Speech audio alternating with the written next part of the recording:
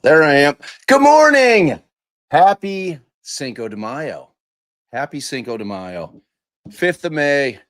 What a day. Welcome to Defense Diaries. I'm your host, Bob Mata, and this is our continuing legal coverage of Commonwealth of the state of Massachusetts versus Karen Reed. And we are in day 9. Y'all ready for it?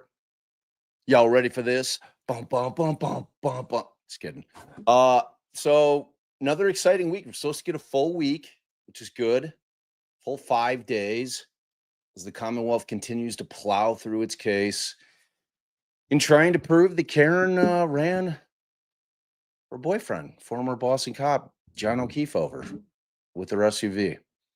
So I think we left off. We had a I don't know if she's a phlebotomist or if she's a doctor. I forget what she is, but scientist of some kind, lab person that was dealing with the serum and, trying to extrapolate Karen's alcohol in her blood system back to like 12:30. So I think that's where we left off. I can't recall. I think that Yannetti was in the kind of the beginning of his cross. So I think that's we will end up picking up right there. And who else is on the list?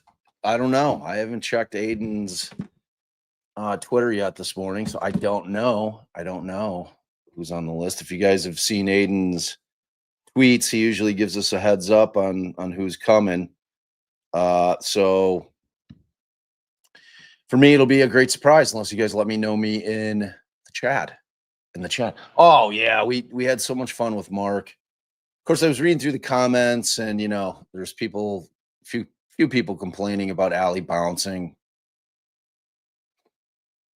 One person said, "Oh, I could tell Bob and Allie are on cocaine because they keep bouncing and rubbing their noses." I'm like, yeah, nah, not so much. I think maybe when I pull out one of my Zins, I'm trying to be all sneaky about it. Maybe people think I'm touching my nose. I don't know. I'm not gonna not Zin. If you guys don't like the Zinning, tough shit. Sorry. Can't have everything. There's always going to be complainers. I thought it was a glorious live. I thought the 2 hours flew by. Mark's great, and I thought it was very, very, very interesting conversation. So, and we had a great crowd, huge crowd. I think it was our biggest crowd by far. Just sad. I think we have pretty good content, but like lives like that help us get us out to the algo. So yeah, that was, we dig it. Yeah. Allie's been smoking for a long time. So, I was happy to see she slipped over this. Like, I think vaping probably kills you too. But in terms of like nicotine, like smoking's the worst. So, yeah, what are you gonna do? I mean, there's one thing. If you don't like it, you can leave. So there's always that. There's always that. We could send a refund. We can send a refund to you for watching our free stream. I mean, we could do one of those two things. So, no, I mean, I can see how the bouncing would get on some people's nerves if they have like a thing with that. It's like we try to be cognizant of things that we do that may irritate people. So, What the dog doing? What the what dog? the dog? Oh, he's just coming and being my sweet guy, sweetest guy ever, my love bug. So, you guys excited for third week of trial? Can you believe it? Third week, and we are just plowing through. So I'm excited. I sent Dr. Shiloh of LA Not So Confidential, who is a forensic psychologist and who is awesome. If you've never run into her. They have a very tiny YouTube channel, but they have a great podcast that has a very big following. And her and Dr. Scott are amazing. Just two brilliant people. And I usually try to only assign the word brilliant to people that I think that are actually brilliant. There's a lot of smart people out there, but Dr. Shiloh and Dr. Scott are really, and they're not only are they brilliant, they're relatable.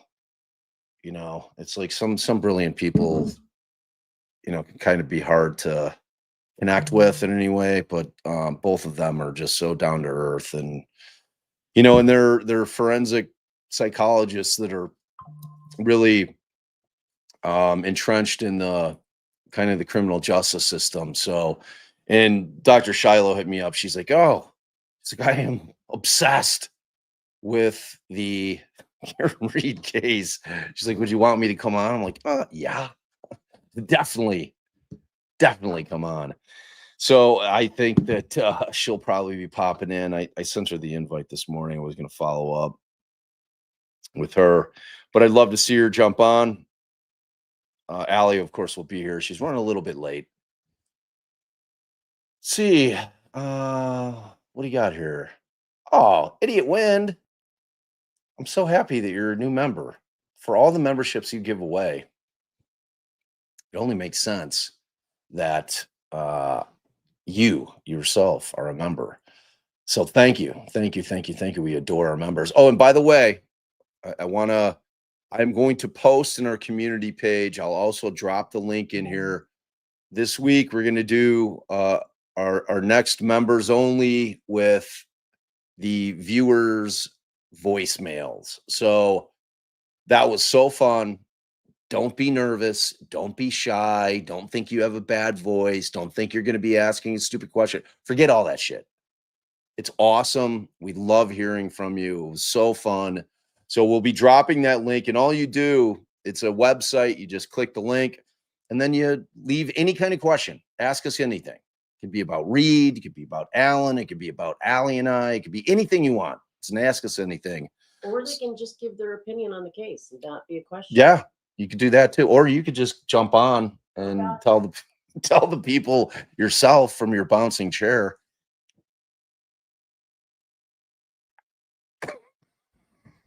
Allie was bouncing a lot last night. I was going to tell her, I'm like, yo, you're bouncing like a lot. People are going to fucking bitch. So, vast majority of the comments are, I'd say 95% are excellent, but you had the bouncers and and that were cokeheads. I read that this morning. I was like, oh, wow. Excellent. She sending out prayers. I was like, yeah, appreciate that. All right. So Meg P, great show last night. 5 stars. Thank you, Meg. Thank you for being there. Thank you for being our mod. Thank you for that excellent review. And thank you for your generosity. We really, really appreciate it. Danny. So we are so happy that you're a member, Danny. We are thrilled. Your name looks awfully familiar to me. So I have a feeling you've been here. So if you've been here and kind of been hedging and you've become a member, we love that. Family hug. Family hugs for all our new members. Or if you're re-upping, welcome back. We appreciate you so much. Thank you. Jason McClellan, one of our ride or dies. Do you have tips for keeping your voice during a long cross examination? I mean, you see me do it every day here on Alive. I talk way more during these lives and have been for the last whatever 19 months than I ever did having to cross somebody. Because with the cross, you're getting a break, obviously, with the back and forth and the questioning. But it's kind of the same way that you keep your voice. You take care of your vocal cords, really. We have a lot of singer friends who give us a lot of tips in terms of how to maintain your vocal cords and keep them healthy and in good shape and strong. And I like to drink tea. I probably don't drink tea as much as I should, but I really enjoy it. And that helps. A little tea with a little bit of honey. And vocal exercises also. Like if you ever saw me like before I'm getting ready to read my script for my podcast, it's like that typical like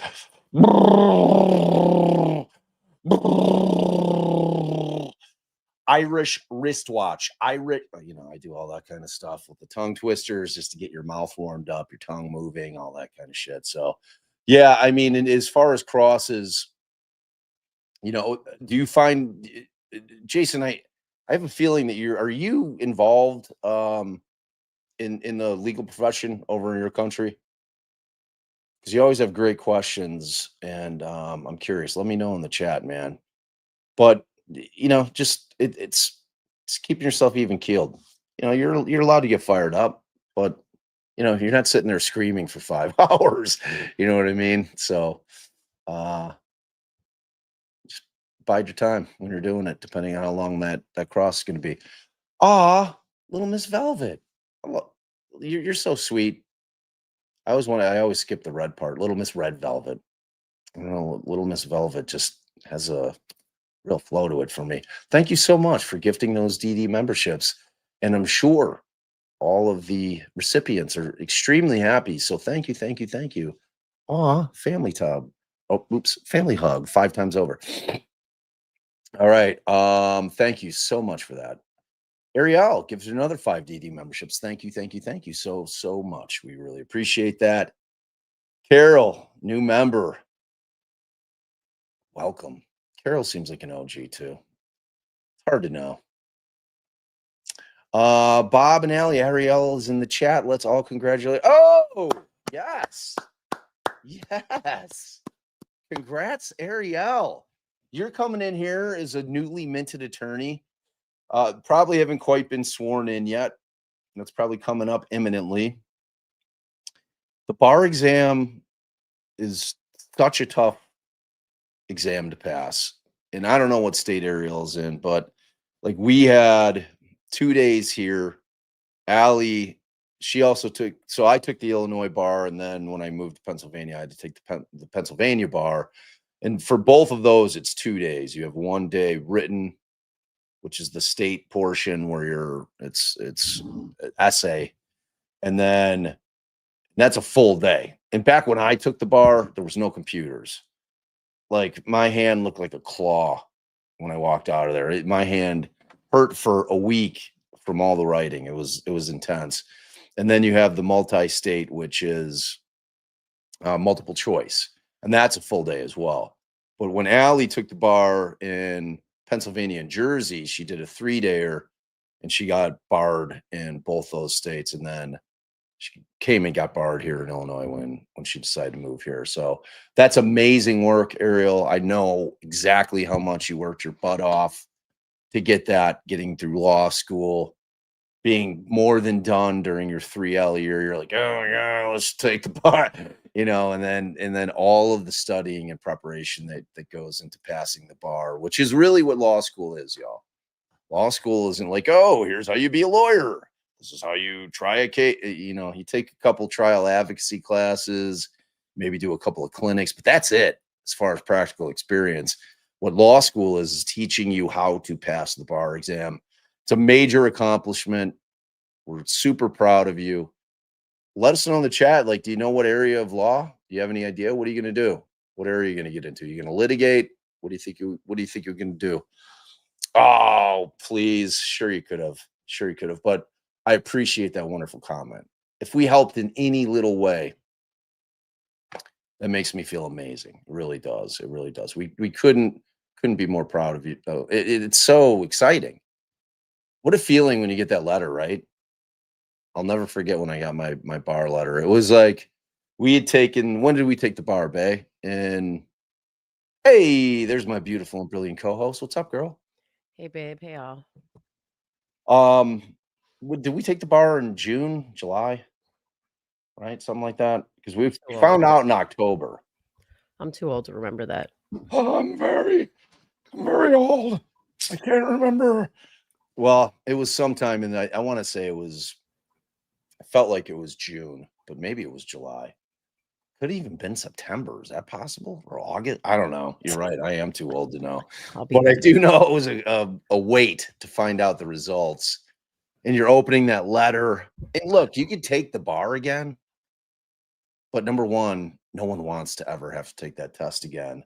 That's why when I took the Pennsylvania bar, like a year after I passed the Illinois bar, because Allie convinced me to move to Philly to start a practice in Center City and take the whole damn thing again. But I didn't feel the pressure because you feel an immense amount of pressure because there's like a stigma if you don't pass the bar on the first go round.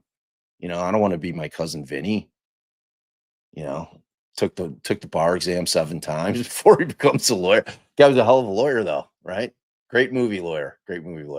So, but you know, you're waiting and waiting and waiting for months to get that notice from the bar, and when you open it, it's just such a great feeling of accomplishment. So we understand what you're feeling like right now, Ariel, and it's amazing, and we are very, very proud of you. We really, really are. But let me know, what are you going to do? Oh, I love that. I love that you're a prosecutor. I love that you're a prosecutor and you listen to our show. I find that to be very heartwarming and kind of validating a little bit, you know.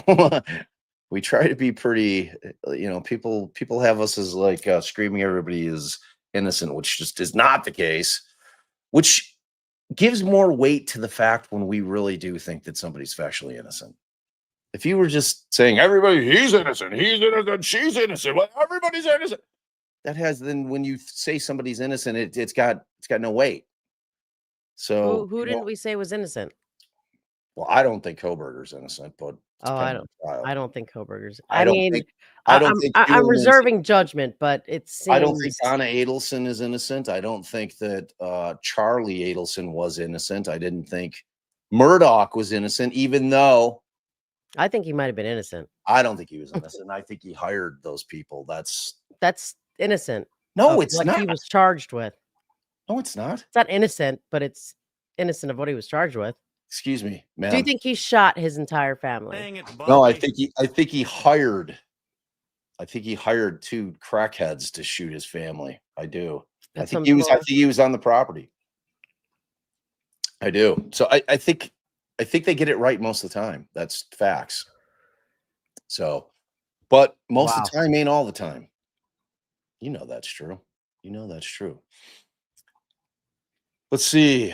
DD, do you guys have any thoughts on how they could improve the bar or attorney testing licensing process? Seems like I always hear about people complaining about it. I mean, you've got like not really in terms of the essay portion. I mean, you need to know coming out that people have an understanding of how to identify an issue and how to read case law and understand what a holding is and be, you know, you have to learn kind of all of the process in terms of being able to analyze, spot analyze, and come to a conclusion on an issue. And you have to be able to do it in a way that you're arguing your point effectively. So as far as the essay portion goes, I don't know. You know, the multi-state thing is really just, it's the most difficult multiple choice that you can, because there is no wrong answer. Like you don't get there's typically, I think, 4 possible responses on the bar. And I've got it up, y'all. I'm looking at Boston 10. Where did we land? Where did we land on? Do we like the multi-screen or do we like the single screen? I have to like I kind of like the single screen as shitty as that is. I'd like to see the whole courtroom. Like obviously Judge Canoni has made some kind of mandate that they can only show the witness and the table. Like I'd like to see the podium. I'd like to see a back and forth, but I mean, you don't see that all the times. I don't know. I don't know if there's a max attempt on taking the bar. Maybe there is. I mean, look, if you haven't passed it 5 times, it's probably time for you to sit down, pull up a little mirror, take a look in it and be like, is this my calling? Because you're struggle busting with it. But I don't know. Not that I'm aware of. I don't know. Yeah. Yeah. Betterow brings the crowds. He like we blasted past 42,000 subs last night. Thank you. And we're close. We're very, very close to. All right, wait a second here. We've got action. Babe.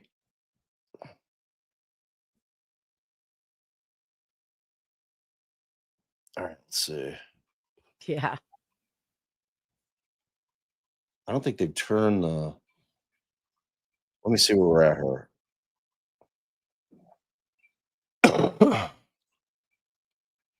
Okay, so that's when it first popped up.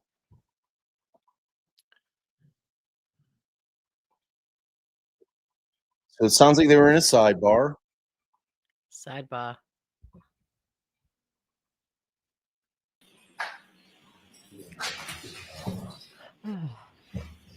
Babe, do you like long crime or do you like this better? I don't know. I said we'd switch like half the day because I have to like it better. I mean, I guess we take another poll. Yeah. But I don't like the little exhibits. You can't see the screen. A lot of people on their iPhones.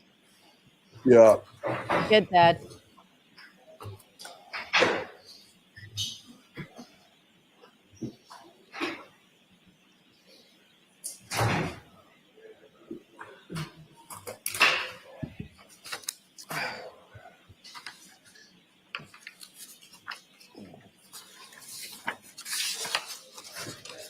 What is this weird shit at the bottom of the screen?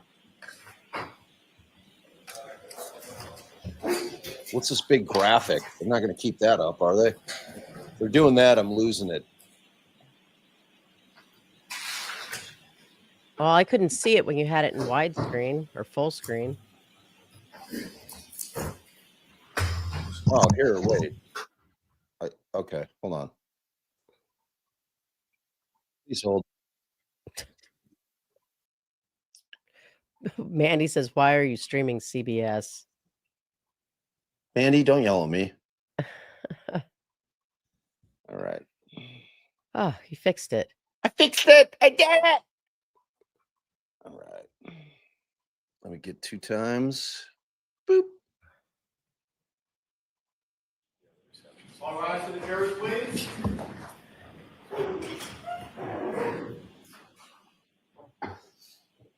All right.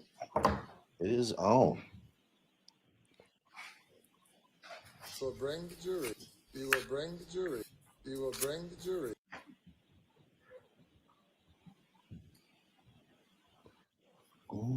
What do you think, babe? You got any predictions for today? No, I don't know. I don't even know who's next on the list here.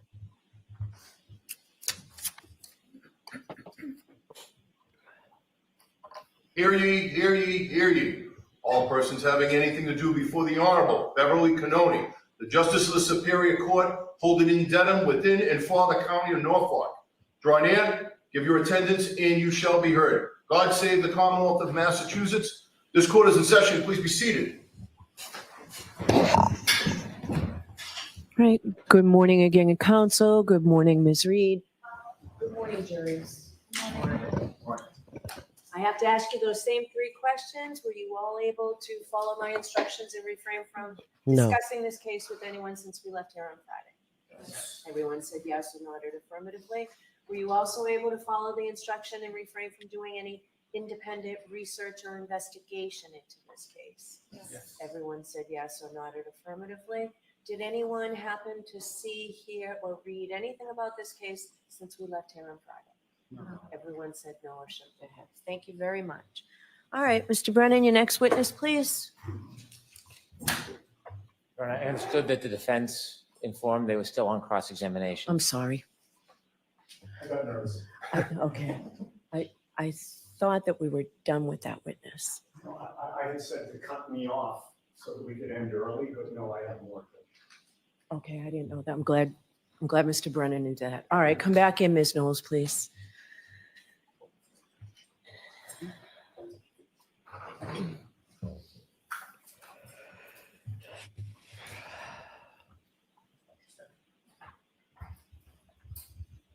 Ms. Knowles, I'll remind you, you're still under oath. Thank you.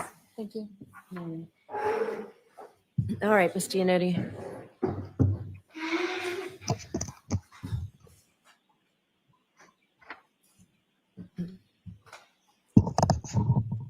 Good morning, Ms. Knowles.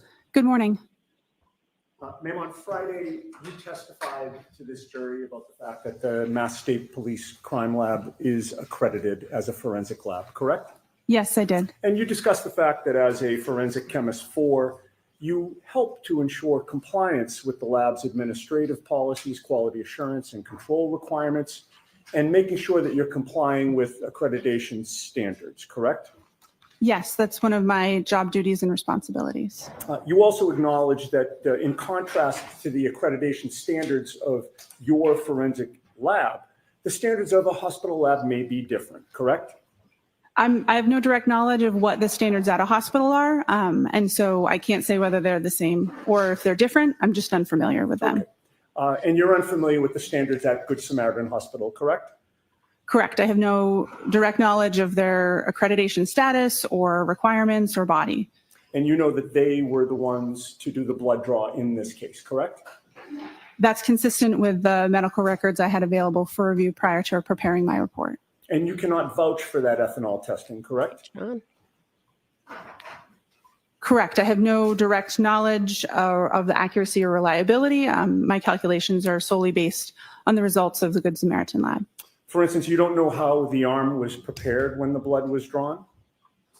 Correct. I was not present and I have no knowledge of the policies and procedures of blood draw at Good Samaritan Hospital, or this case specifically. I'm sorry, I didn't mean to cut you off. Excuse me, you can't vouch for the tubes and vials that Good Samaritan uses? Correct, I cannot. Are you aware that there was a recall on certain tubes and vials because there was a contamination determined by the manufacturer? The screen's gone. You're muted and we can't see the trial. Correct? Correct, I have no direct knowledge of those topics. Now, excuse me, at your lab, you do both a screening test and a confirmatory test, correct? Yes, that's accurate. The confirmatory test is a second and separate test. You rerun the same sample again, correct? Depending on the type of samples that are submitted and the facts of the case, we will either use the same sample that screened positive or that sample as well as another to run duplicate analysis and compare them. It depends on the materials available and the nature of the case. Understood. So you do that to ensure that there's no error in the testing, correct? It's part of many of the steps involved to ensure accuracy and reliability of the results that are reported. And you realize that when you're doing this testing, because you're a forensic lab, you may ultimately be testifying in court. You want to make sure you get it right, correct?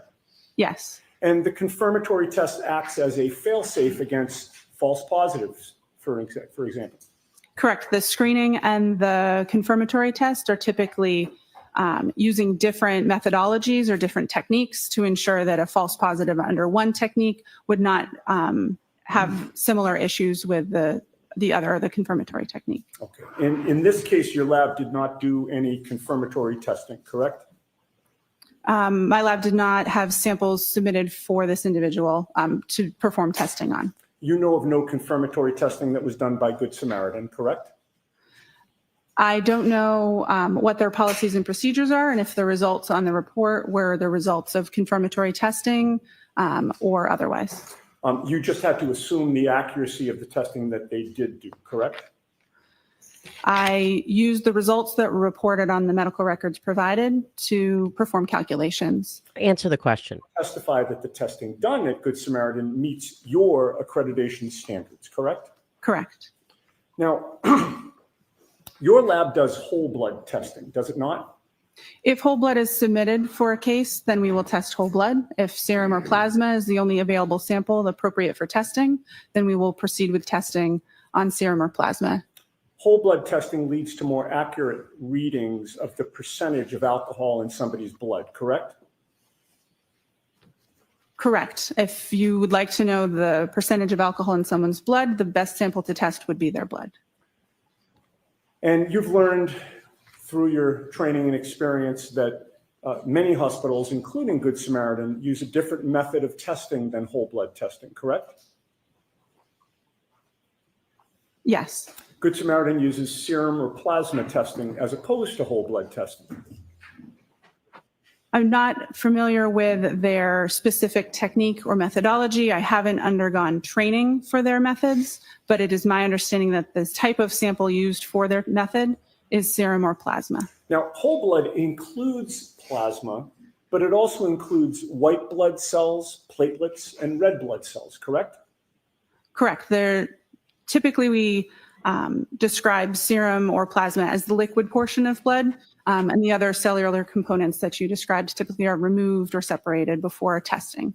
Plasma has a higher water content than red blood cells, white blood cells, or platelets, right? Yes, it is. Alcohol is highly soluble in water, is it not? Yes. So alcohol has a better affinity with water. Is that fair to say? Yes. That means that alcohol prefers to distribute into the more watery components of blood, correct? Yes, that's accurate. And that also means that alcohol is found in higher concentrations in serum and plasma testing than in whole blood testing, correct? That's correct. That difference in water content is the basis of the serum conversion that I described on Friday. Okay.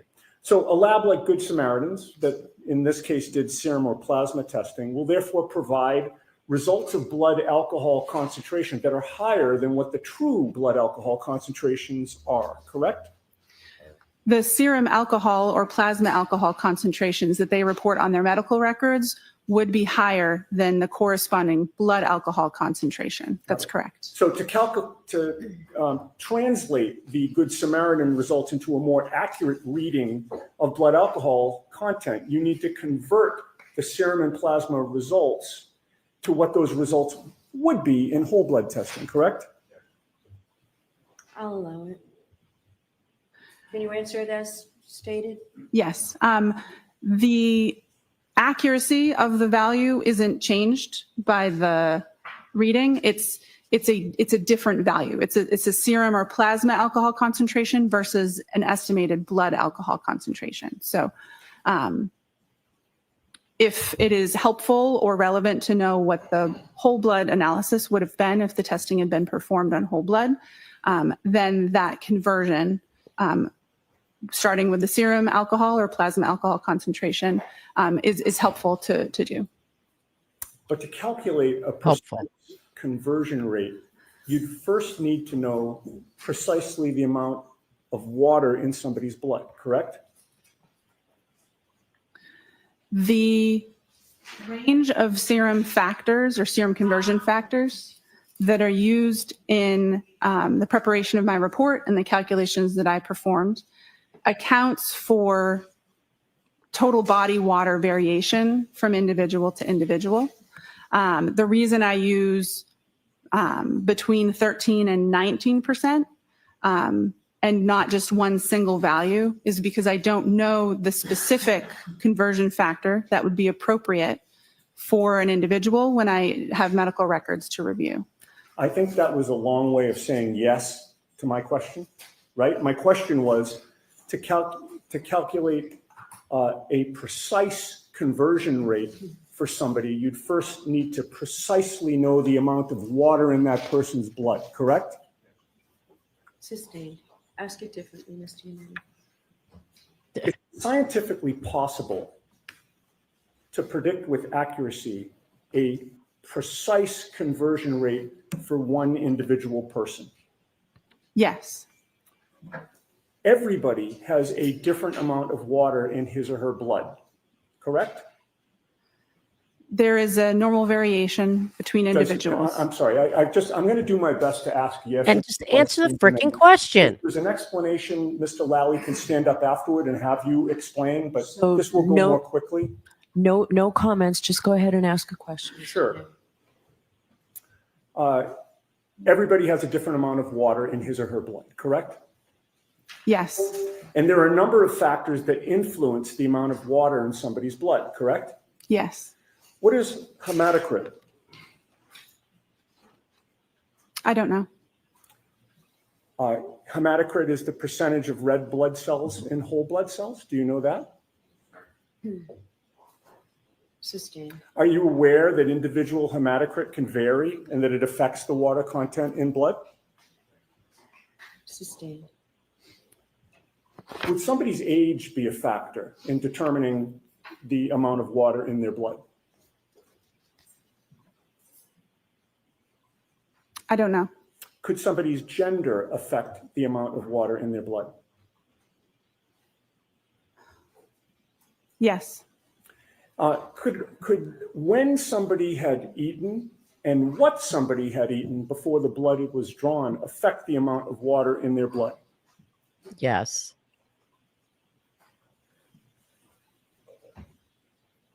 It's possible, but I'm not aware of those factors being considered when performing total body water calculations. Would how frequently a person uses the restroom affect the amount of water in their blood? As it would relate to their state of hydration, it's possible, but again, I'm not familiar with performing precise calculations on individuals. It's not a routine part of my job, and Pause it's it a not sec, babe. in the scope of my expertise. Would medication So what she's saying here is, well, yeah, basically it would, but that's not something we take into consideration or is taken into consideration by the calculations that we're talking about. So that sort of goes to Yanetti's whole point. Like you're not figuring out, this super precisely here because you don't know when someone went to the bathroom. You don't know what they ate, when they ate. Yeah, it's like when we had Josh on. I mean, that gap, the gap that they allow themselves is so massive. I mean, we're talking about the difference between The 16 to 19 or whatever she said. 13 to 19. it's a way bigger gap than that. Like they had, I think, like 0.125 and 0.268. Like it's a massive amount. It's from like plowed, can't walk at all, like holding up the building wherever you're at, vomiting later in the night, and slightly buzzed, but too intoxicated to drive. some medications Legally. potentially affect the amount of water in somebody's blood? It's possible, yes. And conversion factors vary significantly between individuals, but they can also vary within the same individual over time, can they not? I believe so, yes. And all of the factors that we've discussed that you've adopted can impact the conversion factor that is used, correct? Yes. And there is no one universally agreed upon conversion factor, correct?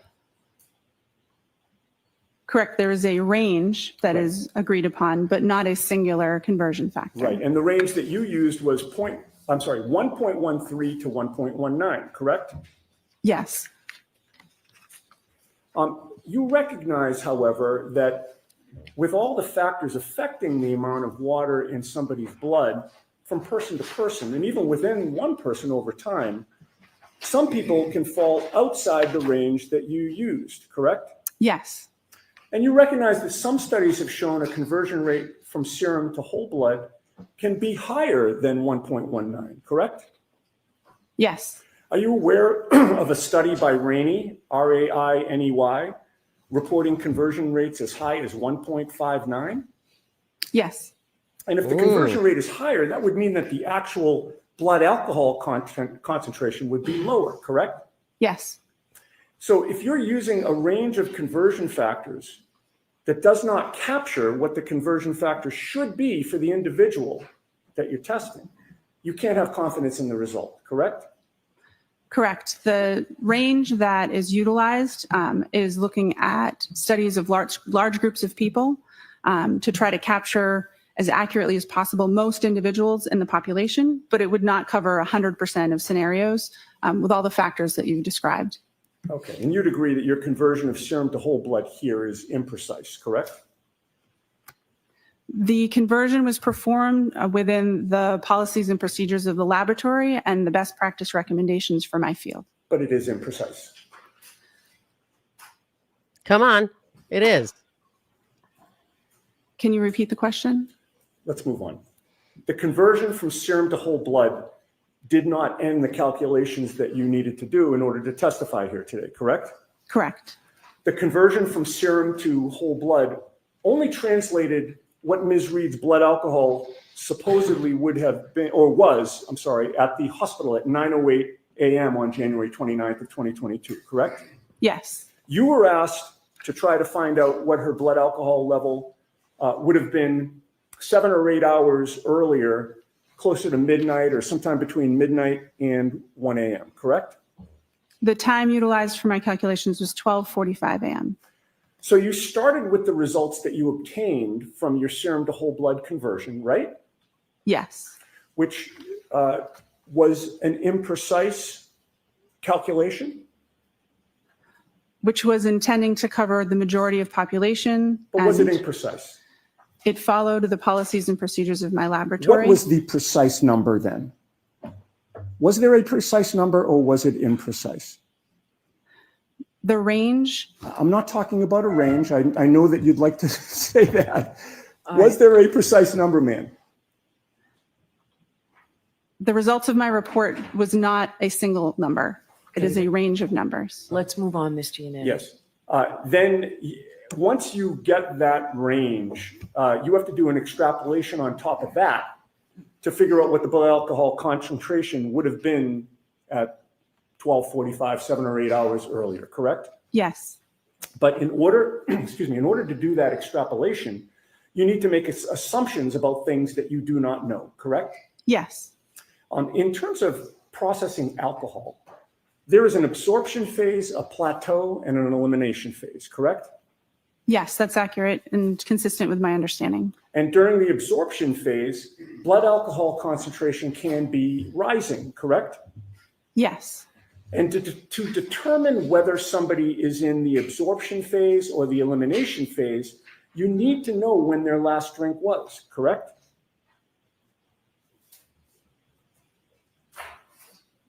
Yes, if you're performing that type of calculation, or if you're trying to determine if they've reached their maximum, that would be helpful information to have. The longer the time between the last drink and the test, the more variability and potential for error there is in the extrapolation, correct? Can you ask the question again, please? In this case, you assumed that Ms. Reed's last drink was at 12:45 a.m., correct? No, the calculation assumed for the maximum calculation that no alcohol had been consumed between 1.5 and 2 hours prior to that time interval start at 12:45 a.m. Okay. And the test wasn't until 9:08 a.m.? Yes. The range that you came up with was 0.14 to 0.28%, correct? Yes, 0.14 to 0.28 grams percent. And that was a very wide range, was it not? It certainly is. 0.28 is double 0.14? Yep. And that range is so wide because there are a lot of unknowns about the way each person individually processes alcohol, correct? There's a lot of interpersonal differences. That's correct. There are a lot of different factors that would impact somebody's blood alcohol content, correct? Yes. What somebody had to eat can impact their blood alcohol concentration, correct? The contents of their stomach or what they had eaten recently does not impact the rates of elimination that I use for my calculation, but it can factor into the absorption part of the curve and can impact that maximum amount that's reached. Okay. Their body weight can impact their blood alcohol concentration, correct? Correct. Again, it would not necessarily, or it could be included in the rate of elimination range that I use for my calculations. The person's body weight has more to do with, again, the absorption, the maximum concentration, the first parts of the curve, and not the elimination portion that we're discussing when we're doing retrograde extrapolation. And the first word of your answer was correct, right? Yes. A person's metabolic rate can impact their blood alcohol concentration because different people metabolize alcohol at different rates, correct? Yes. In addition, regarding the timing of the last drink, you were not with Ms. Reed on the late evening of January 28th or the early morning of January 29th of 2022, correct? Correct. I was not. You have no personal knowledge of when Ms. Reed had her last drink, correct? Correct. Were you informed that Ms. Reed was upset after 12:45 a.m. when you were doing these calculations? I don't believe so. Did you know, were you informed that she went to John O'Keefe's house in Canton and was the only adult in the house at that time after 12:45? Assisting. Are you aware of what type of alcohol John O'Keefe had available in his house at that time? Assisting. Were you aware that she was waiting for John O'Keefe to come home, but he never did? Assisting. Do you have any personal knowledge of whether Ms. Reed poured herself a drink during the hours of 12:45 a.m. and 6 a.m. on January 29th of 2022? No, I do not. And do you know whether she had more than one drink during those hours? No, I do not. Assume that Ms. Reed did have something alcoholic to drink after 12:45 a.m. Would that affect your assumptions about whether she was in the absorption or the elimination phase? Yes, it would. And if she did have something to drink after 12:45 a.m., what would that do to your calculations? The foundation of my calculations would be incorrect. I would need to perform different calculations or factor in the information as it would become available and issue a different report.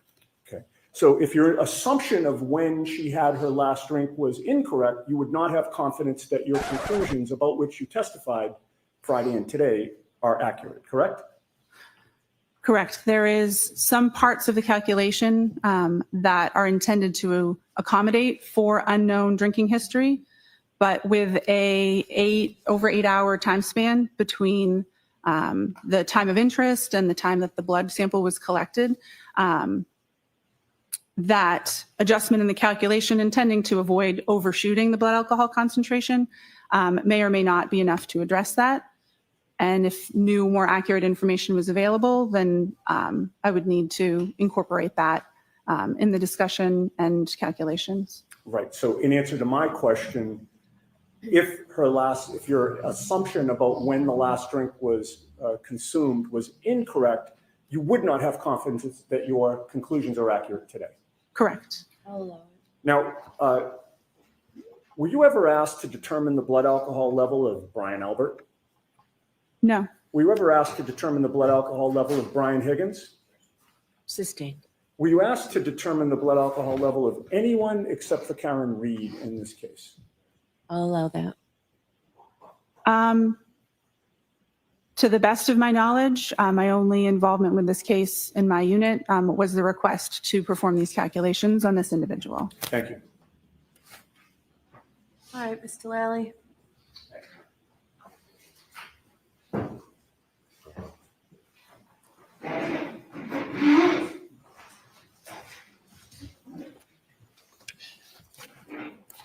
Morning, Ms. Knowles. Good morning.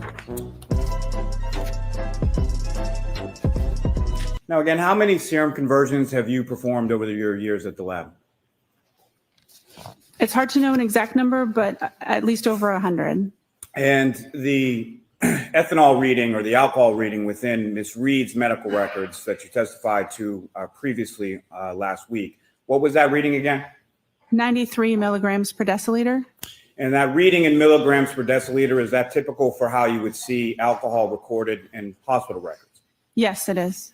And specifically hospital records that you would then be asked to perform a serum conversion on? Yes.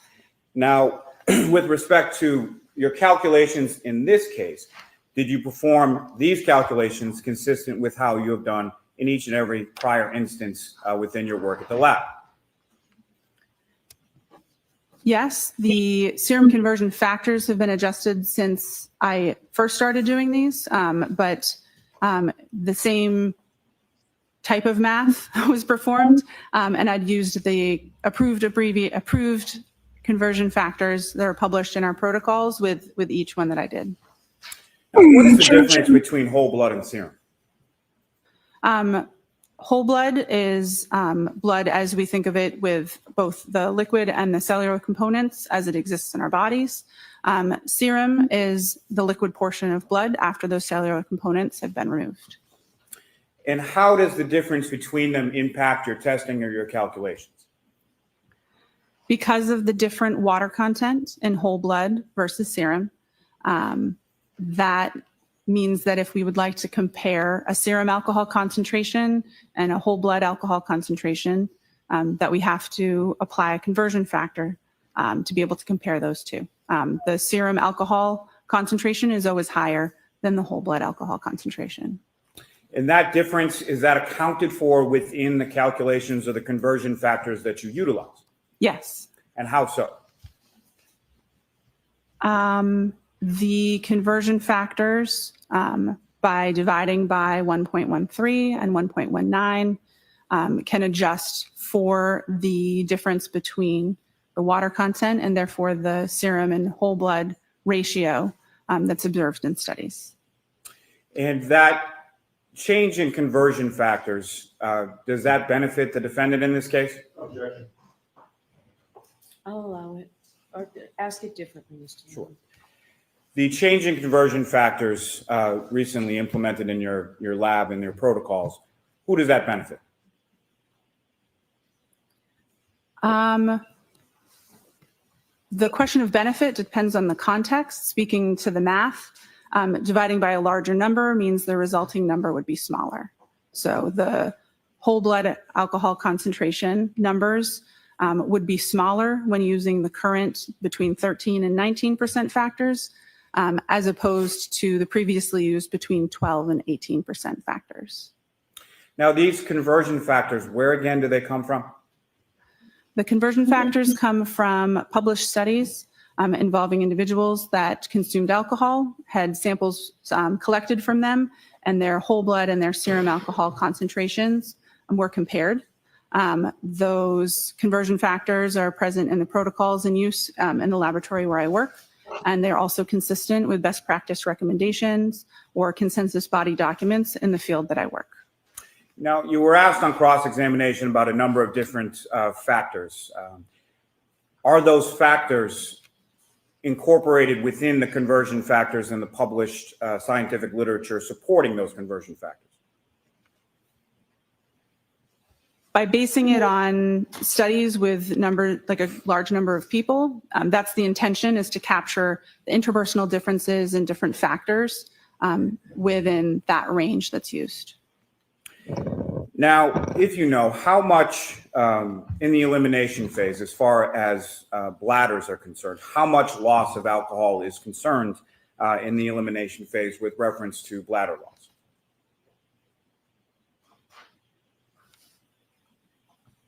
I'm sorry, can you repeat the question? I don't think I understood the. Poor question. Let me phrase. rephrase. So you were asked some questions on cross-examination about how frequently someone uses the restroom in the elimination phase, correct? I believe I was, yes. Right. And do you have any idea from your training and experience as far as how much alcohol is typically lost by an individual during the elimination phase through the bladder? Do you know that? I do. Okay, you can answer it. Less than 5%. The vast majority of alcohol is eliminated from the body by an enzyme that breaks it down from alcohol into carbon dioxide and water. I can't remember exactly how much is generally eliminated, but I believe it's less than 5% of the total blood alcohol concentration. Now, you were asked about whether or not the defendant had a drink after 12:45 a.m. Do you have any evidence that the defendant did in fact have any alcohol to drink after 12:45 a.m.? Sustained. If there was a drink at approximately 1 a.m., what kind of impact would that have on your calculations? It would depend on how much had been consumed.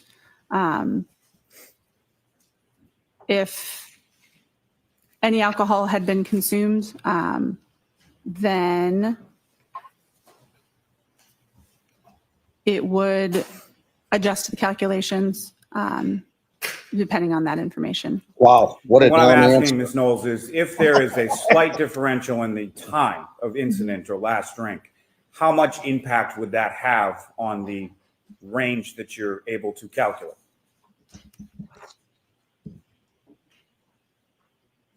I'm not sure. Now, Thank you. testified as far as the range being on the retrograde analysis being between a 0.14 and a 0.28, correct? Yes, I did. Are you aware of what the legal limit is in Massachusetts? Oh, I'm going to sustain that, actually. Why is there such a varying range? Because there's such variation between individuals with their rates of elimination, the calculation used both a sort of extreme low and extreme high rate of elimination. Because we don't know the individual's rate of elimination, that range is intentionally wide to ensure that the actual blood alcohol concentration lies somewhere between it. It's intending to account for a lot of the factors that we've been discussing. It's intentionally a wide range because there are so many unknown factors, and it was so much time that had elapsed between the time of interest and the time of collection. Yeah, your data is useless. And based on your calculations, as far as the 93 milligrams per deciliter, what does that convert to as far as the blood alcohol concentration for the defendant at 9:08 a.m. on January 29th? 93 milligrams per deciliter in serum alcohol concentration would convert to between 0.078 and 0.082 grams percent. And from your calculations in your retrograde analysis, what was the range that you were able to calculate for the defendant's blood alcohol concentration at 12:45 a.m. on January 29th? Between 0.14 and 0.28 grams percent. And 0.14, 0.28, and every number in between is higher than 0.08. Is that correct? Yes, it is. Nothing further. All right, Ms. Knowles, you're all set. Thank you very much. See ya. All right, Carlos, next witness, please, or Probably call Brian Nagel. I feel like we're gonna get a copyright on that, which I obviously love like her, but I feel we'll see. We'll see how it plays out. I hope not. I love that clip.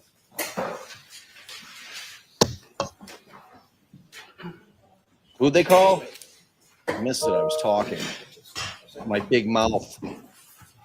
Ooh, a nagel. All right.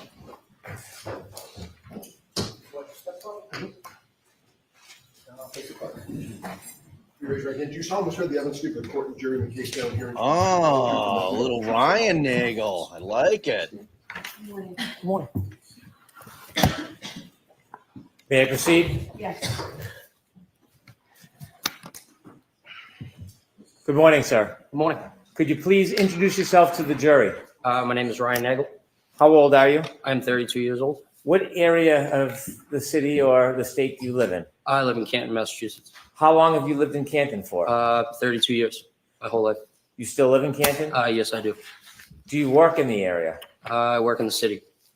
What do you do generally? I do HVAC.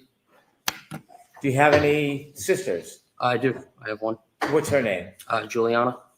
Is she older or younger than you? She is younger. I want you to take us back to January 29th, 2022. That evening on the 28th, leading into the 29th, do you remember where you were? Yes, I do. Where were you? I was in a vehicle. Okay. Before you were in the vehicle, were you out earlier that night on the 28th? Yes, sir. I was at CF McCarthy's. What's CF McCarthy's? It is a local restaurant / pub in the Who- center of Canton. Who were you at CF McCarthy's with? My sister at the time, and then my friend Ricky and my ex-girlfriend. Oh, now they're gonna make Ryan shit. What were you doing at CF McCarthy's? Just enjoying a night, having a few Oh drinks. boy. When you said have a few drinks, did you have a few drinks? I did, yes. Oh, Do you remember how many boy. drinks you had? Not off the top of my head. Do you remember whether the drinks you had, the alcohol drinks that you had, it affected your ability at all? Were you impaired? Oh my God. All right.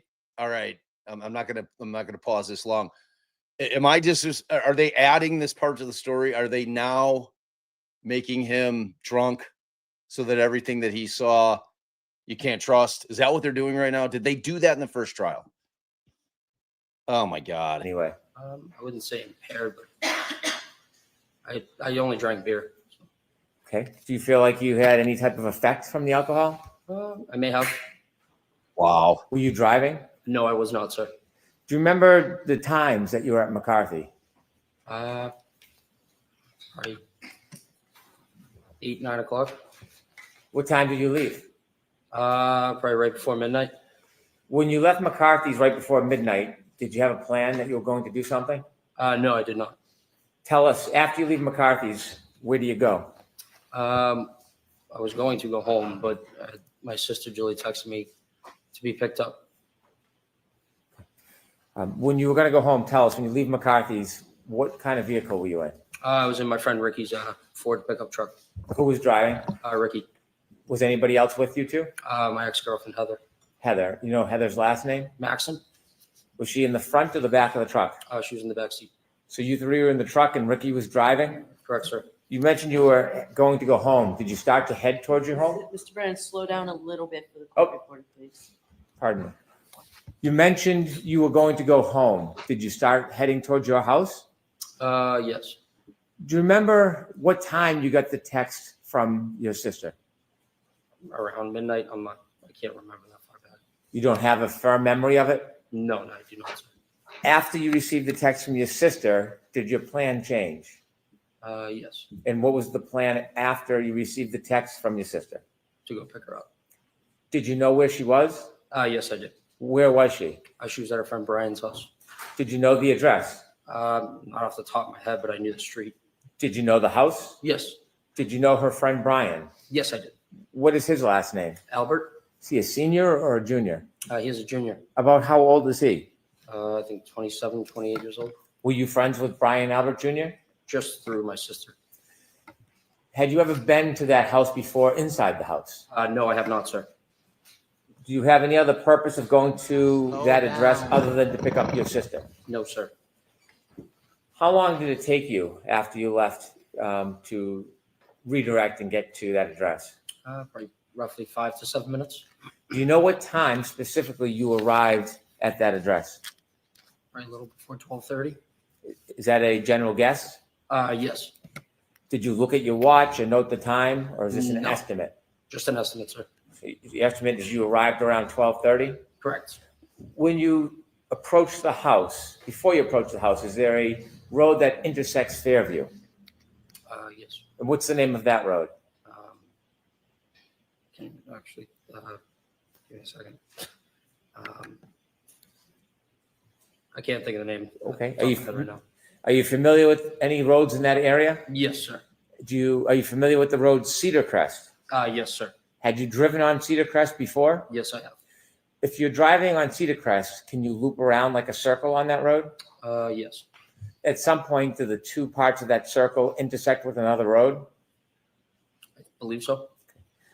Is Fairview, from your knowledge, attached to Cedar Crest Road? Yes. As you were traveling, did you travel on Cedar Crest before you got to Fairview? Yes. Okay, I want to ask you some questions about right before you turn on, or Ricky turns on to Fairview. As you're driving down Cedar Crest before you turn on to Fairview, did you see anything? I saw a vehicle coming at us. Not directly at us, but obviously traveling on the other side of the road. And where was that vehicle traveling towards? Us, and then they put their blinker on to take a right. And For them to take a right. that vehicle was going to take a right onto Fairview? Correct, sir. And your vehicle is coming in the opposite direction? Correct. Where was your vehicle going? Taking a left onto Fairview. Did you both meet at that intersection? Yes, roughly around the same time. Who turned onto Fairview first? The other vehicle. How did that happen? I believe Ricky flashed his lights to let them go. Did you see the other vehicle? Yes. Do you remember what kind of vehicle it was? That was a black SUV. When that car turned right onto Fairview, how long after did Ricky turn left onto Fairview? Seconds. When you came to that intersection and met that car, when Ricky blinked his lights, could you see inside that SUV? Say that again? When you came to the intersection at Fairview, Mhm. and you said that the driver of your truck, Ricky, blinked his lights, could you see anything inside the SUV? I wasn't really looking. After that SUV turned right onto Fairview and Ricky turned left onto Fairview, who was in front of who? The other vehicle was in front of us. Was the other vehicle in front of you the entire time you saw it? Yes, sir. Did Ricky ever drive and park in front of that vehicle? No, we were behind them. Always behind it? Always.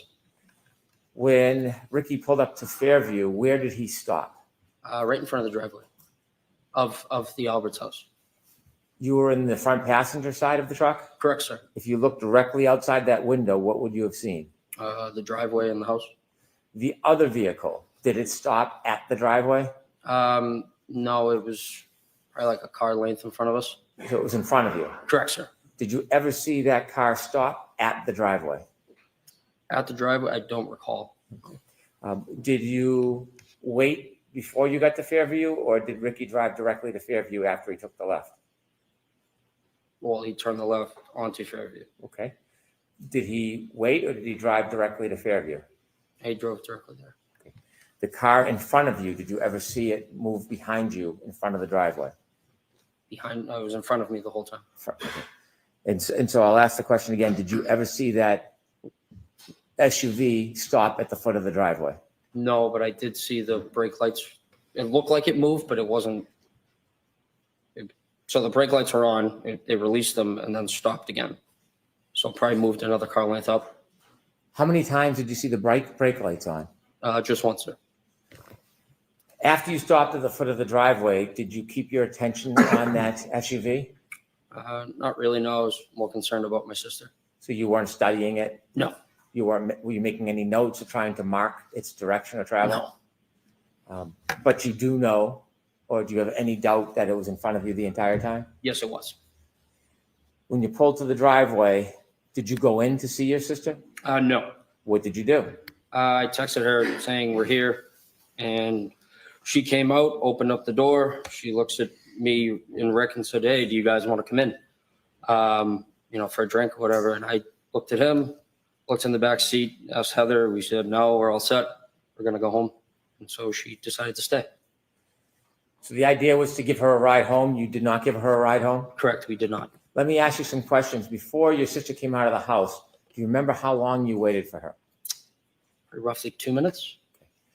In its entirety, how long was that truck parked at the foot of the driveway in front of Fairview? Probably closer to 5 minutes, sir. Is that an estimate? Yes, I'm just guessing from what I can remember. Did you mark the time in any way? Look at your watch in any way? No, sir. That's your general memory? You're just roughly trying to remember. When you looked up at the house, did you see there were more than one door? Yes, there were Do two you remember? doors. Yes. Do you remember what door your sister came out of? She came out of the side door, which is to the left of the garage. Did you watch her? Yes. Where did she walk? From where to where? She walked out of that door down the driveway towards us. When she reached you, how did you have a conversation with her if you were in the truck? I opened the door, my passenger door. As you were speaking with her, were you watching anything else, or was your attention directed to your sister? Nope, just on my sister. At some point after your sister turned to go inside, did you wait for her, or did you leave right away? Or did Ricky leave right away? We waited for her to get back into the house. At any point before your sister went back in the house, did you see any lights, like dome lighting, come on inside that SUV? Yes, I did, sir. Before or after your sister went in the house? Roughly like as she was getting in the door. Before you ended your conversation with her, did you see the dome light go on in that SUV? Say that again, sorry. Before your sister left Oh, this is the leading. driveway, Mhm. did you see any dome light on in the SUV? No, I wasn't looking. Your sister began to walk back to the house. What was your direction? What was your attention focused on? Mainly on her. We were pulling away from the driveway and kind of just glancing back over at Julie to make sure she got in. When your sister went back up the driveway to go in the house, when was the next point you had any chance to see the SUV? When we were passing it. When you were passing the SUV, where was it located in relation to the house, flagpole? Directly in front of the house. Was it anywhere near the flagpole as you Objection. drove by? Probably like a car length from that. A car length from the flagpole? Yes, give or take. Is that the middle, right, or left side of the house? That would be towards the left side of the house. As you drove by that SUV, what was your primary focus? My sister, sir. Mm, Like mm-mm. watching her get in. She already went in. Being attentive to her getting in? Correct, sir. As you watched her get in, did you glance or see anything else in your vision as you were watching your sister go into the I house? saw that there was a woman in the driver's seat of the black SUV in front of me, sitting there with her hands on the steering wheel at 10 and 2. Did you get a good enough look that you would remember who that person was, or was it too brief to It identify was the person? too brief, sir. You saw the person in the SUV with their hands on the wheel. How did you see them inside the car? Their dome light was on. Do you know how a dome light comes on in a vehicle? Yes, Objection. either you press it yourself or if there's a door open. When you had the glance or the glimpse of the woman in that SUV holding the wheel, you said 10 and 2? Correct, sir. Could you describe for us what that means? Just like a clock, just the hands on the clock, like 10 and 2.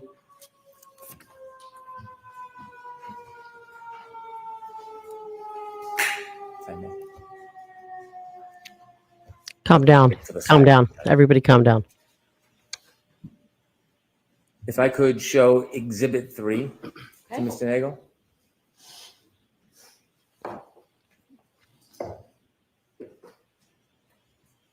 Sir, do you recognize that address? It's a little Yes, sir. disjointed And what case is that they're address? presenting. Just 34 Fairview Road. Ever Do you evolving. recognize the flagpole? Yes, I do, sir. That is you. bullshit. Because that angle looks When you like drove by and the you said middle. you saw a woman sitting in the front and the dome light was on, did you see anybody else in the car? No, sir. Were you looking for anybody? No, sir. Could there have been somebody else in the vehicle at that time? It could have been, yes. Could there have been someone standing outside the door? Yes, it could have been. When you saw the person, were you studying the person? No. How long of a time did you have to take a glimpse of that person? 5-10 seconds, maybe. Now, I want to ask you some questions about I the can't wait till entire this time paused. you were 5 parked to at the 10 foot of the seconds. driveway until the point that you left Fairview. From when you first stopped at the driveway at Pretty long Fairview time. until the point that you left and were no longer in front of that property, did you ever see any person get out of that SUV that was in front of you? No, I did not, sir. Did you ever see anybody, any man, ever cross the front yard towards that home? No, I did not, sir. Did you ever see any man ever enter or stand in that front door? No, I did not, sir. Did you ever see anybody walk across the front yard to the side door? Objection. I'll allow it. No, I did not, sir. Did you ever see anybody enter that side door other than your sister? No, I did not, sir. As you were parked at the driveway the entire time, that generally 5-minute time, did you ever see anybody get out of the SUV and walk down the street towards the driveway? Objection. I'll allow it. No, I did not, sir. Did you ever see anybody walk past your truck and up the driveway? No, I did not, sir. Did you ever see any person other than your sister outside of those vehicles the entire time that you were at Fairview? Objection. I'll allow it. Yanetti's No, I did not, sir. Jinx, you owe me a Coke. I have no further questions. Thank you. Mr. Yannetti? Thank you, Your Honor. Babe, you missed. They Pause it. added that Pause he was at CF McCarthy's getting shitty on the beer. getting shitty on the beer. He was getting shitty on the beer. Yeah, I was getting shitty on the beer over at CF McCarthy. So it's the ever evolving theory. So the Commonwealth wanted to make him intoxicated, is what you're I saying. mean, it sounds like it. And we shall see why, because this cross-examination will expose any inconsistencies.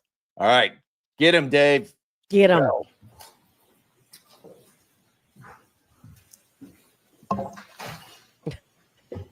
Good morning, sir. Good morning. You testified about having seen a black SUV before the vehicle that you were in entered Fairview Road at around midnight on January 29th of 2022, correct? Correct, sir. Objection, that's not facts and evidence. That's okay. The witness's answer is what matters. Is that right? Yes. You first saw that black SUV when it was coming toward your vehicle when you were on Cedar Crest, correct? I'm sorry. Let me repeat that because of the siren. You first saw that black SUV when it was coming toward the vehicle that you were in on Cedar Crest, correct? Correct, sir. Your friend Ricky D'Antonio was driving at that time? D'Antano, sorry. D'Antano? Yes. He was driving at the Hold on. time? Correct, sir. Mr. Yannetti, thank you. Yes.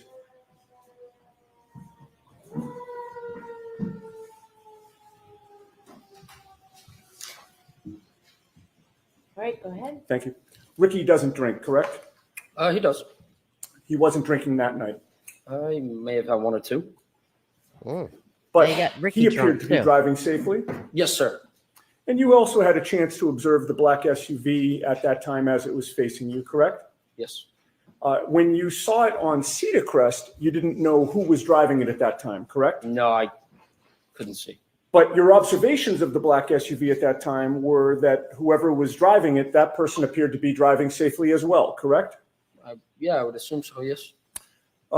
One of the first things you noticed about the black SUV was that it was in front of you on Cedar Crest, and both Ricky's F-150 and the black SUV were basically converging on Fairview at about the same time. Yes, sir. The black SUV appeared to be going at a safe speed. Yes. It appeared to be properly staying within its lane. Yes, I would say, yeah. And when it was time for Ricky to take a left onto Fairview, he actually put on his left blinker, or not left blinker, but both his blinker, flashed his lights to signal that it was okay for the black SUV to cut in front of it, correct? Yes, sir. And he actually did have his left blinker on at that time, correct? Prior Yes, to sir. doing that? And the black SUV had its right directional on, correct? Yes, sir. And when both cars have their directionals on, indicating they're going down the same street, the black SUV did not suddenly cut in front of Ricky's vehicle until the flashing of the lights, correct? Correct, sir. Both cars appeared to be operating safely, correct? Correct, sir. And You fucking kidding me? I've never once seen the a lights town like were this. flashed, there was nothing about the operation of that black SUV that told you that the driver appeared to be confused about what the flashing meant, correct? Correct, sir. The black SUV didn't hesitate at that time. It just proceeded on to Fairview in front of you, correct? Correct, sir. And it did so in a safe manner. Correct, sir. And the black SUV in that sense got ahead of Ricky's vehicle, correct? Correct, sir. And once you got to the Albert home, you noticed that the black SUV was parked outside the Albert home, correct? Correct, sir. And at that time, the snow had not yet started sticking to the pavement, correct? Correct, sir. You could see the pavement in both the driveway and the street. Correct, sir. You could also see the grass on the lawn. Yeah, for the most part, yes. The snow was only just starting to accumulate on the grass, correct? Correct, sir. And with that little snow on the ground, you saw no tire marks behind the SUV, correct? No, sir. In fact, you saw no tire marks in the street at all. Correct, sir. May I have the map displayed, please? Is it in evidence already, Mr. Yannetti? Is it? Is it, may we Mr. approach- Yannetti? Okay. She's a little snippy. A little snippy. Ay, with the sirens. So yeah, he's got some evolving. Like, what is the point of Brennan establishing that he was getting shitty at CF McCarthy's? It's I definitely don't get it. we're gonna see it. There's gonna be some inconsistency that's gonna be the explanation for that. There is what I'm assuming. He's got him, now he's looking inside the cab for 5 to 10 seconds while they're driving by. Was somebody behind the F-150 pushing it? Right? I mean, the longer he was looking, the better. If he's not seeing any guy.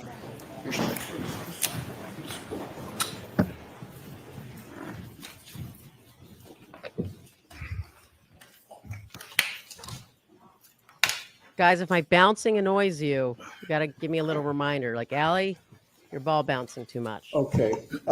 Can you Mr. enlarge that, please? Yeah, actually, yeah. You know what? If we could enlarge it, so you don't have to show Chapman, just show Cedar Crest and Fairview, and maybe pull it in a little bit to the right now, the other way. See if that works. Okay, that's much better. I don't know how your eyes are, sir, but are you able to read the street names on? To be honest, no, I can't see that far. Okay, if I suggested to you that the top street horizontal going down from right to left was Cedar Crest, and that the street where the red arrow is Fairview Road, would that orient you? Yes, sir. And would it be fair to say that before you actually were coming down Cedar Crest Road as you look at this map from right to left, correct? Correct, sir. And in that sense, you were traveling west on Cedar Crest, correct? Yes. You turned south onto Fairview, correct? Correct, sir. And you were still facing south when you parked in front of 34 Fairview, correct? Correct, sir.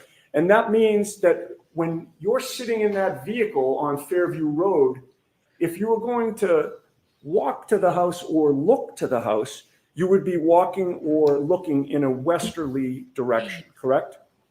From where I was in the vehicle? Yes. Yes. So to my right, yes. Okay, and so when you were looking for Julie to come out, you were looking to the west? Correct, sir. All right, Your Honor, I would offer that into evidence. We're going to have a hard copy printed out for the jury after this examination. Okay, so we need something for the court reporter. Sure. All right, we will take care of that. Thank you. Right. And you can put the lights back on and you can take that down. Look at him. She's like, no, I mean, like, we need to do it now. All right, so it will be, go ahead, madam. 49, thank you. And sir, it took a couple of minutes for Julie to come out after Ricky parked the F-150. Yes. When she did come out, you opened the door and you had a conversation with her while she stood between the door and the passenger compartment of the F-150? Repeat that, please. Sorry. Sure. When she did come out, she approached the F-150, correct? Correct, sir. And you were in the passenger's compartment, right? Correct, sir. You opened up the passenger's door, correct? Correct, sir. And she sort of, you stayed in the vehicle, right? Correct. I never left. And she came sort of into like the crook of the the door, and the passenger's compartment? Yes, sir. All right. You had a chance, how close did she get to you? I could have popped her on her nose if I wanted to. Okay. And you had a chance to observe popped her her right and on that size her nose. up, correct? Correct, sir. You spoke to her for maybe about 5 minutes was your best estimate? I wouldn't say 5. I'd probably say 2 or 3. Okay. But in any case, you did have a chance to observe her, correct? Yes, sir. And it was clear to you that your sister Julie seemed like she had had a few drinks, correct? Yeah, it was 12:30 in the morning, so yes.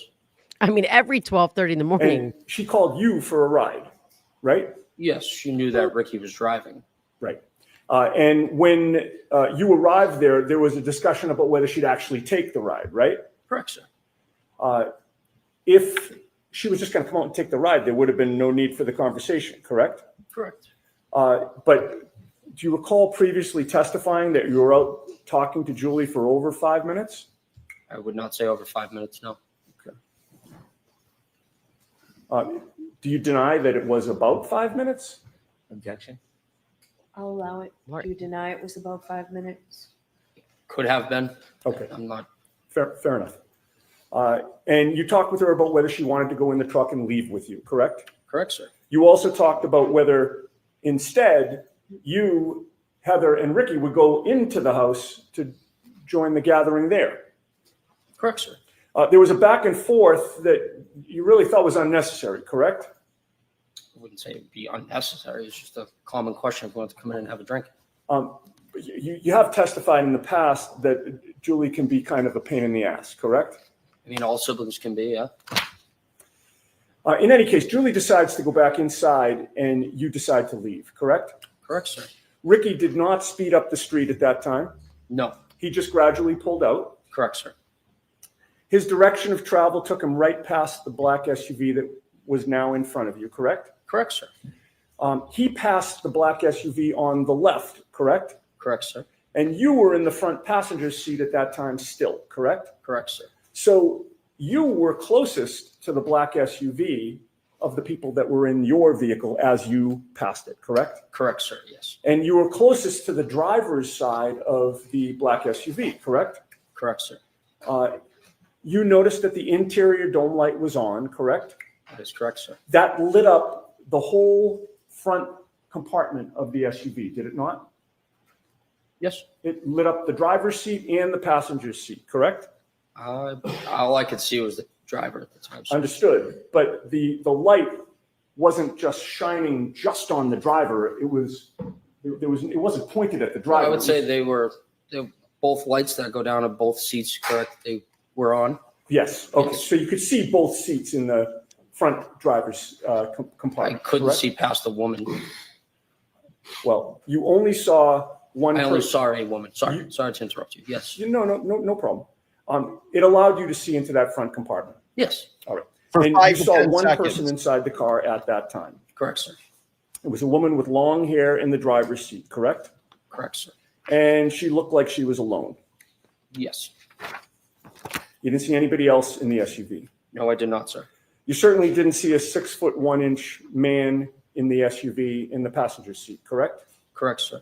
In fact, you saw that the passenger seat was empty. Correct. Oof. Look, he doesn't want to say that. Look at him.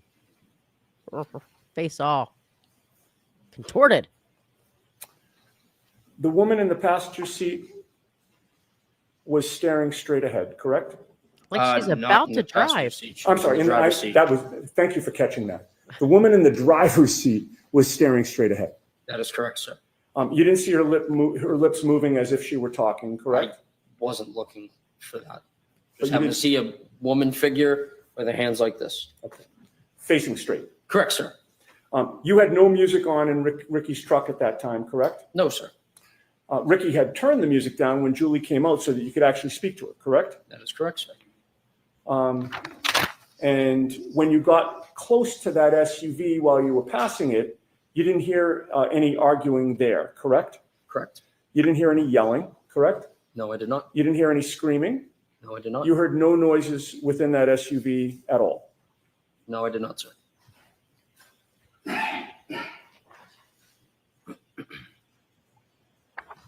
I have no further questions. Thank you. All right, Mr. Brennan? Wow. Now Brennan's going to keep trying to say, but you didn't really see. No, he said it was empty, that the other seat was empty, Brennan. There couldn't have been someone there. Sir, you mentioned you were at that address around 12:30, That is correct, sir. and you offered us that you were there for about 5 minutes. Leading, You know the exact time you left? No, not off the top of my head right now, no. Was it around that time? Yes, sir. Would it be fair to say you don't have certainty whether it was 12:35, 12:32, 12 o'clock? It's probably well, before if 12:35. Karen was still roughly there, Between 12:30 and 12:35. how could it have been You could 12:35? still see the ground She's on given his. the weather. Yes, sir. Was there snow starting to fall? Just starting? Had you been outside earlier that night? Yes, sir. In the ground that you could see, do you know how hard it was? What? Objection. Say that again? The ground. Ground, Do yes. you know if it was soft or hard? Like the road? The ground, the grass, the lawn. Oh, Objection. I don't know. I mean, What? it was a cold night, so I mean, I assume it's hard. Around that time, around 12:30 when you left, Mhm. was there inches of snow? Objection. Facts not No, evidence. on the not ground? inches of snow, no. Hank Brennan doesn't get to determine what time he left now. Now he's saying, oh, when you left at 12:30. This is bullshit. They need to be objective. Bullshit. I could still see the Okay. grass coming through the snow. I mean, it's just like a coating. You could still see the bare ground. Correct, sir.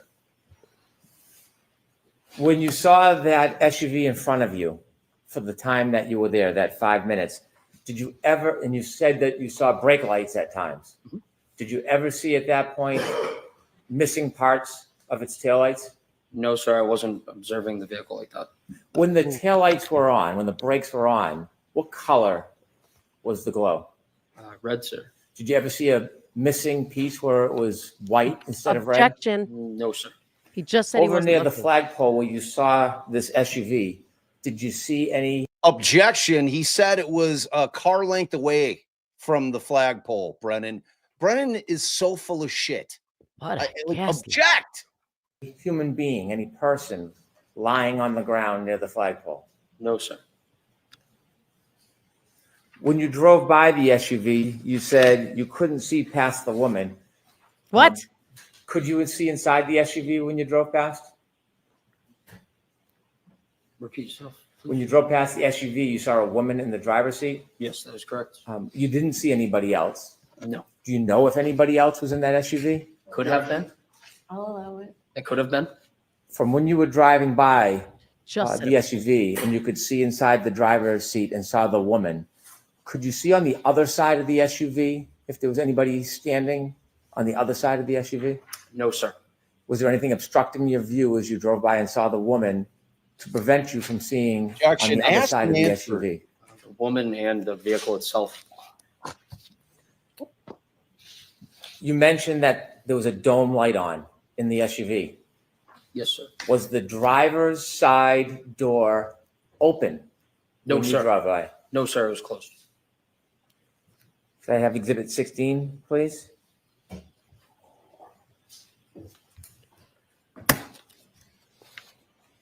Did you ever see this man at any point No, sir. I've never Walking. seen- Oh, sorry.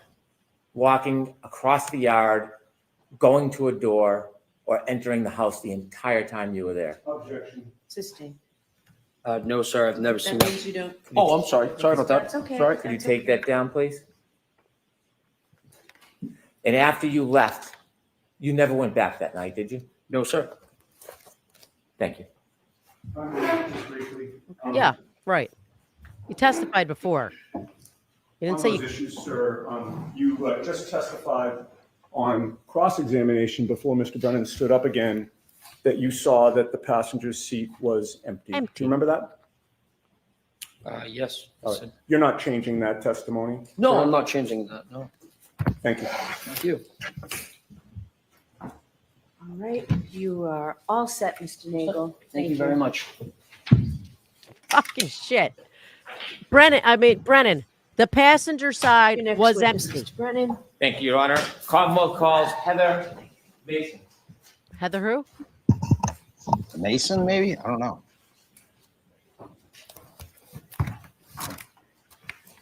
Oh, Brennan. God, that pissed me off. Yeah. What a I don't know scumbag. why Yannetti didn't try to address this thing where he's assigning times that fit his narrative, him being Brennan. Dude says he had no idea what he left. Yeah, someone you left at Tell them to the evidence to be recorded during 12:30. the case down here, and the truth, the whole truth, nothing but the truth, so help you God. Was this the girlfriend that was in the car? I don't think we heard from her before. She's like, Whenever oh, you're ready. Thank you, Your Honor. Good morning, ma'am. Good morning. Could you please introduce yourself to the jury? Hi, I'm Heather Maxon, Maxon. How Very old are you? I'm 31. Do you live in the area? did I do. Ariel say. How long have you lived in the area for? My whole life. Oh, they have her. Do you know a person by the name of Ryan Nagel? Yes. And how did or how do you know him? I dated him a few years back. I want to have you take us back a few years to Sure. January 28th, during January 29th, 2022. Do you remember that evening? Yep. Where were you earlier that evening on January 28th, 2022? We were at Ryan's parents' house, just hanging out. Whose parents? Ryan's. Right. Were you with anybody else besides Ryan and his parents? Eventually, we met up with friends Where? at local restaurants. Did you end up at one restaurant or bar in particular at the end of the night? We were first at CF McCarthy's, and then we went over to the hillside. Were you drinking? Yes. Do you remember about how many drinks you had? No. Did the alcohol affect your perception or your memory at all? Most likely, yes. Do you feel like you were impaired in any way? I believe so, yes. After you left the establishments, after they closed, did you go somewhere? We went to pick Ryan's sister up, Julie, from a friend's house. She needed a ride. Before you went to pick Ryan's sister up, did you have other plans before that? Sorry, could you repeat the question? Yes. Before the decision was made to go pick up Ryan's sister, was there other plans that you were? No. Okay, that was just the plan to go get her? Yeah. Do you remember generally or specifically what time that was? Late midnight? Do you remember the time exactly? No. Is there any marker in your mind that would help you remember exactly what time it was? Not necessarily, no. So is that a generalization or a guess? Yes. Okay. When you went to pick up Ryan's sister, do you know where you were going? No, Were you driving? I was not. Who was driving? Our friend Ricky Where were you sitting? in the back seat. And what kind of vehicle was it? It was a truck. Are you familiar with the area? Not necessarily, no. Do you remember at some point taking a turn onto the road Yes. that had the house where you were going to arrive? Yes. How do you remember that? Just a visual bystander, and I'm aware of my surroundings, I'd say. Did anything happen that made you remember the turn before you got onto that road? There was another vehicle also on the road coming from the opposite direction, and we had let that other vehicle turn onto the road before us. Describe in a little detail what happened at that intersection. So I don't recall the name of the street that we were on before we took the left onto the street that the house was located, but the car coming from the opposite direction was taking a right onto the same street. So we had somewhat yielded to the car coming from the opposite direction to have let them take a turn onto the street before us. Morning. Did you see if the driver of either vehicle gave any indication? Real quick, y'all. This is our dear friend, the brilliant Dr. Shiloh of LA Not So Confidential podcast. Hey, We are so happy you're here. We're so excited. thank you. I've been tuning in this morning already, so eager to just sit here and watch with some friends. All right, let's go. To the other vehicle, who should go first?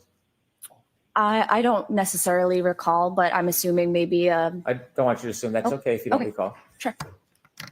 Who turned first onto the road, Ricky or the other car? The other vehicle. The other vehicle, do you know what type of vehicle it was? It was a big, like an SUV, a bigger car. The SUV turned before you? Yes. Before or when the SUV turned, did you get to see inside the vehicle? I did see inside the vehicle, yes. Could you describe to the jury what you remember seeing? I saw a male and a female inside the car. Where was the female? Female was driving and the male was in the passenger seat. Was the male in the front passenger seat? Yes. Were you able to recognize either the female driving or the male in the front passenger seat? Recognize? Yes. I'm not sure if I understand the Did question. you know who they were? No. Strangers? Yeah. When they turned and then Ricky turned after them, how far ahead of Ricky were they? Maybe 100 feet. Could you see them the entire time? No. When you drove to Fairview, how long did it take after the turn? A couple minutes. It took a couple minutes to get from Cedar Crest to Fairview? Oh, That's maybe. okay. Yeah, I'm not sure. Okay. When you arrived at Fairview, where did Ricky stop? Outside the house on the street. Do you remember where on the street in relation to the driveway? No. The other vehicle, the SUV, was it in front of you or behind you when you stopped? It was in front of us. When it was in front of you, did you notice anything about the vehicle? No. Did you notice anything about its lights? No. Did you see whether the interior light, the dome light, was on or off? I did as we were leaving. Before you left, No. did you ever see that dome light come on? No. Did you notice anything about the brake lights? No. Did you notice anything about the vehicle's taillights, whether they were intact or broken? Nope. When you arrived at that address, do you know the street address? I do not.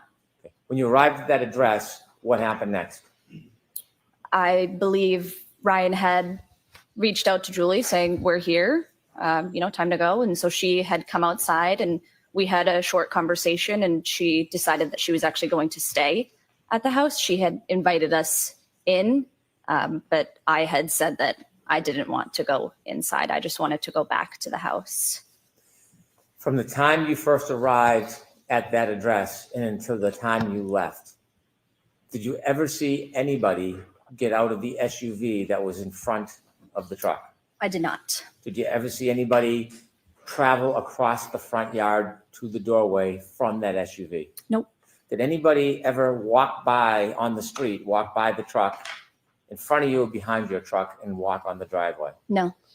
Well, No. besides Julie, sorry. So Julie is the only person that you saw in the driveway that night. Yes. And then you left? Yes, When you left, did you drive by the SUV? we did. When you drove by, what were you looking at? My surroundings. Okay. What did you see? I saw the female that I saw beforehand, also still in the car, Where did you see her? in the driver's side. Was there at that point any lights on inside the car? There was, yes. Which The light? dome lights, Was the driver's side door open? not to my knowledge. Did you see anybody else inside the SUV? I did not. Was there anybody else inside the SUV? You didn't see anybody inside the car? Besides the driver, no. Okay, next question. Do you know whether there was anybody else inside the SUV at that time other than the driver? No. Did you look in and study the interior of the SUV? No. How long did you look inside the SUV for when you passed? It was just passing, so I don't know, a couple seconds. Did you see if there was anybody or a man standing outside the door of the SUV? I did not. Outside the door? No, Did you see anybody lying on the front lawn? no. Thank you. I have no further questions.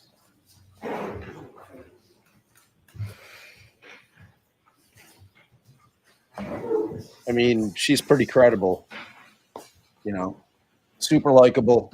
Yeah, she's adorable. They better be nice to her. Yeah, he Good will. morning, Nancy. Good morning. Before Ricky turned onto Fairview Road, you saw the SUV in front of Ricky's truck, facing it, taking a right-hand turn in front of you, correct? Correct. And at that point, you had an unobstructed, good look at the driver and the front passenger, correct? Correct. And you could see that there was a female driving and a male in the front passenger seat at that time. At that time, yes. Now, ultimately, Ricky's car took a left after the other SUV took a right, correct? Correct. And eventually, when you reached the house where Julie was, you saw that that SUV was in front of that house, parked now further down ahead of you, correct? Correct. And it took Julie a couple of minutes to come out of the house? I'd say so, yeah. Do you recall whether there was any conversation at that time between you, Ricky, and Ryan? Possibly. I don't recall or remember what, but most likely, yes. And you don't remember whether you were participating in a conversation or what was discussed? Not necessarily, no. You had your cell phone with you that night? I did. Like many of us, is your cell phone something that you tend to check when you're bored or there's a break in a conversation or you're not actively engaged in a discussion? For sure. And while you were waiting for Julie to come out of the house, do you recall whether you were checking out any web page or Instagram or text message or app on your cell phone? I don't recall. Can you testify with certainty that you were not checking your cell phone during that period of time? Not with certainty, no. Good question. And so you can't say for sure how long, if you did check your cell phone, you would have been looking at it while waiting for Julie, correct? Correct. And no one's asked you for your phone so that they can analyze what you were doing during that period of time outside 34 Fairview, correct? Correct. All right. Well, you testified that you didn't see anybody get out of the SUV or approach the house, correct? Correct. You obviously don't know what did or didn't happen before you, Ricky, and Ryan arrived there, correct? Correct. While you were parked near the driveway, you weren't thinking that you had to watch the SUV every second in case you were later asked to describe what was going on with that vehicle, correct? Correct. And that SUV was the same vehicle that you recognize as previously having a female driving and a male in the passenger seat, correct? Correct. And as far as you know, you didn't know either of them at that time? No. Fair to say that what they were doing was their business and you weren't particularly interested in what they were doing, correct? Correct. You were there to pick up your boyfriend's sister, correct? Yes. It was late and you were tired. Very much so, yes. You'd had a good amount to drink. Mm-hmm. You did not want to continue to drink and socialize, correct? Correct. Fair to say you were looking forward to ending the night at that point? Yes. And so you were more focused on hopefully getting Julie in the car so you could leave than anything that was going on in the SUV, right? Yeah, exactly.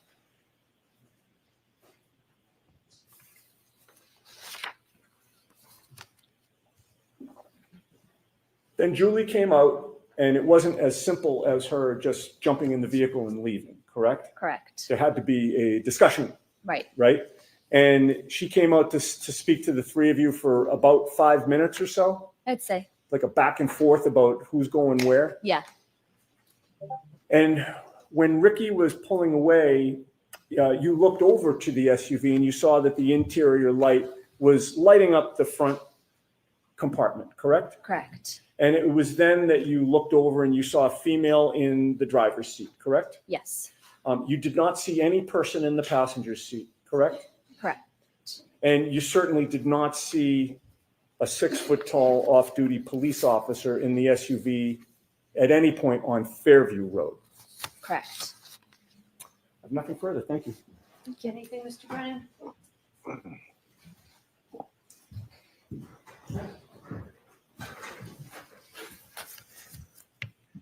When Ricky was speaking to Julie and you were in the back cabin of the truck, what direction were you facing?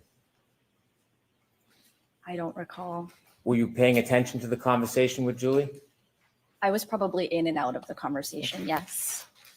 Were you facing the direction of the house in the SUV or were you facing the opposite direction? I don't think I was facing the opposite. When you were in the cabin of the car and Ricky was having a conversation with Julie, did you ever see anybody other than Julie come in or out of the house? No. I'll allow it. No further questions. Thank you.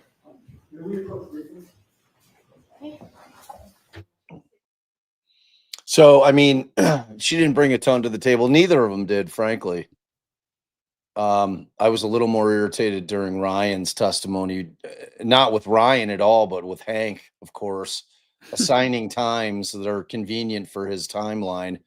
You know, because I mean, like, there's one fact that's indisputable in terms of timing here, and that's that Karen Reed connected to John's Wi-Fi Ms. Maxon, you are all set. Thank you. 12:36 a.m. We know that.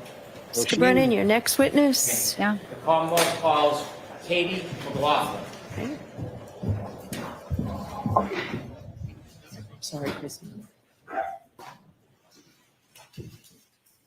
Who knows how long does it take on a good day to get from 34 Fairview to John's place? Does anybody know in chat? I'm sure it's in Sleuthy's timeline thing here, but somebody knows offhand, let me know in the chat.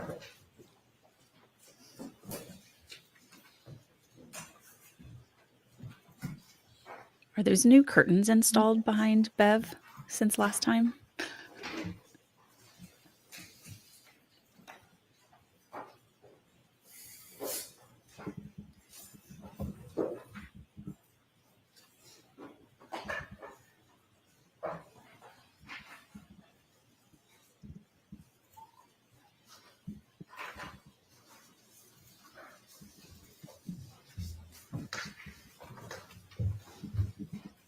Someone said 6 to 8 minutes.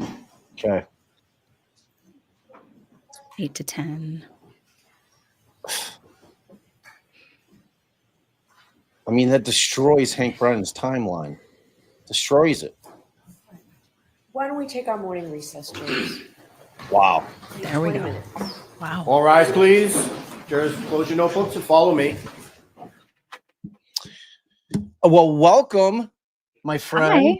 Yeah, I'm so happy that you're able to join us. I'm Dr. like, who's Shiloh- texting me at 6:30 this morning? Yeah, I know. Oh, it's I Bob. felt bad. I No, knew I was up. she's on the West Coast, so it's ungodly early for her when this thing started. I mean, it's Oh, bad no. for us at 7:45 is when we come on. I mean, for you, that's 5:45 in the morning. No, I wake up at 4:30 every workday. So when I'm getting ready, I just have it on. I'm waiting for it to come on. Usually it's about the time I start my commute. So My God, what time do you go to bed? Like 8? 9. Yeah, I mean, Yeah. you're getting up that early. So, for those of you that don't know, why don't you tell these fine folks what you do? What's your gig? Oh my gosh. I get up at 4:30 so I can get ready and drive to downtown LA every morning. So right now I work exclusively as a law enforcement psychologist. So gosh, my day looks a little different every day, which is why I absolutely love the job. But primarily I do a lot of clinical work with any employee. Hi, Ellie. Okay. Of the police department. It could be sworn or civilian. They can come in and get their own therapy, just like as if they were to get a therapist outside of the department for free, unlimited. It's a pretty amazing resource for them. And then, of course, we do debriefings after critical incidents and, those sort of mandated type clinical sessions. And then what else? I also am a consultant to a number of divisions at the police department. So I provide trainings for them, consult with the commanding officers on morale. If there's any sort of issue at the division or the station that might need a little bit of a industrial organizational psych perspective, I'll consult on that. And then the last part of my job, which I go on call this Wednesday, we rotate on call duties for a week straight, and that includes part of the crisis negotiation team. So we're all of my psychologists, including myself, are all trained as negotiators, even though we don't ever really do the negotiating. We're just there as a consultant, but we go out on every single call that the SWAT team and negotiators go to. If there's a barricaded suspect or a suicidal subject, we're there to give our feedback in real time. So it's the most fun part of the job, but it's also like, 2 in the morning, I have to drive to the valley. I see. Like, you should absolutely be the one talking people down. Like, I think, I think you could talk me down from some crazy shit because you just got that soothing voice, and you're very even keeled, and you're going to come at people with, all the right things. So But I'm also a former cop, so I can be like, hey, okay, we've been at this long enough. Like, just get the fuck down. right. Exactly. So, and what is your side gig? Tell the people about that. So my side gig is a little creative outlet called LA Not So Confidential. So that is a podcast that my dearest, bestest friend, Dr. Scott, and I have been doing. It's about 7.5 years now. So we are, as our training and experience, are forensic psychologists. That's our specialty. Between him and I, we have done so many different things in working with offenders who are incarcerated, who are pretrial. I specialize in pretrial offenders for a long time. And then post-incarceration, so people on probation and parole trying to integrate back into the community. I did that for over a decade before I went into police psychology. And Scott kind of did that as well. That's where we met at our internship. But then he worked at a county jail. He worked at a state prison. So he's got a lot of great experience as well. So yeah, we have our podcast. We do a forensic psych topic, give you all the research on it. And then we apply a couple of true crime cases that have that element to it. We don't do deep dives on cases. It's just sort of like, here's the bare bones and how this psychological phenomenon played a role. So yeah, I'm going to flat out tell you, like, I'm busy. So like my times in terms of listening to other podcasts are typically if I'm walking the Nook, my dog. Yep. Or, a lot like Allie and I will often put our phones under our pillows and we'll fall asleep.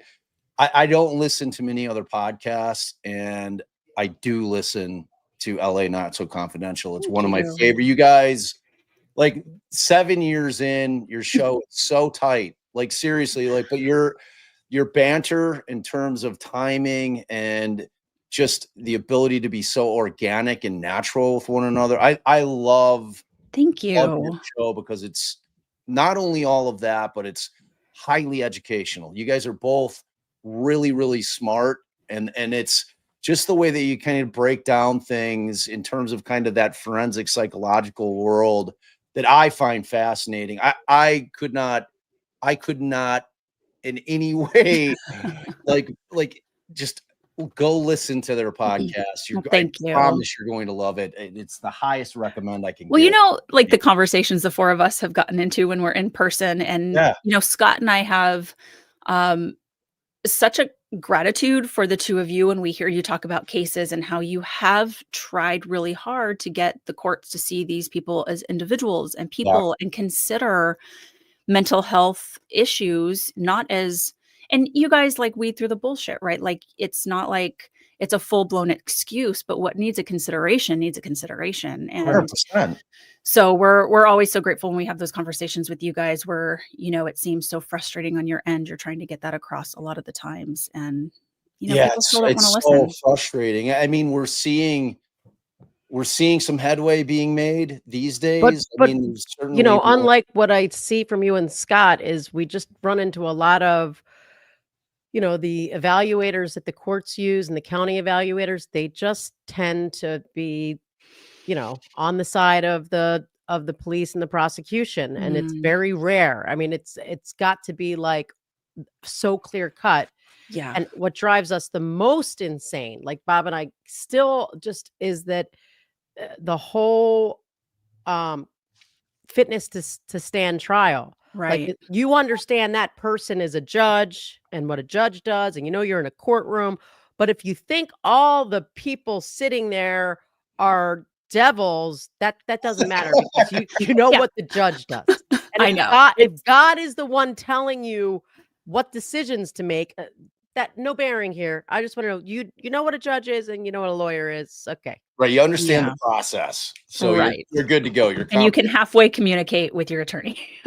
Right. But I mean, that's the part that's the biggest one that we think is always overlooked is the communication with your lawyer, because, like if you're having issues where, like we had a client who thought that he was always being listened to while in the jail, and his thoughts were being listened to, and then he Sure. started not trusting us. So could he talk to us? Sure. But what But are would you? he? Yeah. Right. And if you've got someone who's got some sort of other delusion that impacts what they're going to say and how they're going to say it, they're still not able to properly communicate with their lawyer and assist in their own defense. Yeah. There has to be that collaboration there. I mean, like, so I had a client who was a pastor, and Well, this you know, is going to open a door, babe. well, but no, it was like it was a very yeah, I know it does open a door, but from a legal perspective, so he was telling me, I'm like, look, and they were serious charges, and I'm like, they've got you pretty dead to rights here. You might want to think about, pleading this thing out. And he kept telling me, he's like, look, like I had a conversation with God last night. And I'm like, okay, wait, you were praying? He's like, no, like we were communicating with one another. And, he's telling me that he thinks that I should fight this. And so I challenged his competency. I was very, very concerned. And it wasn't to challenge his faith. And I would have those conversations with him. I'm like, Yeah. look, I understand your faith and I respect it completely.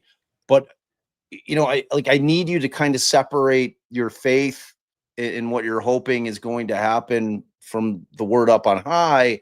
And I want to be able to make sure that you're understanding what the legal ramifications are here. And I want to make sure that you're understanding what the evidence that they have against you is. And it was such a scary proposition for me as an attorney, because to me, he wasn't competent to stand trial without that being like me doubting that this guy was having some kind of direct communication with God. Now, it's like, that's irrelevant, I guess. Right. For my evaluation in terms of whether or not I felt like I should have said, okay, so I did challenge his competency. When they sent him off to get the evaluation, I mean, they definitely came back, coming and saying, look, we think that he has some issues, because it's like the real problem with the difference between, say, I think all insanity pastors and defense preachers, competency like, is, but I think that's the thing, that all pastors and fathers at some point have heard the voice of God. I think that's like a thing. I think so too. this Look at us trying to figure this out. This was a communication. This was like a discussion. Like he picked up the God phone and said, Yeah, hey, but I could hear an auditory voice. that is exactly what I asked him. I said, are you hearing an auditory voice when you're saying that you're communicating? Are you hearing him not in your head, but are you telling me that you're hearing him speaking? And he was like, yes. It was very unsettling. Yeah. Psychosis doesn't just like come out of nowhere. And I don't know how old this person was, but for them to have a quote unquote like psychotic break. And like, that's where this thing was for me. And that's what I was starting to get into before Allie kind of jumped in there. There's this concept with competency being different, legally speaking, than insanity, when the reality is they're so intertwined that I just have a real problem with the way that they handle competency in the court system. It's not on the up and up. It's just not. I mean, I understand that they're trying to push these cases through, but it can't be because look, I mean, and I'm sure you'll attest. Hey, babe, the fans pause. You sure you're on? You got to click play. Yeah, I'm live. Oh. No, I'm live. You can now you are. I was. I just hit the slider. When I hit the slider, sometimes it pauses. But Dr. Shiloh, as far as in your experience, I mean, if you look at most offenders, I don't want to assign. I think I probably over assign. And I'll put it in like the 90% range, that most offenders either are suffering from some kind of mental illness or mental disease, and or addiction, and or both. That like you're rarely going to find cases where one of those two things are not in play. I mean, do you find that to be the case? That's so hard to say. Just like the big umbrella of just offenders. Because if you're looking at like, property crimes versus crimes against people, I think there can be some differences there. I think there is a high rate of um, mental illness for sure. I mean, if you just look at like the types of calls that law enforcement are responding to now, I mean, there's almost always going to be a mental illness situation there when there is like an offender, not just responding to take a victim's like report, right? That's why I think there needs to be another number than 911 for those calls, by the way, because cops aren't normal cops, your Yeah, average yeah, cop, yeah. not like someone who's got extra training like you and it stays a cop or something. They don't Well, handle those right. correct, and that is starting to happen definitely all over the country. Post George Floyd, I mean, people really wanted to separate that out. Prior to that, I mean, bigger agencies, that of course have the most resources, have been doing that for decades, like having those co-responder models where there's teams of mental health professionals being paired up with cops, and then when those kinds of calls come out, they go out to the field to handle. And they're some of the ones that are first on scene with some of our barricade situations. So we train them as well in negotiations. But shoot, I'm sorry. We were talking about offenders being mentally ill. Yeah, and I think there's definitely like substance use. I don't know if we can say like it's all addiction, but with the property crime stuff, certainly we see that people are trying to feed their habits. But interestingly, when you get like at those higher level crimes against people, and I worked primarily with sex offenders for years and years and years. I mean, if they had a diagnosis, it was usually pretty run of the mill mood disorders like depression, and some of these acting out crimes were ways in which they were coping with some of this mental illness, but nothing super, super severe. Of course, unless, the small percentage of them that met like the diagnostic criteria for pedophilia or something like that, which is the vast minority with those offenders. They're mostly situational opposition or opportunistic crimes. And I didn't see a ton of addiction except maybe alcohol with those. So I think you need, my brain always goes to like, okay, let's divvy it up to types of crimes and then let's see what the research says. Yeah. But yeah, I'm sure you got to think of like all the societal influences, right? Who is making it to court? Who doesn't have representation? Like who, what situation, as far as like SES and opportunity and financials are those individuals, what are they being faced with? And I think that all ends up funneling who gets into the system as well. Yeah, 100%. All right. So where are you at on good old Karen Reed? So did you watch the first trial? Oh yeah. I've said this over and over again. I'm not a trial watcher. There's something about this case, and maybe it is like the involvement of law enforcement. And I come from a law enforcement family. Obviously was around it as an officer myself, and then now doing what I do. I don't know. I just thought it was fascinating, and I watched every single day of the first trial. So I haven't been as good as keeping up this time around. But here's where I land. I land that this could have been accidental in so many ways, whether it was someone else that clips him, like Ali was saying in the chat earlier. You know what? I like have this scenario in my head that they're bickering on the way over there. He gets out and she goes to drive off, and he, throws that glass like F you, and throws that glass at the back of the car as she's, driving away, slips, falls, hits his head on a rock. Like you can't Bob's say theory. it can't really. Yeah, it's been my theory for a year and a half. I've taken so Like much. you- People are like, what about the dog bites? I'm like, okay, coyote. Like coyotes are in that area. I'm like, if you look at a map, that is absolutely my theory. That's exactly what I'm like. Oh my gosh. They're bickering. He's pissed off. Yeah. He's speeding off. He whips the rocks glass Totally. at the tail light. He hits it. He breaks it. And while he's doing that, because he's at a point like 286, he's hammered, and he just slips and then cracks his head up, like full, both legs out, back, head slams on the concrete, I think doesn't there's knock just him out. Yeah. I mean, So to many me, ways this could have been an accident. Like you cannot convict somebody on that. Like it's No. just too wide open. Of course I fell into the conspiracy rabbit hole and was like, oh yeah, like what's going on? And as we were talking in the chat, I'm sorry, cops love to have cameras on their houses. Like it's a thing that we do. And I work with so many cops that have cameras inside their homes. Like that there is no Ring camera footage just blows me away through the whole neighborhood. But you've got the Ring, the cop across the street has a Ring camera. They have a Ring camera. So bizarre. Yeah, Bizarre. no, so as far as like I've gotten these comments. I don't think that the coyote would have been attacking John. I think that the coyote, if you read about where coyotes, they will try to drag prey into a secluded area. Like they wouldn't be feeding in the wide open. So my concept was that, all right, if a coyote, and this was prior to the storm, Rhonda.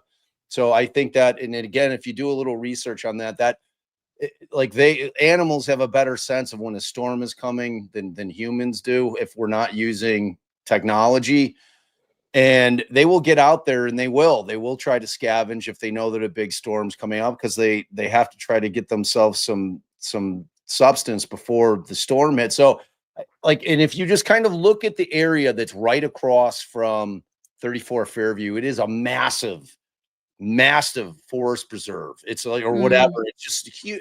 To me, my point being, I don't know if that happened. Right. Lassie could have been convincing me that it didn't. And you know what that is? That's reasonable doubt.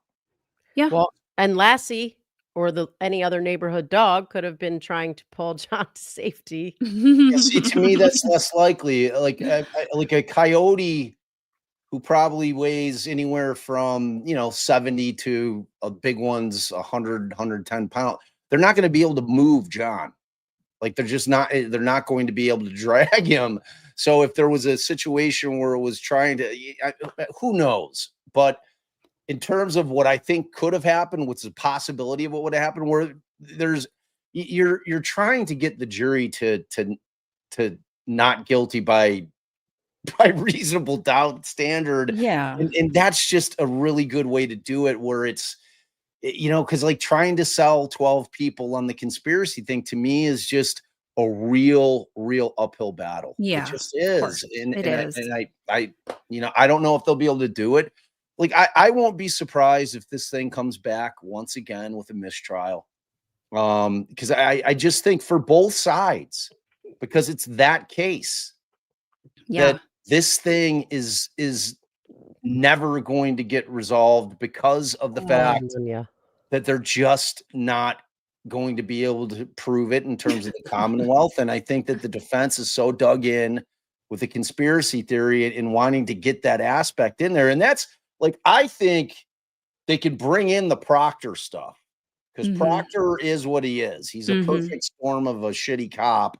Oh my God. And they can use that in combination with the Bowden defense in terms of how bad this investigation was, and there's a world in which you can use these kind of, because I mean, you could make the argument if you're the Commonwealth that, the suspicious behavior is born out of the fact that it's a bad look that there's a dead guy on their front lawn, and they're worried about it, that in and of itself is enough for them to be like, oh, well, we need to make sure that like we're clear that John. Totally. I mean, who knows? Yeah.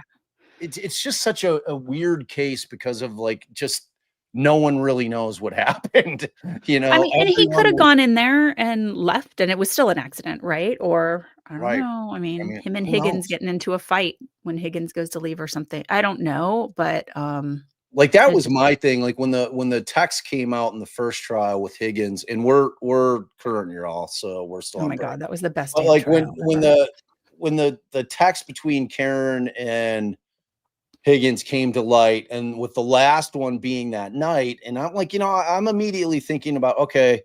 And John had already known. He saw them on the Ring camera from the kiss. At least that's what Karen was telling Brian Higgins. And we had this situation where Higgins sends that last text like that night, like either shortly before they leave the bar or right after they leave the bar.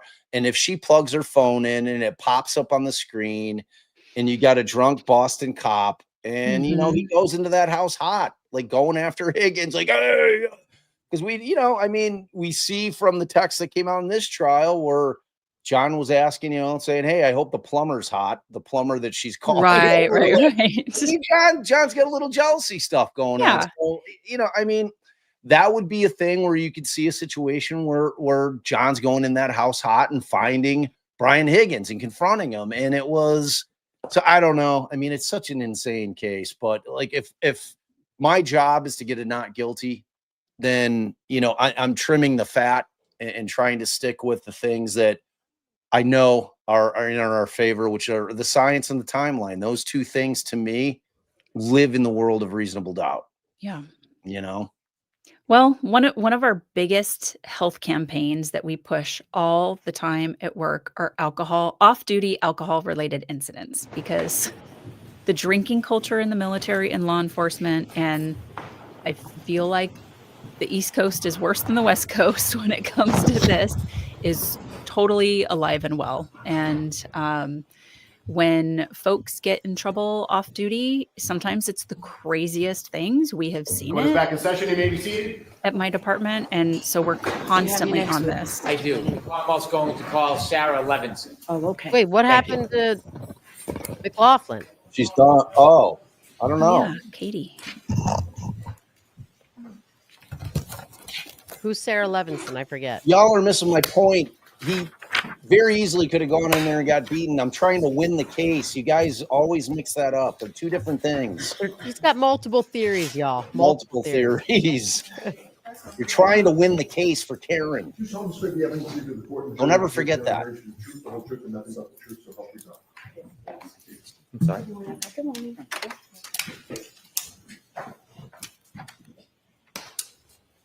All right, Mr. Brennan, whenever you're ready. Thank you, Your Honor. Good afternoon, ma'am. Good afternoon. Could you please introduce yourself to the jury? My name is Sarah Levinson. For the court reporter, would you mind spelling your last name? So it's Sarah with an H and then Levinson. Ms. Levinson, do you mind if I ask how old you are? I'm 26. I'll be 27 next month. Do you work? Yes, What do you do? I'm a nurse. How long have you been a nurse for? About 4 years. Before you became a nurse, did you go to school? Yes. Tell us a little bit about your educational background, please. I got my bachelor's at Regis College. Do you know a person by the name of Ryan Nagel? Yes. How do you know him? He's one of my good friend Julie's older brothers. You mentioned Julie. What's Julie's name? Juliana Nagel. Are you friends with Julie Nagel Yes. to this day? Yes. Were you with Miss Nagel back on January 28, 2022? Yes. I want you to take us back to that day, the earlier evening hours of January 28, 2022, maybe around 5 or 6 p.m. Did you have a plan that day? Yes, we as in myself and Julie, were going to Brian Albert Jr.'s house to celebrate his birthday, which was the next day. Who was Brian Albert Jr. to you at that time? One of my good friends. How long had you known Brian Albert Jr. for? At that point, probably 8 or 9 years, I would say. Did you attend school with him? Yes, high school. Is that when you met Brian Albert Jr. in high school? Yes. Who was going to Brian Albert Jr.'s house with you? Just myself and Julie. Did you have a general plan for that evening other than to visit your friend and celebrate his birthday? It was kind of up in the air if we were going to stay there or go somewhere. But we were definitely going and celebrating with him. Do you know the address where Brian Albert Jr. lived? Yes. Could you share that with us? 34 Fairview Road, I believe. Road. Had you been to 34 Fairview Road before? Yes. Did you know Brian Albert Jr.'s family? Yes. Had you met them in the past? Yes. How often had you met with them before? Well, I was friends with him for, like I said, about 8 years. So I knew his older sister, Caitlin, pretty well. We went to high school together, but the younger siblings, I I don't believe we overlapped in school. And then his mother, I had met, I mean, a good amount of times. And then his father too, I would say. How many times would you estimate you had been over 34 Fairview prior to the night of January 28, 2022? Over the years, maybe like 20. I don't know. Do you remember what time you arrived at 34 Fairview Road on that evening? It was between 7 and 8 o'clock at night. Who did you go with? Myself and Julie Nagel. Could you tell us how both you and Julie Nagel got from where you were living, your home, to 34 Fairview? Yes, Julie's dad drove us. When you first get to 34 Fairview Road, before you walk in the front door, what's the weather like outside? It was cold, but it wasn't raining or snowing or anything. No snow on the ground? No. When you walked in the door, did you go in the side door or the front door? The side door. Okay. Take us through walking into the house. What do you see? So we walked through the side door, and then it's their like family room, they call it, with like the TV and everything. And then at the back of the family room is like a sliding glass door out into their porch. And then if you turn left, it's like the kitchen / dining room. And then there's a back door. There's like a small bathroom over like near the back door. And then if you walk straight through, it's the front door, the stairs, the door to the basement. And then they called it like the library is like their formal living room. If you walked in the front door, would the stairs leading to the next floor upstairs be right in front of you? Yes. If you were going to go downstairs, would you walk around that staircase to the back side of it? I don't believe the back, but the side. Okay. You mentioned you walked in the side door near the garage. When you walk in the side door, you're in a living room, did you say? Yeah, their family room, they call it. Yeah. Can you walk into the garage from the family room, or do you need to go back outside to get into the garage? No, you would have to go back outside. So there's no door in that family room that leads directly to the garage? No. After you walked into the family room, did you stay there or did you go somewhere? We stayed there for a little bit, like 10, 15 minutes probably. Tell me who's in the house when you get there. It's Brian Jr., his mother, Nicole, his sister, Caitlin, and then his aunt, Julie. What do you do? I think we were just sitting on the couch, hanging out, waiting to see what the plan was, to see like when other people were going to show up. Did other people arrive or did people leave before other people arrived? Brian's mom, sister, and aunt left before anyone else arrived. Do you know generally around what time his aunt and mother and sister left? We got there, like I said, between 7 and 8, and they probably left within 20 minutes of us getting there. Okay. So I can't say for sure. When his sister and mother and aunt left, was there just a time when it was you, Julie, and Brian Albert Jr. alone? Yes. Were you doing anything other than watching TV? Were you eating, drinking? I don't think we were eating yet because we ordered later on food, but we might have been drinking. Tell us what happens over the course of the next couple hours.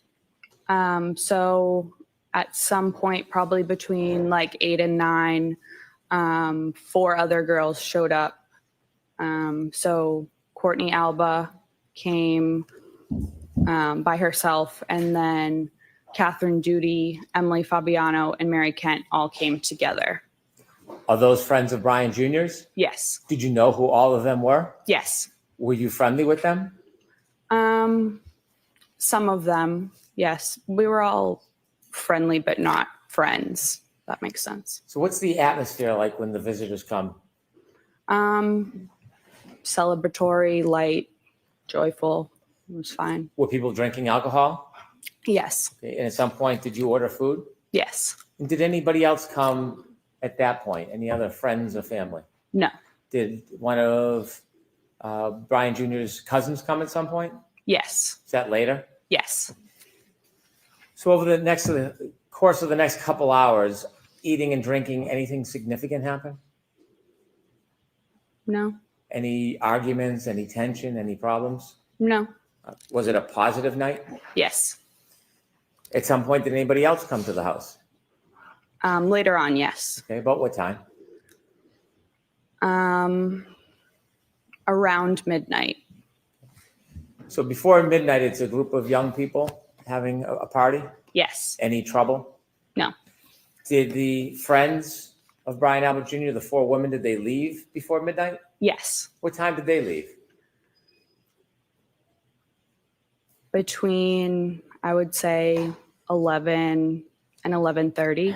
Did they arrive and leave as a group, or did they arrive and leave separately? The 3 girls that I mentioned that came together, Catherine, Emily, and Mary, all left together. And then Courtney left, I believe, before them separately. I want you to tell us generally where were you spending most of your time that night, the eating and the drinking and the party? In the kitchen/dining room area. Is there a table in the kitchen? Yes. Were you sitting at a seat at that table? At that point, we were more around the island, but later on, yes, I had a seat at the kitchen table. If you're in the kitchen seated at the table, can you see outside? Not really. If I looked through the windows above the sink of the kitchen, I guess I could if it was light out. And then the windows to the front of the house had a little half curtain, I don't know what it's called, thing on it. So I could see above that, but not. If you were to walk to the windows in the living room area, what area was it, did you say, the half window? The dining room. If you were to walk to those windows, could you see outside? Yes. Would you be able to see the driveway? Yes. Flagpole? Yes. Street? Yes. The door, do you remember the front door, if it was solid or glass? They have a storm door that's glass and then a solid regular door. If you opened up the solid door and looked, could you see through the glass door to the front yard? Yes. At any point, did you have a chance to look outside that night? No. If you're in the living room, the kitchen, can you see where the basement access is? Yes. Can you see the backyard door? Yes. You mentioned that the visitors, the young woman that came to see Brian Jr. left. After they left, did somebody else come to or arrive at Fairview? After they left, yes. And who was that? It was Brian's father. His name is also Brian. Mr. Higgins. Brian's mother came back, his sister Caitlin, and then his aunt Jennifer and his uncle Matt. If I can just step back just a little time before the adult group showed up. Yes. Did any other of Brian Jr.'s cousins come to Fairview? Yes. And who was that? Colin, but he showed up before the girls left. He showed up before the group of young women left? Yes. How long did you see him stay for? Probably half an hour, 45 minutes. Did you get a chance to speak to him? Yes. Did the mood change at all in the house? No. When the adults came to the house, do you know about what time that was? Around midnight. You mentioned that you saw Brian Albert. Is that Brian Albert Jr.'s father? Correct. And his mother's name? Nicole. You also mentioned a person by the name of Brian Higgins. Did you know him from before that night? No. Did you meet him that night? Yes. Are you now familiar with who he is and what he looks like from that night? Yes. There was somebody else you said, Brian Jr.'s aunt and uncle? Yes, and then his sister. His aunt and uncle, what are their names? Jennifer and Matt McCabe. Did you know Mrs. McCabe from before that night? Somewhat. Had you ever socialized with her? I don't believe so. I knew who she was. I don't know if she knew my name, but I think she knew I was Brian's friend. Had you seen her before? Yes. Was that in relation to spending time with Brian Jr.? Yes, I believe so. Had you ever seen her or spent time with her outside of Brian Jr.'s presence? No. How about her husband, Matt McCabe? Did you know No, who he was? I knew who he was, but I don't believe I had ever met him in person before. No. Anybody else, any other adults come with that group? No. Do you remember who came into Fairview first as far as the adult group? Yes. Who? Mr. Albert, Brian's dad, and Mr. Higgins. And who came next? Next, I think they all kind of walked in together. Caitlin, Nicole, Jennifer, and Matt. Other than you, Julie, and Brian Albert Jr., had the young group left at that point? Yes. After that group arrived, what happens? Tell us what's happening inside the house. So it then was Brian Jr.'s actual birthday. So again, we were celebrating. Caitlin, his sister, was playing music on one of the speakers. And we were all pretty much sitting or standing around the kitchen table, talking, socializing. Do you remember what was being played for music? Like 70s, 80s type of music. I don't want to overstate it, but Were you drinking? I don't believe I was anymore at that point. No. Did you feel impaired at all? No. As the night grew on, was there any problems in the house? No. Any argument? No. Any fighting? No. Anything exciting or controversy in any way? No. Nothing exciting happened. Did you have a plan that you were going to leave with Julie? Yes. What was the plan? She said that her oldest brother, Ryan, would pick us up and drive us home when he was done wherever he was. Did you see at any point before you ultimately left Fairview, did you see your sister leave the did you see Julie Nagel leave the house? Yes. Did you actually see her go and leave? Yes. About how long did she leave for? 5 minutes or less. Did you see her come back? Yes. After she went out of the house and came back in, did the plan change about a ride home with her brother? Yes. What was the new plan? So a little bit before she went out to talk to Ryan, we were talking, myself, her, and then Jen, were talking about how we were leaving and Julie's older brother was going to come pick us up. And we were the only ones that weren't like related to the Alberts there. So like Brian's friends left. So Jen was like, oh, like, don't leave just yet, because like we were celebrating Brian's birthday.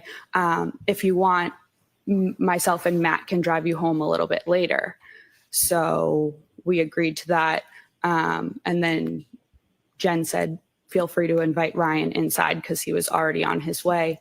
So Julie went out to tell Ryan, like, hey, we're not coming with you. But You weren't outside for the conversation, so you just heard this secondhand from Julie. Yeah. So from what you saw, Julie went in and out? Yes. For about 5 minutes? And you saw her that. You saw her that. Why did you decide to stay? Did you want to stay? Yeah, I didn't mind. Did the night continue after Julie came back in and spoke to her brother? Yes. Was the mood any different than it had been the entire night? No. Anything extraordinary or remarkable happen inside that house? No. After Julie went out and spoke to her brother and came back in the house, did anybody else come inside the house other than everybody who was already there celebrating Brian Jr.'s birthday? No. Did you ever see another man or woman you didn't know come into that house? No. Brian Higgins did. At some point, Saw there was a somebody. decision that you would leave, I suppose? Yes. What time do you think you left generally? Between 1:30 and 2 in the morning. Do you have a specific time? Did you look at your watch? Did you know a certain time you left? No, I believe it was closer to 1:30. because I believe I was home by 2, but I can't say for sure. When you left, tell us what the weather was like when you went outside. Was it the same as when you came in? No, it was snowing. What was the conditions like? Had they changed, the wind or temperature? Yes. Yeah, it was colder. How much snow was on the ground at that point when you left? Like,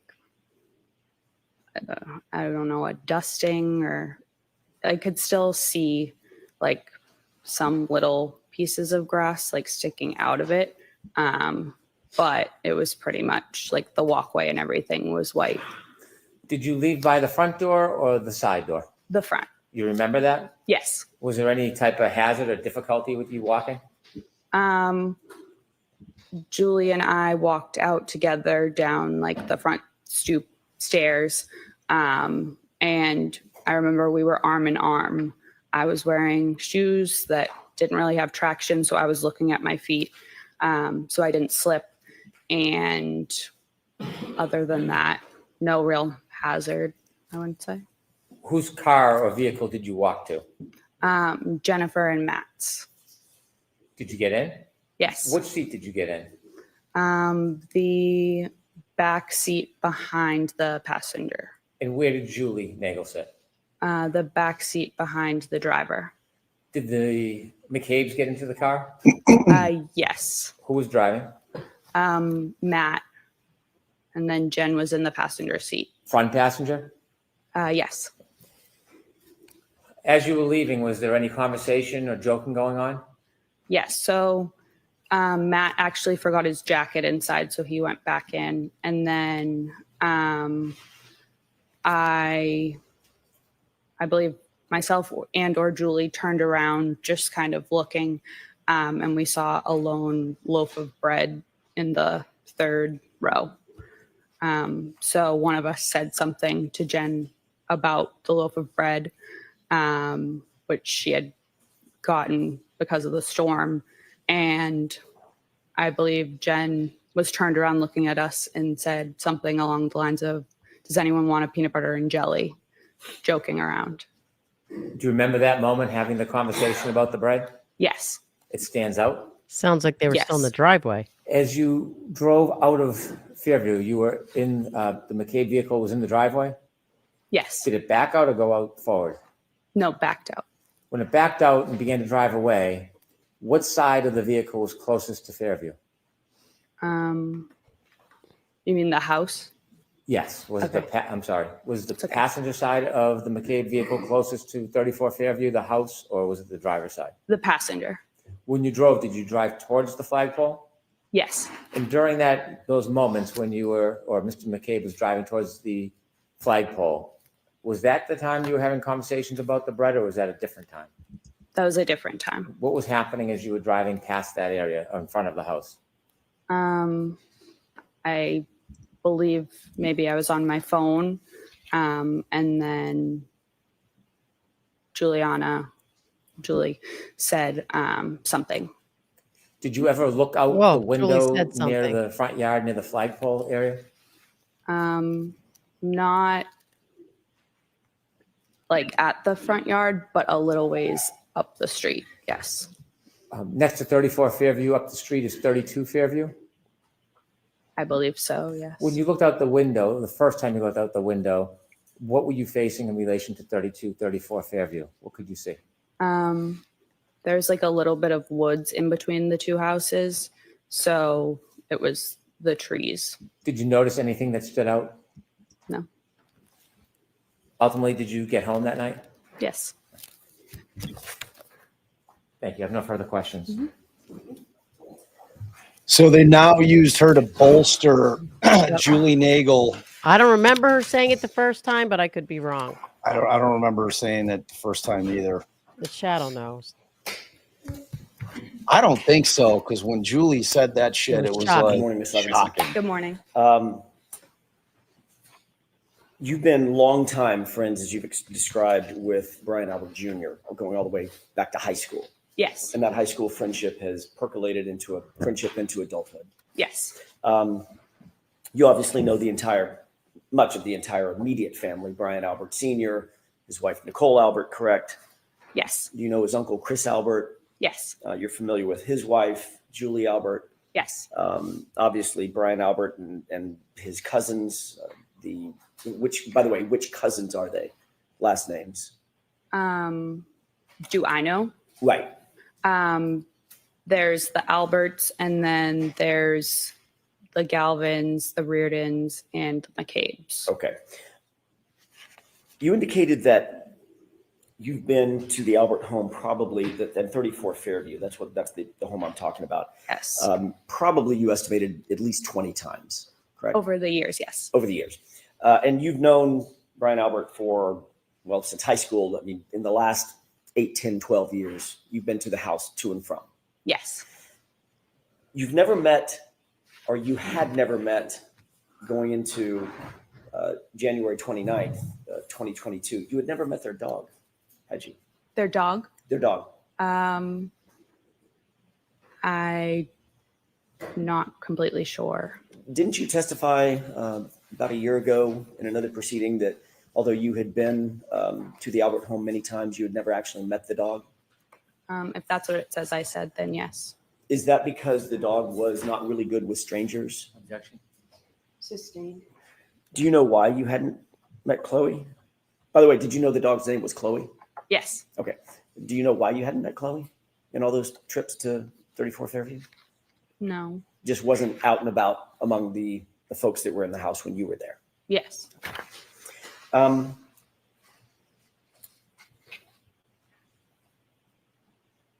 When you left 34 Fairview, I want to follow up very briefly on a couple of things that you said just before Mr. Brennan sat down under questioning by him.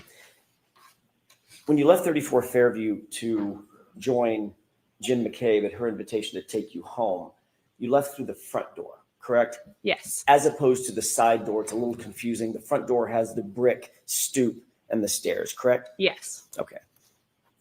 Is that the door that you normally would leave through, or did you normally leave through the side door, come and go through the side door? What was your more ready habit and practice? Probably the side door. Okay. When you left through that front door, there was nothing obstructing your view as you walked out, correct? Correct. You could see to the left, the driveway. You could see to the right, over toward the flagpole. Nothing obstructing anything, correct? Correct. There was a light dusting of snow at that time when you left just after, what time was it? 12:45, 1? Probably 1:30, 1:30. 1:45. Yeah. Got it. So you leave at 1:30. There's still just a light dusting of snow on the ground. Yes. The yard is flat. Yes. You can see all the way out to the flagpole. Yes. You didn't notice anything unusual at that time when you looked out toward the flagpole walking out of that front door? I didn't notice anything. I wasn't looking out at the flagpole, but yes. You were looking in that direction. When you walk out of the door, obviously you're standing, walking out of the door toward the front yard, correct? Correct. But as I stated, I was looking down at my shoes in front of me. Okay. Obviously, then you have to, at some point, you have to look up to see where you're going. You have to turn left to go to the driveway. Is that right? Yes. Okay. Then you walk over and walk parallel to the yard again to walk over to the car. Correct? Yes. And as soon as you walked out of the stoop, you had to figure out where the stairs were, so make sure you don't fall down the stairs, right? Yes. But you're still looking up like normal, correct? At some point. Most likely. My question is, you didn't see anything unusual in the yard, did you? No.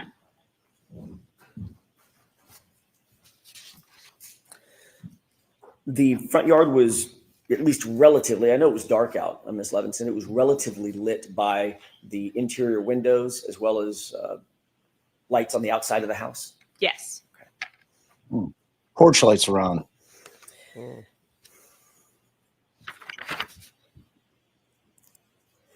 You indicated that you did, in fact, get the ride home with Jen McCabe and Matt McCabe. Who brought up giving you a ride home? Was it Jen? Yes. Okay. And she also mentioned it, did she mention it in your presence to Julie as well? About the ride home? About the ride home? Yes, in my presence. Okay. You said that Matt McCabe was driving, but before he got in the car, he realized he had forgotten his jacket and went back in, correct? Yes, I don't know if he had gotten in the car and then got out, or he just opened the door, but yes. He was at the car at least. Yes. So he had exited, by definition, he had to have exited, pardon me, the house through the front door as you did to go out to the car the first time. Yes. And then he got to the car, then realized, forgot his jacket, walked back toward the front door, went back in the main door. Correct. Yes. You saw that? Yes. Then once he retrieved or fetched his jacket, he then walked back out that same front door, down the stoop, looking out over the lawn and then over to the car, correct? I didn't see him walk back out, but I mean, probably. I don't want to say yes for sure because I wasn't watching him at that point. Understood. No reason to believe that he would have used a different door. Correct. Yeah. Okay.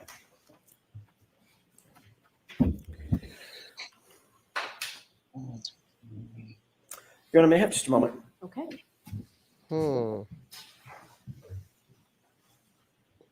What do we want to do about this said something? I mean, I wonder if that's what they're talking about. What should we do with this said something? I mean, Who told you to say she said something? right. I mean, they have to impeach her. If she didn't say it in the first trial, they're like, I mean, she only half-assed said it just now. She said something. I mean, that's exactly how Brennan wanted to handle it. He could only handle it so much. It's otherwise getting a hearsay objection. No effect on the listener. And Maybe.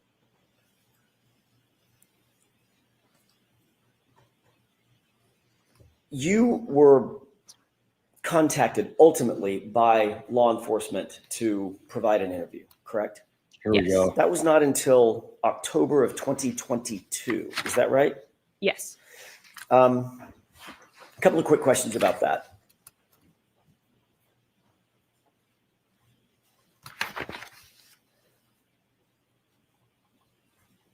Nobody contacted you on January 30th, the day after the incident that you left the house, correct? No. And when I say nobody, I mean from law enforcement.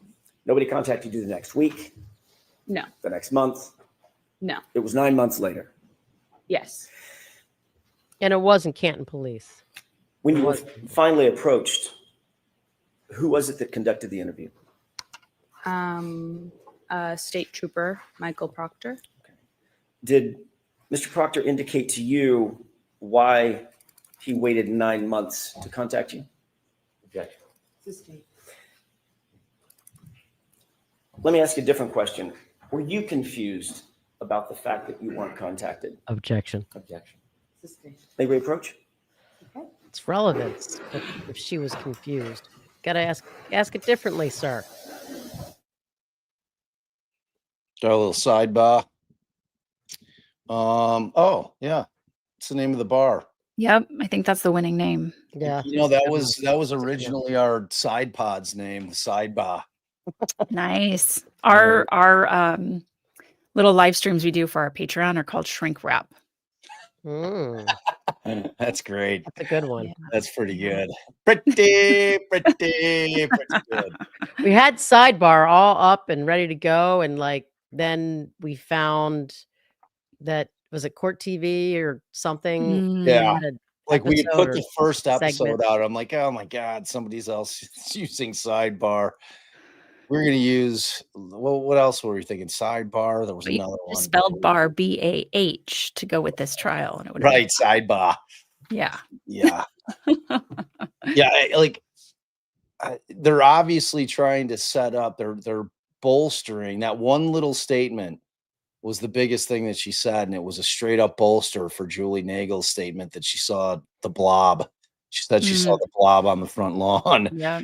You know, it's like I don't remember her testifying to anything like that in the first trial. The chat, I put up all the chatters, and they all said nope, nope, nope, nope, nope. Yeah, it's. I mean, what's going on with the Yeah, hit play, buffering. Bay? Okay, baby. Thanks, Kai. Again, Kai keeps giving us the. Oh, got Oh a my God. fan. They've gone to OnlyFan. The loaf Chloe, loaf. Fan are all characters. I mean, the loaf. I think they should call the loaf. I mean, who knows? So, What loaf Can will you say. imagine? so Elizabeth asks, can y'all Is it Wonder Bread? explain whether impeachment is a formal process or just the lawyer showing the jury a witness is lying? Well, it's both. So impeachment is, to impeach it, to show the jury, but there is a formal process to lay the foundation for impeachment. And it depends on what you're using it for, what you're using to impeach, what kind of impeachment it is. But yes, there is a formal process. Yeah, well, explain if you're dealing with a prior inconsistent statement, like it's sworn, under oath. Right. So first you have to ask them if they remember having made the statement or if they remember the conversation, or it has to have been like signed or made in court. And then it depends if you're just trying to refresh their recollection, which in this scenario Bob's describing, it would be trying to get it in as substantive evidence. So if it's either, obviously in court sworn testimony, that's the easiest, but you ask them, do you remember testifying? Did you testify to this? And then if they deny it, it comes in as substantive evidence of a prior inconsistent statement. Which is what Jackson switched to doing, because initially he was doing a lot of refreshing recollection as opposed to just getting the statement out there. By day 2 of the McCabe testimony, he started just getting the statement out there. Well, then it comes in as substantive evidence. Right. Well, I mean, it was the preferable way to do it. Yeah. I mean, you want the jury hearing it without having to go through the process of getting Jen McCabe to, because one of the things that you have to worry about when refreshing somebody's recollection is if you hand them the document, because the concept isn't, did you just read the document and now you know what you said? It's by reading that document, does that refresh your memory as to you actually saying that? And there's a distinction there. Right. So when you get that situation where you have a witness that says, no, I still don't have a memory of it. I just read it on that paper, but I don't remember saying that. Their memory has not been refreshed. And that stops that in its tracks right there. So that never happens except when the other side is trying to impeach somebody. It almost always when the defense is doing it to a state witness. Right. Yes. Almost never. Everyone just says, oh, yes. Now right. my memory is refreshed. Right. And that is a witness who's been, prepped well. And I had a judge, they're so big on, you can refresh with anything. The guy never had the memory to begin with. I'll come back and tell the story later. We did that trial together. Implanting memories now. Right? Yeah. You didn't know it before. May I, Your Honor? Yes. Thank you. When you were finally interviewed, let me ask you a different question. When you were ultimately interviewed in October of 2022, was that telephonically or was that in person? In person. Were you alone or was there anybody else with you? I was alone. You mean like besides the troopers? Besides the troopers? Yeah, I was alone. And had you prepared for that interview with any person or persons before that interview? No. Had you spoken to anybody, Julie or anybody else, about the potential for being interviewed? I believe Julie called me to tell me. If I may, don't tell me what was said. Okay. Did you speak with Julie before the interview? Yes or no? Yes. Okay. And one more question, without telling me any of the words that were used, was the subject matter the interview? In other words, I'm not asking if you talked to Julie about going and getting the dry cleaning picked up or something like that. Did you talk about the subject of the interview with Julie before you were interviewed? Somewhat. Okay. That's all I have. Thank you. Anything, Mr. Brennan? Briefly, Your Honor. Such a little point. He's going to have to drive that home in summation. Do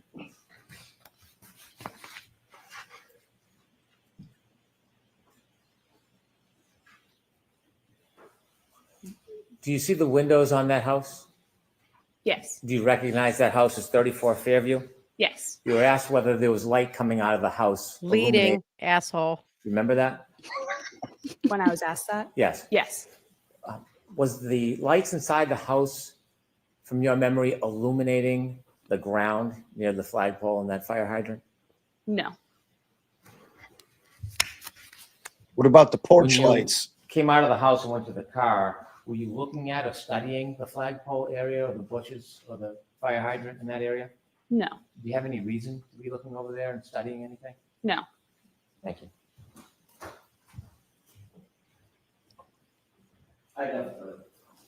All right, Ms. Levinson, you're all Did set. they only do a field trip to the house during daytime? Your Because I next feel like house is nighttime would have Thank been you, Your Honor. Yes. so much more appropriate. Katie McLaughlin. All right, Yes. you guys, I'm going to bounce and get on with my day. We love All right. you. Thank you for having Thanks for me. stopping Hopefully we'll by. see you next Monday. Your chat's awesome. I love them. They're cracking me up. Bye. They're the best in the land.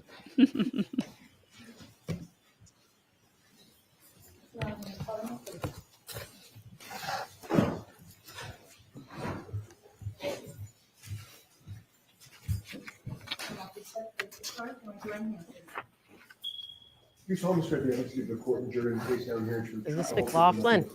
Yeah. Good morning. Oh, I'm sorry. Good morning. More crosses.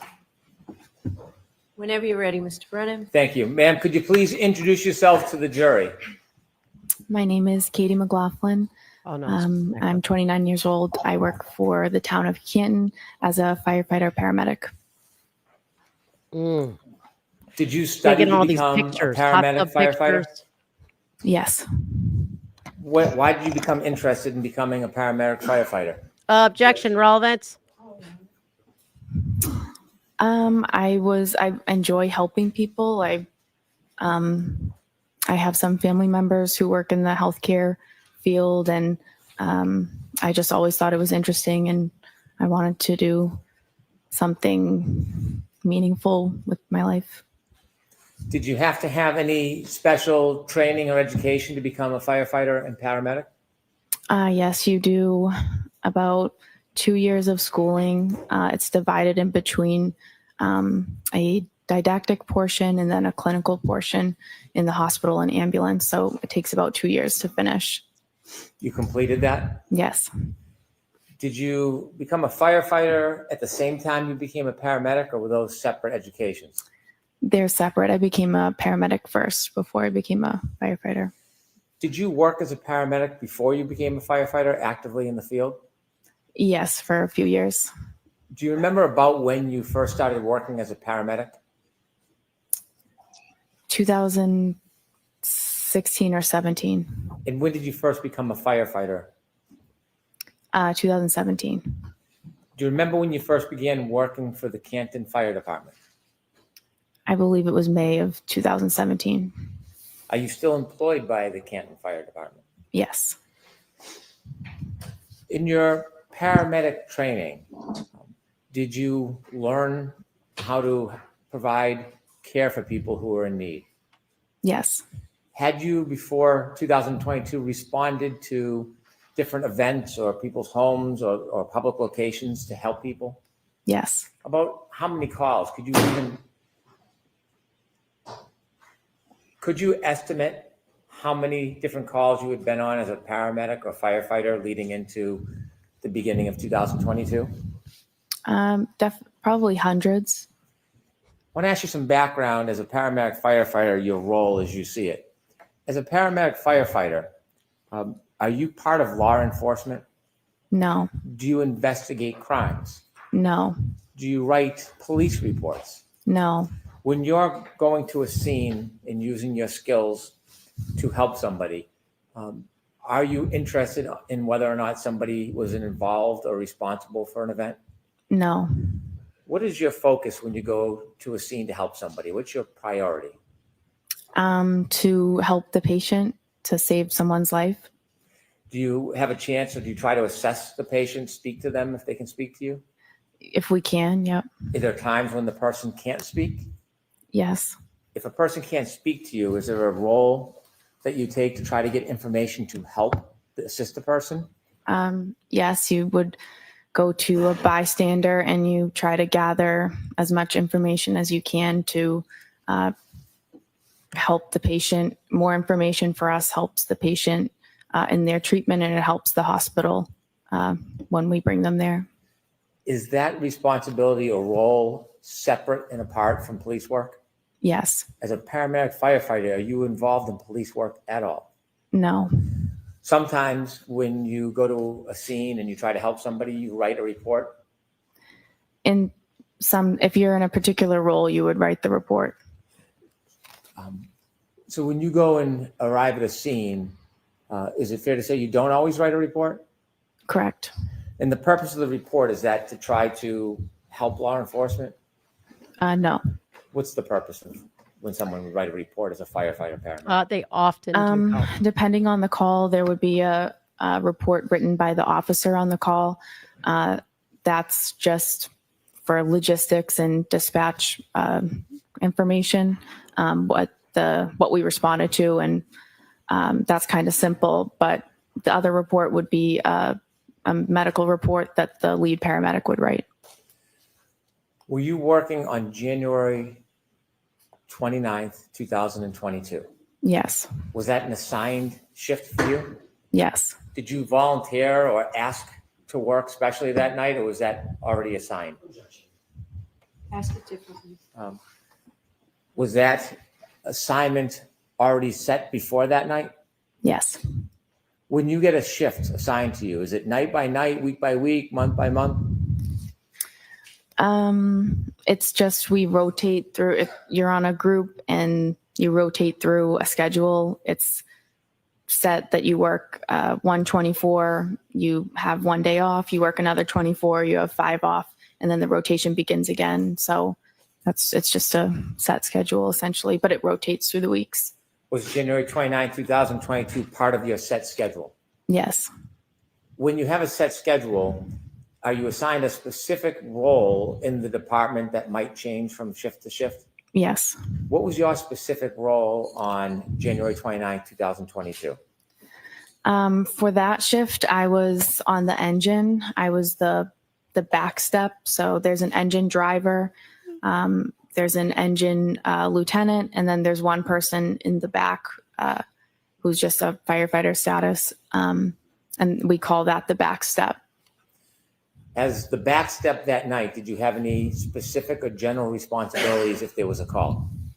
Generally, if it's a fire related call, you deal with that. If it's a medical call, you're there to assist the paramedics that are on the ambulance, and you take directive from them. Whatever they ask you to do or need you to do, you're just there to assist them so that they can best focus on the patient. When you arrive at a scene and you're on the back step, are you basically at the directive of the leader of the group? Yes. That morning, around a little after 6 in the morning on January 29, 2022, do you remember a call or a tone coming in? Yes. Do you remember what it was for? It was for a man down in the snow, or a man unresponsive in the snow. Do you remember leaving the fire department that night? I do. Tell us as you're leaving what's happening. So I'm in the engine, the command car with the captain who runs the shift, started to 34 Fairview Road first. The ambulance was in front of us, and then we were behind the ambulance. Did you know the address you were going to was 34 Fairview Road? Yes. When you left the police station, or the fire station, when you got on the back of the truck, Did you know that know address? at that time who lived at 34 Fairview Road? No. Tell us a little bit about the conditions outside as you rode to 34 Fairview Road. It was raining. I'm sorry, not raining. It was snowing pretty heavily. There was definitely snow on the ground at that point. It was windy. It was very cold. Was there a storm? Yes. How long do you think it took to get from the fire station to Fairview Road? Probably within 5 or 6 minutes. When you first started pulling up towards Fairview Road, did you see anything? Police cruisers and a civilian vehicle, and then No, that was the we side pulled yard. up all kind of in front of that. How many police just the cruisers side did you yard. see as you pulled up the Fairview Road? I remember seeing one. There was an ambulance in front of you? Yes. Did the police cruiser have their lights on? Yes. Not just their headlights, did they have the lights that Mars. are often referred to as blue lights or overhead lights? Yes. Did you hear any sirens? No. How about the ambulance? Did the ambulance have emergency lights? Yes. Did you hear any sirens? No. The fire truck, does the fire truck have emergency lights? Yes. Do you remember if those were activated? Yep. Does the fire engine have a siren? Yes. Was the siren activated? No. Why not? We only use the sirens to kind of clear cars out of the road. So there's no need to use a siren when there's no cars on the road. So we're not just doing it in the middle of the morning to wake everybody up. It's just unnecessary. When you first arrived at Fairview Road and you saw the emergency vehicles, did you see any people? Yes. While you were still in the fire truck or after you got out of the fire truck? Probably after I got out. After you got out of the fire truck, where do you go? So I knew that they were working on a patient. So I knew they're going to need the stretcher. So myself and firefighter Walsh went right to the ambulance and retrieved the stretcher and brought it as close to the patient as we could. At some point, did you see the patient? Yes. Was it he or she? It was a man. Where was he when you first saw him? He was lying supine on the side of the road, off the curb, like into a lawn. On the side of the road. How close to him were you when you first saw him? Well, I only made it to the curb where I brought the stretcher. He was maybe from here to that table, maybe. When you stood on the curb and you saw that man lying, was his feet closest to you, his head, or his side? His head would be closer to me. Did you lift the man from the ground? No. Did some of your colleagues? Yes. After you brought the stretcher or the bed to the side of the road, did you remain there on the side of the road? They lifted him on the backboard, they put him on the stretcher, and then they pretty much immediately started moving to bring him in the back of the ambulance. Around the area where you first saw this man lying supine on the ground, was there anything other than ground? Were there any objects in that I'm area? sorry? Was there any objects near him? I remember seeing a fire hydrant. And that's all I can really remember. When you mentioned that he was lying about as close to that table as you, would 8 to 10 feet be a fair estimate? I don't know that I could say. Okay. At some point, did you receive further directions from anybody on the team asking you to do something? Yes. Firefighter Flamati I was at the head of the stretcher with firefighter Flamati, and he asked me to try to gather more information and kind of see what happened and what's going on. Did you have someone that you wanted to gather information from? Yes. There was a woman who seemed to be really concerned and involved with the patient's status. And so I just kind of assumed that this would be the person that I could try to get more information from. Did you take a guess? Yeah, The person that you try to get more information from, do you see that person in the courtroom today? I do. Could you point that person out and describe an article of clothing Black they suit. wear? Black suit. And do you see where that person's sitting in between? I do. Her attorneys. Did you approach that person? I did. Now, you mentioned you're not a police officer or a criminal investigator. What type of information are you hoping to get generally in these circumstances? Some basic demographic info. You can answer a lot of questions by just asking a few very simple ones. So obviously you're trying to get his name and his date of birth. And then you ask questions if the patient has a medical history, if the patient takes daily medications, if the patient has any allergies. And that's all things that can help to sort of maybe explain why this person is in the position that he's in. For example, if someone says, reported that he had a heart condition or a seizure disorder or he was a diabetic, that would help us sort of, that's relevant information for us for his treatment and to pass on to the hospital. Did you have a chance to speak with the person that you had pointed out? I did. How many When times you spoke did to that say it? person, did you get a chance to ask any of those questions you typically ask? I did. When you spoke to the person, what did they tell you? She gave me his name, his date of birth. She denied him having any medical history or daily medications or allergies. I was kind of moving around. She was moving around the scene. So I was kind of moving around, trying to gather the information with her. Did she say anything to you in addition to the typical background information that you would try to obtain from somebody? Yes. What did she say? Well, I asked another question. Once we had come to a stop, I asked if there had been any significant trauma that happened that preceded this. And she answered with a series of statements that she repeated. I hit him. I hit him. There was a woman next to us who told her to calm down, stop talking, calm down, you're hysterical.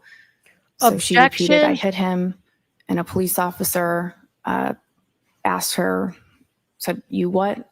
And she repeated it again, I hit him. And the officer then signaled for his sergeant to come down to the scene or down to where he was. What? When she first told you that she had hit him, you said there was another woman next to her. Did you know who that woman was? Where's Bob? Not at the time. Do you now know who that woman was? I do. And who was that? Babe, pause it. You got to Did rewind you know Ms. McCabe at that time? No. Do you know her personally now? No.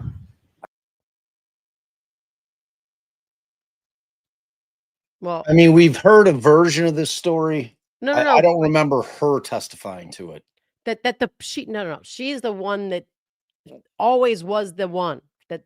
Oh, I know that I hit him.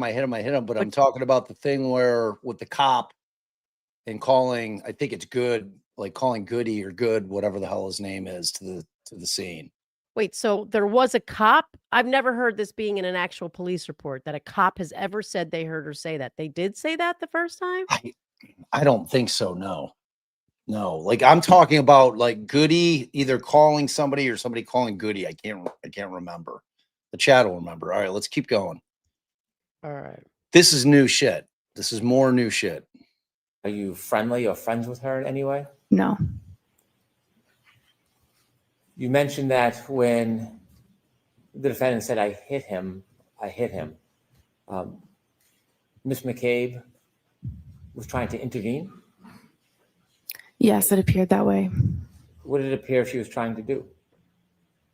Trying to get her to calm down, to stop talking. It appeared that Why she are was we objecting again. There we go. For God's sakes. Disregard that comment. Did Ms. McCabe interject verbally? Yes. After Ms. McCabe interjected and the defendant made those statements about hitting him, did you persist in getting more information? Asking to clarify what she meant by I hit him? No, I did not. Why not? A few reasons. I felt at that point, given the fact that the police already knew about this situation and how disturbing, and it was a very emotional situation. The woman was very upset. I didn't feel comfortable pushing and asking for more. I just didn't think that it was the right time for that. And it was also really not my place at that point. And I feel like that was something that the police were, that's more their role. Asking follow-up questions about what she meant by I hit him, would that have helped your diagnosis and treatment of the man in any way? It could have. But you made the decision to stop asking her questions? I did. Did you ask her any more questions after she said I hit him? I decided not to. Oh, wow. Wow. See how she did that there? See how the leading worked right perfectly At some there? point after you spoke to the defendant, did you go back to the ambulance and tell anybody, any of your colleagues? I did. And why would you do that? That's the whole point of me trying to get more information, is that I get the information and I bring it back to the people who are treating the patient. So Did you go back to the ambulance and repeat that information to your colleagues? I did. Did you have any other further role at the scene as far as helping the man or doing anything else? No, other than I drove the ambulance to the hospital. That's With exactly the what the gentleman defense in the wanted her to ambulance? say. Yes. Babe, Did pause you it. learn who that person was? Yes. Did you know at the time who it was? No. That's him getting her to say she told everybody else is exactly what the defense wants her to say, because that explains why the other fireman is testifying that he heard I hit her. Right. Exactly. I mean, if you'll remember, this was a very, very contentious cross-examination.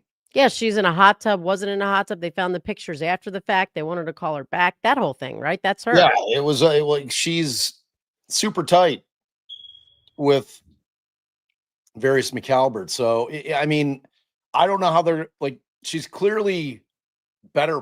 She's better prepped. Except Her now she's demeanor- saying her that she demeanor- told an officer that information. Right. Well, it's choose your own adventure. I mean, that's what's going on.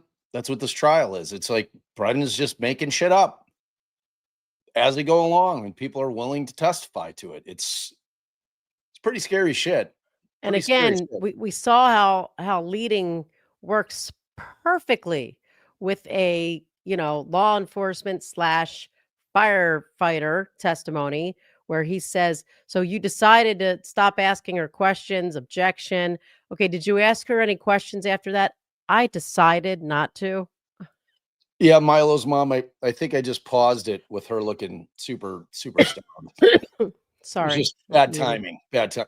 If I paused Allie on that particular picture, she would not be happy with me. When you got to 34 Fairview, did you recognize the home when you got there? No.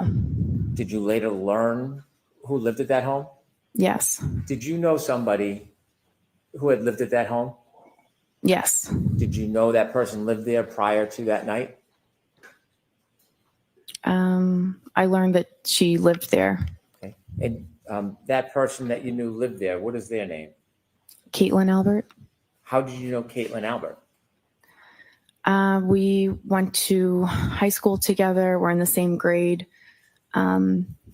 We have mutual friends, and growing up, we had different friend groups, but those groups would often get together in bigger groups and hang out. I see her in group settings. I socialize with her occasionally.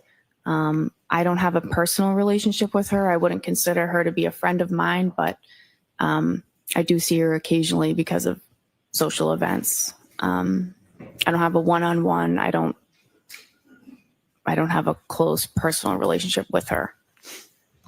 Was she a friend on social media back at the time? Yeah. Since this event, have you been on any outings or trips with friends of hers or in a group setting where she was present? I don't remember ever seeing her since then. Had you ever talked to her about your role that night? Never. Been in a hot tub with her. Did the fact that somebody you knew lived in that house that have anything to do with your treatment and care that morning? Not at all. When you saw the man in the back of the ambulance, Did you make note whether he was missing any clothing items? He was missing a shoe, a sneaker. I'd like, with the court's permission, to play Exhibit 4, part of it. Okay. Ms. Gilman, if you can start at 6:13:45.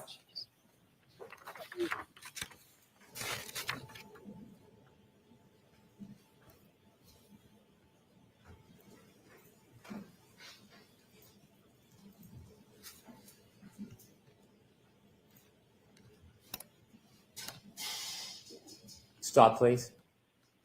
Do you recognize whether or not you're in that video, ma'am? Yes. What color jacket are you wearing? I'm in the red and yellow jacket. Okay, continue, please.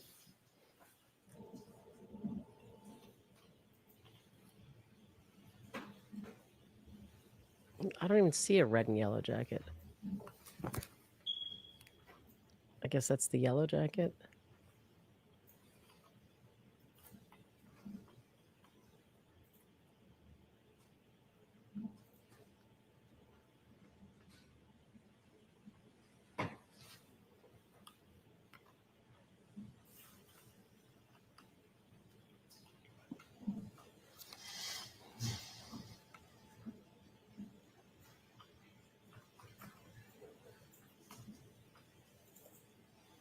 Stop, please.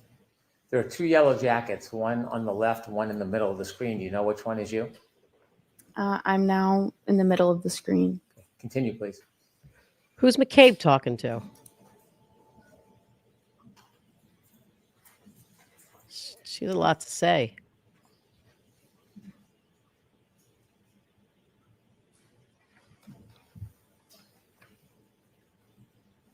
Blackheads and debutantes. Oh, I always love when I hear Hank Hill. Stop, please. Do you know who that is on the left of the screen near the flagpole? Near the flagpole. Which one? What? To the left. If you could play a few more seconds, Ms. Gilman. It's two officers and a civilian woman. Okay. How about on the left? Do you know who that is? Oh, no. That time is 6:15:12. If you could continue, please.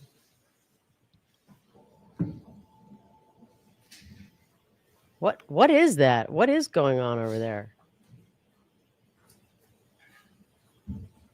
Stop, please. Is that you, ma'am, in the yellow? Yes. Shaking out the Continue, please. blanket. I was so confused.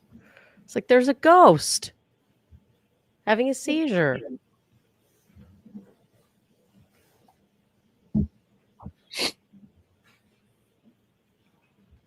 It's not our smoke detectors going off.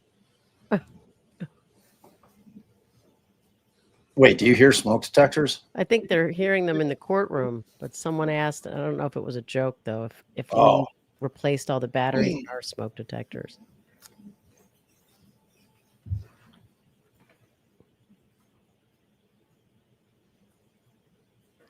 That's weird. Stop, please. Do you see yourself on that screen? Yes. What color jacket? The red and yellow. And who's to your left? What? Someone's either in front or Let's read. behind her. Across from you, with the blue or black jacket with the hood. Do you know who that is at this time? Miss McCabe. And you didn't know her at the time? No. You see the officer that's turned away from you? Yes. Do you know who he's speaking to? No. Do you know the exact moment that the defendant told you, I hit him, I hit him, I hit him? I think it was just right prior now. to that. Continue.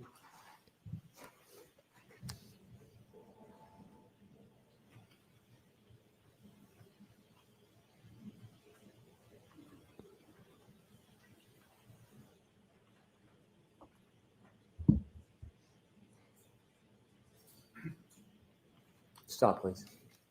Okay, thank you. I have no further questions. Okay, Mr. Jackson?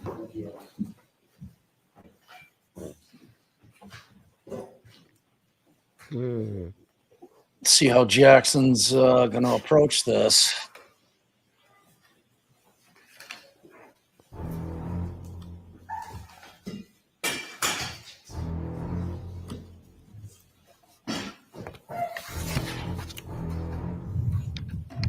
Good morning, Ms. McLaughlin. Good morning. You indicated that one of the things that is paramount to the life-saving effort or the medical assistance that you and your colleagues provide is to determine what the cause is of the injury, correct?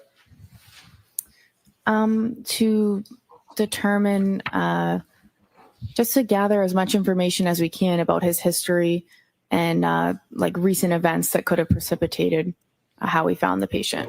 What you said on direct examination was, quote, what happened and what's going on, end quote, correct? Yes. So for instance, the what happened, you want to find out and differentiate what happened. Is it a gunshot? Sure.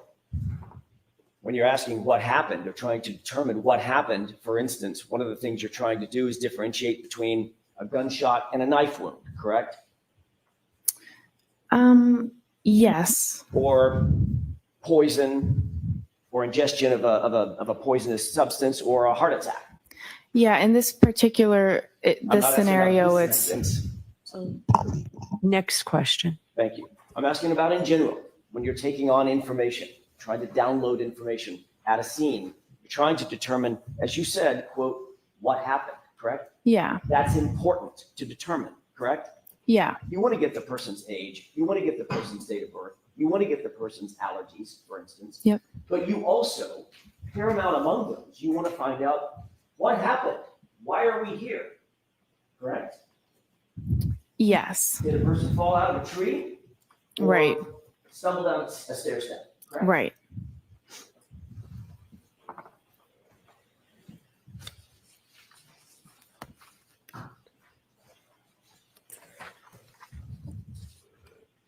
In doing so, it's important to relay that information to others as well.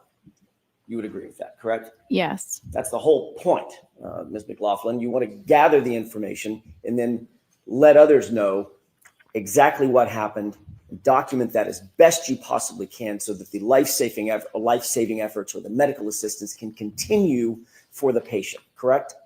Yeah, you have to share the information that you got with the people who are providing care. And one of the ways you do that is by writing it down, correct? No. Can I ask you, who did you speak with before your testimony today, in anticipation of your testimony today? I met with the DA's office a few times. Who at the DA's office? Mr. Brennan, a witness advocate, and there were different troopers there at different meetings. What did you and Mr. Brennan discuss at these? Well, let me ask you, first of all, foundationally, how many meetings were there? 3. 3. When were they? One in maybe January was just a meeting.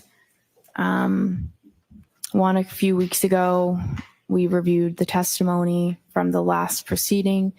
And then yesterday, briefly to say that I'm getting called and I'm going today, and if I had any questions. Let's talk about the one a couple of weeks ago. Where was that meeting held? At the DA's office. And you said you reviewed testimony with whom? I watched the testimony from the first trial. It was Mr. Brennan, myself, a witness advocate, and perhaps Trooper Tully. And at you that and Mr. point. Brennan went over your testimony at the last proceeding, correct? We just watched it. Okay. Yeah. There obviously were questions about that testimony once you finished watching it, I'm guessing, correct? I guess so. Discussed certain aspects of the testimony, is that right? Yeah. Mr. Brennan told you that, for instance, he was going to bring out on direct examination, his examination, your relationship with Caitlin Albert, correct? He said, I will ask you about the relationship. And that was in anticipation of me asking about that relationship, correct? Sustained.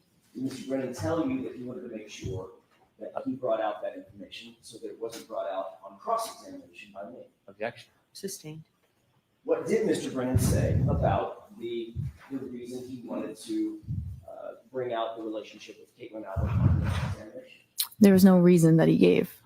But he did tell you that he wanted to make sure that y'all covered that on direct examination during his examination, correct? Objection. Sustained. Did he say something like that? No.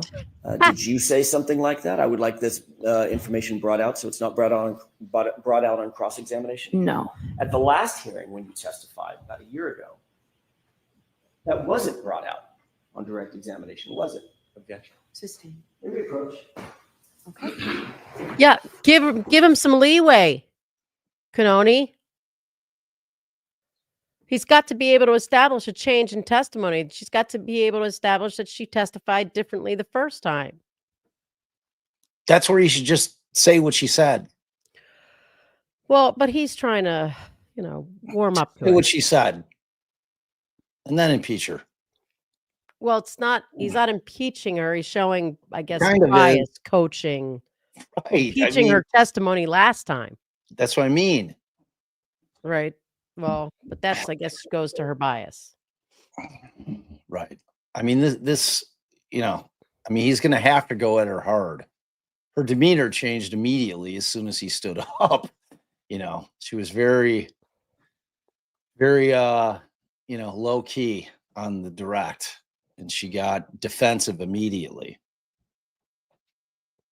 Gotta make sure you use that same words. We're not friends, but we're friendly. Except when we get in the hot tub and that things can get a little frisky.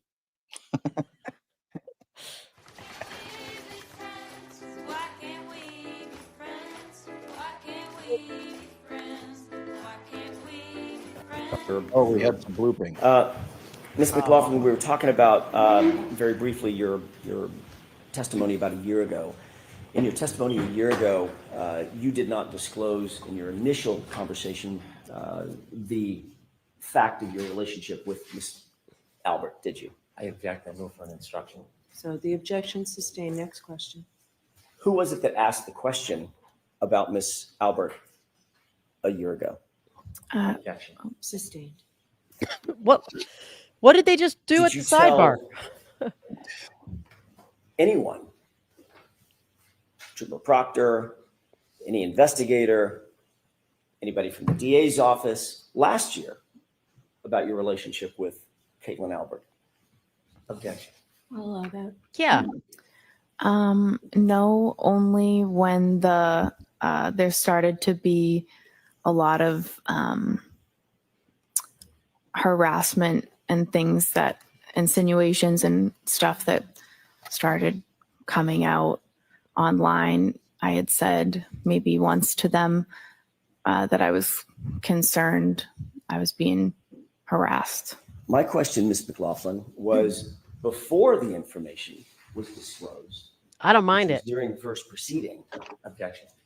Let's hear the question. Before that proceeding. Yeah. Thanks, Canoni. Disclosed during the first proceeding. In any of your interviews with Michael Proctor or anybody else from the DA's office, did you disclose, from the Massachusetts State Police or anybody from the DA's office, did you disclose, did you volunteer that you had a relationship with Caitlin Albert before the first proceeding? Yeah, I'm saying I told the DA about the harassment and the insinuations. That was before the first trial when I met with them. How was there harassment and insinuations if it hadn't been disclosed at the first proceeding? Because it's out there everywhere on the internet and has been. Before the first proceeding, Ms. McLaughlin, Before you ever testified. That's my question. Do you understand my question? It's been going on since before the first proceeding. If you hadn't testified at the first proceeding, at which point it was revealed, how could you have ever suffered any harassment for it? It wasn't disclosed yet, Ms. McLaughlin. Do you understand? I don't think you understand what I'm saying. Who did you tell at the DA's office? The relationship that I had with Caitlin Albert had been out there. It had been published and proliferated on the internet. So that was before the first proceeding. And who did you tell at the DA's office about this before the first proceeding? I don't remember who it was or the meeting, but was it this guy sitting right here? It could have been. Do you have a memory of that? Not specifically. I don't remember who it was. Was it Mr. McLaughlin? Convenient. Like I said, I don't remember Not you, specifically. obviously, Miss Laura McLaughlin, no relationship. Like I said, not specifically.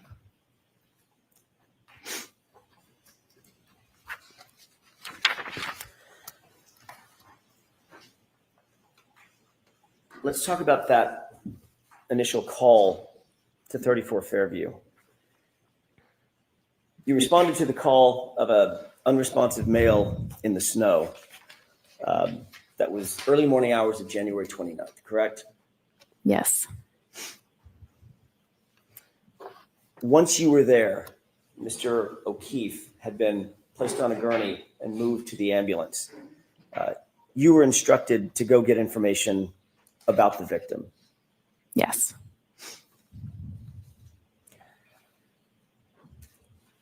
You've described in a video the basic scene where you claim that this statement was made by my client, correct?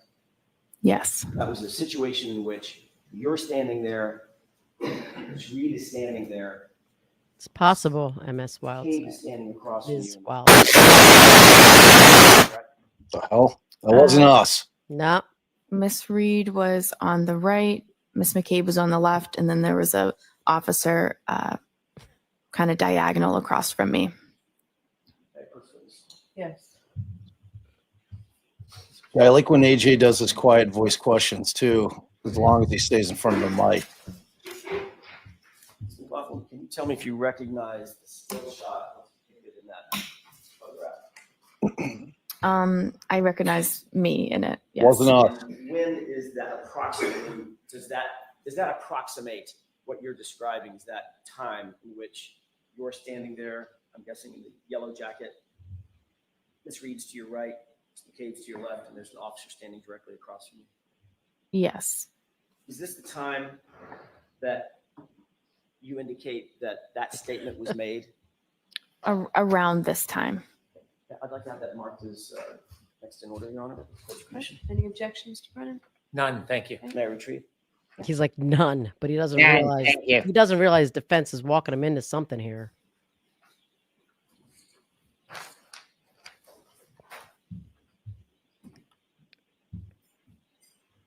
Ooh.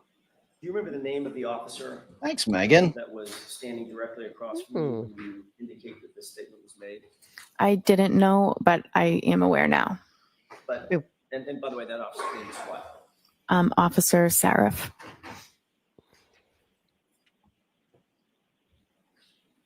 You're describing a situation in which you're standing there, Miss Reed is next to you, within earshot is a uniformed police officer, and she said, I hit him, correct?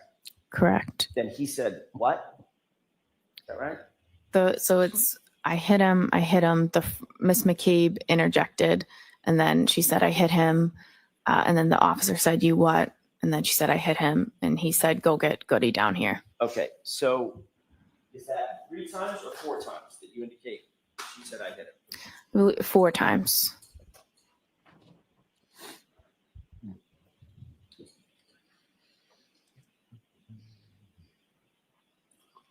And you, according to you, you indicate that at the time that Ms. Reed made these statements, she was hysterical and somewhat out of control. Is that right?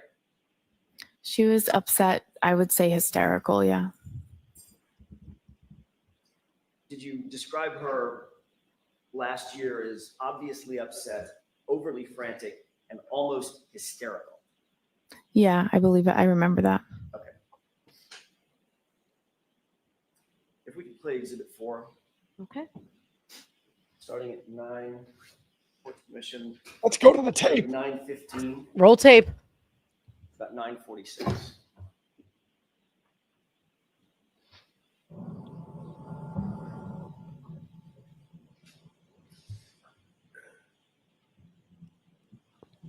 Can you stop it? Did you see the 2 people enter from screen right? Yes. Who is that? That would be myself and Miss Reed. Okay, this is the first point at which you and Miss Reed begin to converge with the other 2 individuals, Miss McCabe and the officer, correct? I had started trying to gather the information prior to this, and then she was moving around, so I had kind of was following her, asking the questions, and then we eventually came, here to this point and came to a stop. So my answer, your answer is yes. This is the point at which you converged with Ms. McCabe and with the Yes, officer. yes. Okay, thank you. I'm surprised Canoni's not saying we need to break for lunch. Oh, you need another poll For what? if people just want OnlyFans during lunch. Oh, what? What happened with the other poll, by the way? The other poll was big time winner for single screen. You see yourself sort of in the foreground in the bright jacket, Yep. and Ms. Reed's just on the other side of you, correct? Yes. Standing there. Yes.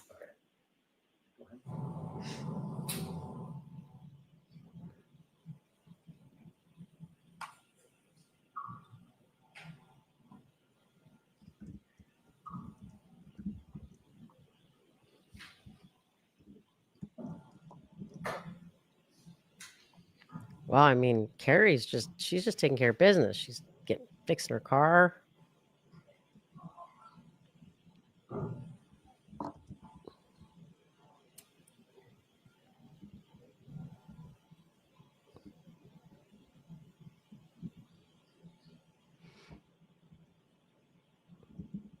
She's not messing around. She's gonna get this car ready. She can drive whoever needs to go to the hospital. All right, new polls up. You guys want OnlyFans or the cross, Katie Max cross from first trial? It is in your capable hands, my friends. Ms. McLaughlin, during that video, that's the time in which you say, and you claimed last year that Ms. Reed was, in your words, obviously upset, overly frantic, and almost hysterical, correct? Yes. Did she look almost hysterical in that video? She was, well, in that video, that could not explain what that scene was like. Did she look overly frantic in that video? She was frantic throughout the whole scene. I think that was me describing the entire scene. I see. Yeah. So she did not look overly frantic in that video. She was upset for sure.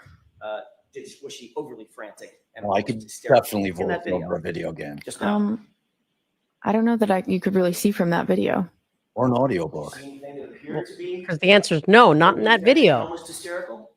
Or a cartoon. Like I said, that video is not really you can't hear anything, so it's hard to. Was she running around? She had been. He's not asking that. Yeah.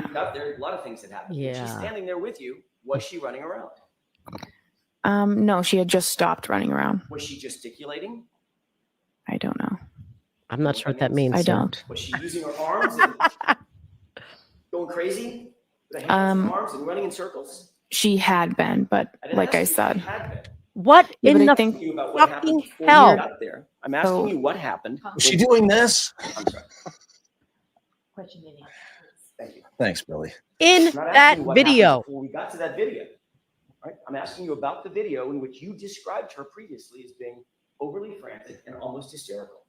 Did she look like she was just gesticulating and moving her arms and spinning in circles? What I was just Not in that video. Okay, Thank you. No, she was calm there, pretty calm. And according to you, that's the point at which Ms. McCabe said, I think you need to calm down, correct? Yes. Because she said And I hit according him. to you, that's the point at which McCabe said, Well, you're hysterical. not me. Correct? Yes. Just so I'm clear, Please don't ask her if Who she in looks that video? hysterical again. Ms. Reed or Ms. McCabe appeared to be doing most of the talking. You cannot see from that video. Who in that video I don't know. appeared to be gesticulating with their arms? My client? Babe, are you hearing Ms. that McCabe? cheeping? The I think Miss McCabe was doing that, saying you need to calm down. You're hysterical. Oh, the whole time she's gesticulating, she's saying, calm down, Karen. You're being hysterical. Calm down. You're hysterical. And just repeating that? She was she was trying to get her to stop and to calm down because of the statement she was making. I see. And she was trying to get her to stop, calm down. I see. Okay. Okay. So during All that right. entire We period, get that it. was probably 40, 50 seconds or so, maybe it's a minute. That's when you're saying now, Ms. McCabe was gesticulating and saying, calm down, Karen. You need to stop making statements. Calm down. Oh, yeah, there we go. That's what she was doing. It's like what I was Yes. Okay. Yes. She says yes. Well, you'll agree that Ms. Reed was standing relatively quietly to your right. I don't know if this is all that, but it's funny. No, what she had just said, she had seemed upset when she said that. And what she said was, I hit him. obviously, Miss McCabe was trying to convince her that that was not the case. You need to calm down. Stop saying that. Right in front of a police officer who never said he heard her say it. Objection. Sustained.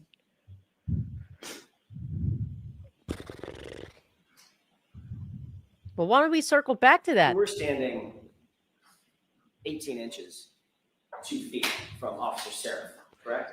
I would have said. I don't know exactly. Well, give me an idea. I mean, 2 I- feet, 3 feet, whatever. He was standing near me. And he was standing even closer to my client, wasn't he? Yes. Which one did he say, officer? Who? I missed it. Seraph. At this moment, when you claim to have heard the "I hit him" repeated 4 times, where was Officer Flamati? I'm sorry, where's Firefighter Flamati and Firefighter Nuttall? Not near me. In the ambulance. With the doors closed. Yes. Oh.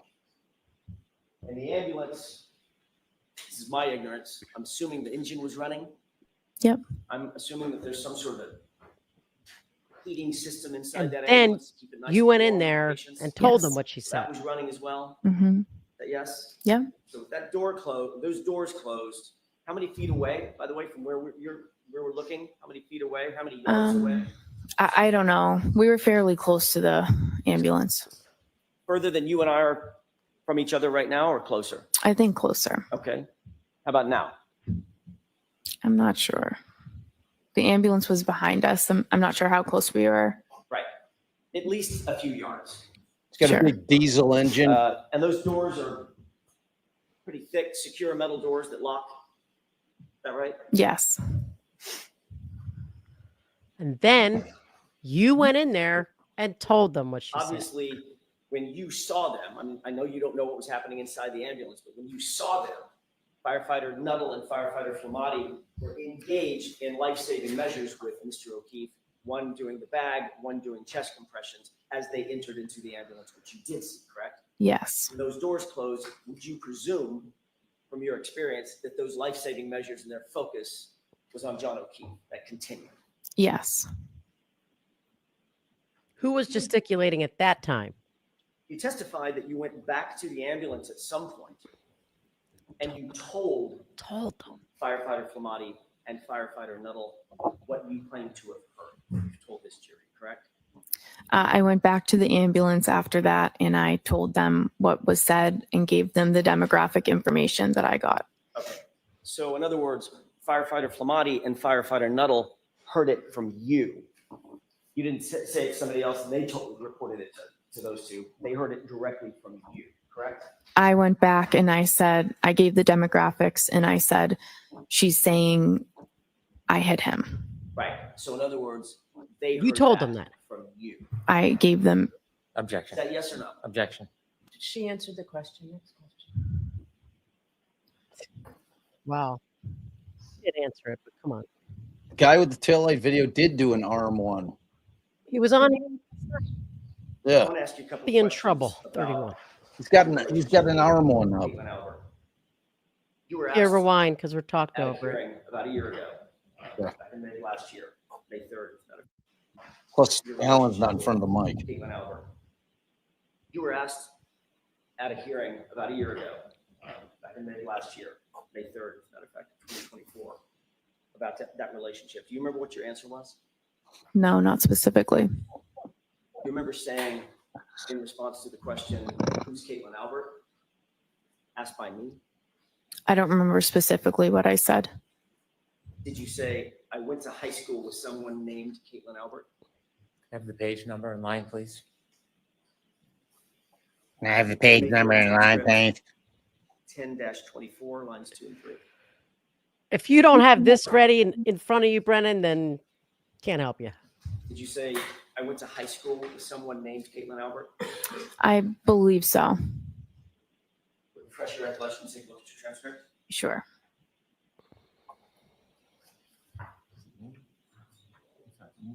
So this isn't direct impeachment, so that's why he's got to do it this way, because it's not like Hank sounds like a goose. a prior inconsistent statement. It's just prior shady testimony. You see that? That makes sense, Shannon. Nobody thinks they're hearing that inside. They know she told her. They weren't hearing shit in there. Kidding me? Yeah. But they also might think she said it multiple times and she was just running around saying it all over the place, except none of the police heard Your it. answer was to the question, who's Caitlin Albert? Yes. Did you say, quote, I went to high school with somebody named Caitlin Albert? Yes.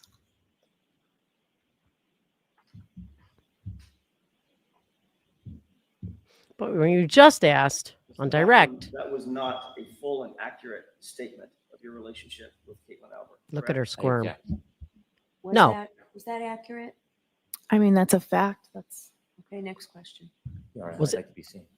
No. Fuck off. And Canoni, stop chiming in. He asked if that fully and accurate, if it was a full and accurate statement.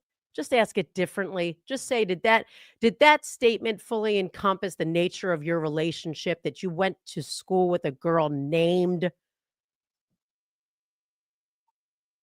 Tell her, babe. Nobody's gonna know. Oh. Nobody's gonna know. They're gonna know. Let's stop at Chandrazilla. Chandrazilla? What are you talking about? Me? Where's Chandrazilla? What's that? What? Or do you live on the? Are you brand new to this to this YouTube channel? What do you mean, Mandrilla? No. No. It's oh my goodness. It's the light fixture who's the Oh. evil sister of Cinderella, Drizella, Chandrazella. Wow. Where have you been? I think I just like somehow blocked that out when you say it. In answer to that question, the open-ended question, who's Caitlin Albert, you didn't offer up in that first initial response. You didn't offer up. You didn't say we're friends, did you? we're not. You didn't say that we are in the same friend group, did you? No. You didn't say we've been friends since high school.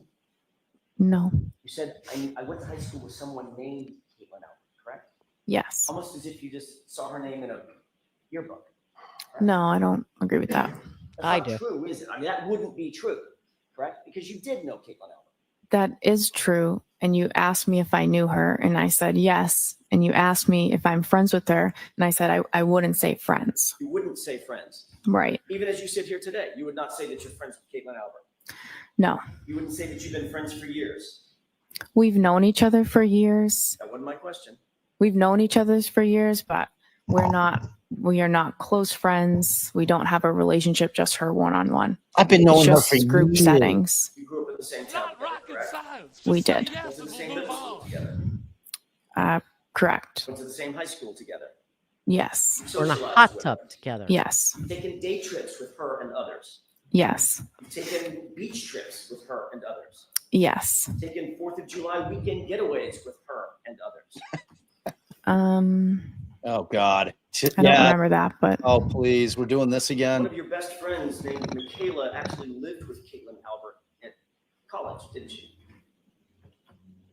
yes. And you visited your best friend at that residence where she lived with Caitlin Albert on more than one occasion, didn't you? Yeah, occasionally I would go to visit the friends that I had there. You would even spend the night in the apartment with them, correct? Maybe a handful of times, yes. You've taken photographs with Caitlin Albert, correct? I'm in pictures with her, yes. You've been to baby showers with Caitlin Albert over the years. I have attended a baby shower with her, Had yes. celebrations with her over the years. Yes. Yeah, we socialize, like I said, group settings, social events. I will see her. Is there a reason you're trying to distance yourself? Is there a reason you tried to distance yourself from her in the first trial? Your Honor, may I approach? All right, briefly. Don't make me come over there, Judge Oh, Canoni. don't make her come over there. I mean, Don't.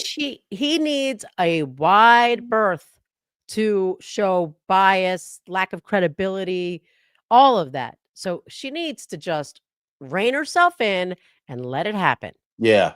Take your wiener schnitzel licking finger and point out on this map what I want to know. Take your wiener schnitzel. We heard it. So good. Take your wiener snitch licking finger and point out on the map what we want to know. So good. Yeah, I mean, she's very, very combative.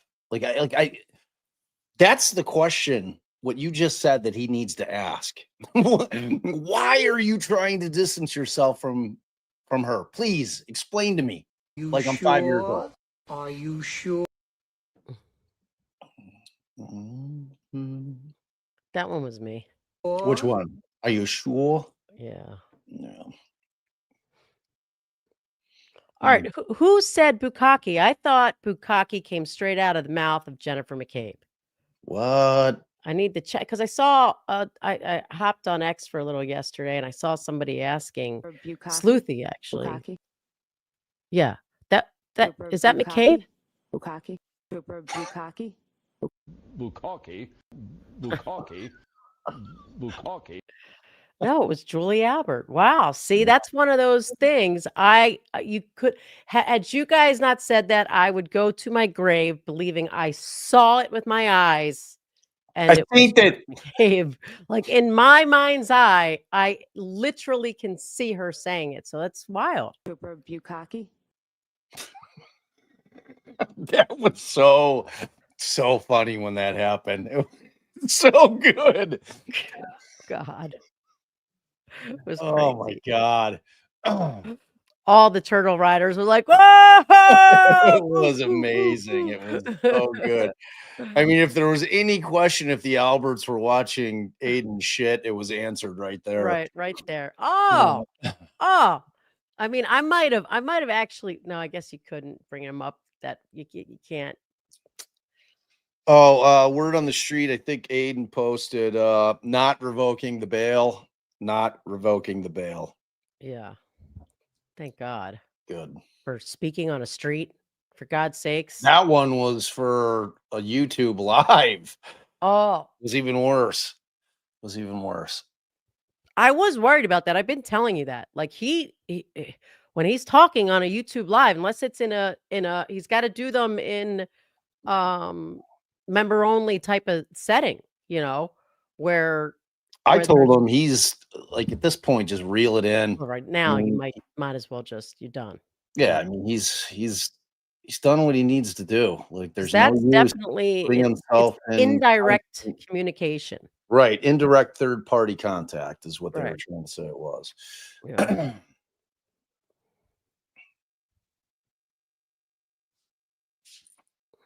Yeah, no, it was about Tully. He said it on his live, that if Tully got in a car accident and burned to death, he'd be happy about it. Oh shit! What is that though? That's a threat? I'd be happy. No, they were the judge. If you remember the hearing, the judge is like,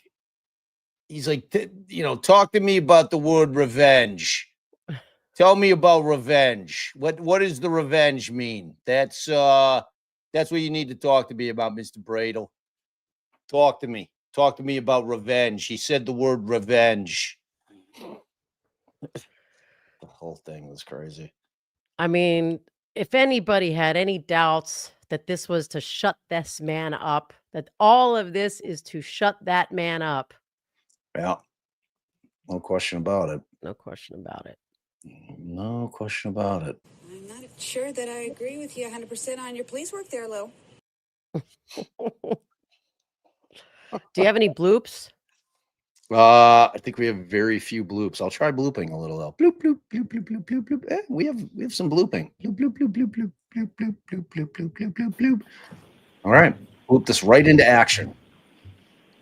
Let's see if he won. Yes.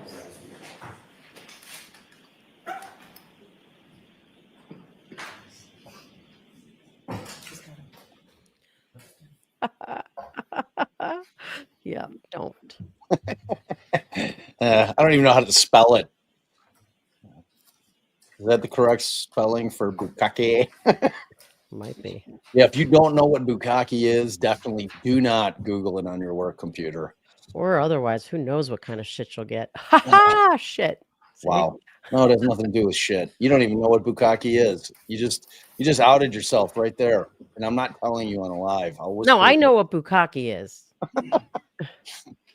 Sounds like you think it's shit related. I don't know. No shit involved.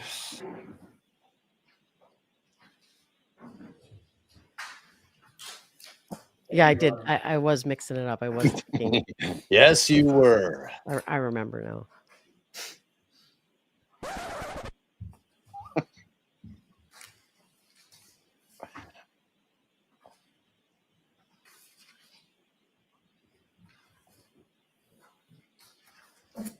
This girl is poison. May I approach briefly? Yes.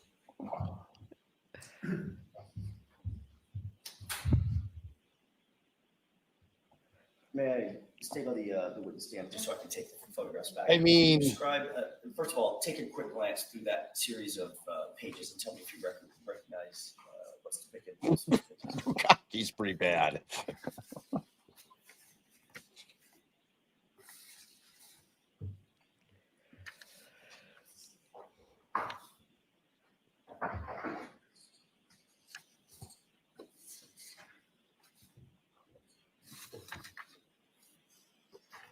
Jane, Yes. somebody said she's wearing the How do you exact same recognize- outfit. Generally, how do you recognize those documents? What are they?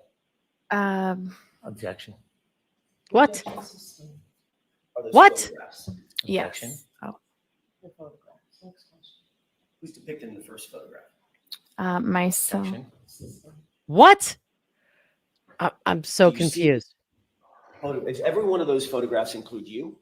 Objection. Does every one of those photographs include Caitlin Albert? Objection. I'd like a curative instruction. Sustained. The reality is, Ms. McLaughlin, your relationship with Caitlin Albert goes back not just weeks or months or years, it goes back a decade or more. Matter of fact, more than a decade. I mean, I grew up we live in the same town, so we went through all the same school systems and everything. May I approach? Yes. If I can have those, please. I mean, The reality is, you did more with Caitlin Albert than simply go to the same school system. Is that right? Yes. Couldn't authenticate them. One of these photographs has you on vacation with Objection. Caitlin Albert drinking, correct? Sustained.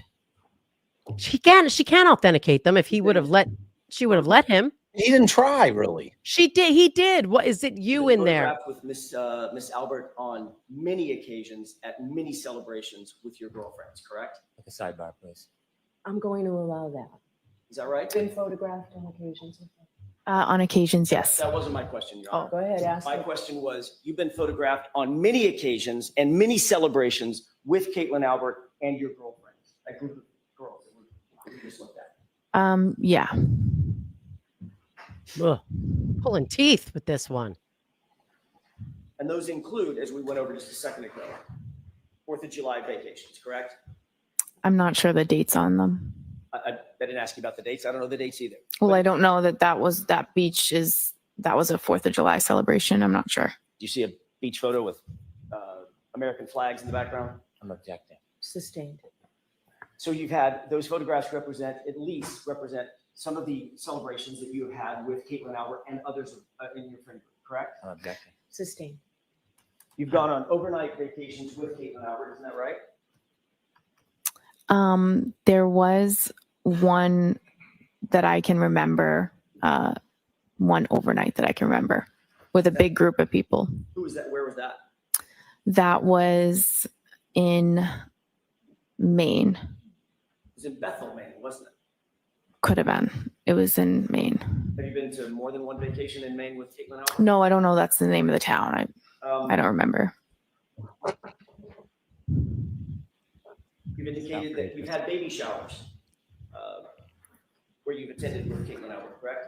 I was invited to a baby shower, not Caitlin Albert's, but she was also invited to the baby shower. Right, and the two of you posed for a photograph together, correct?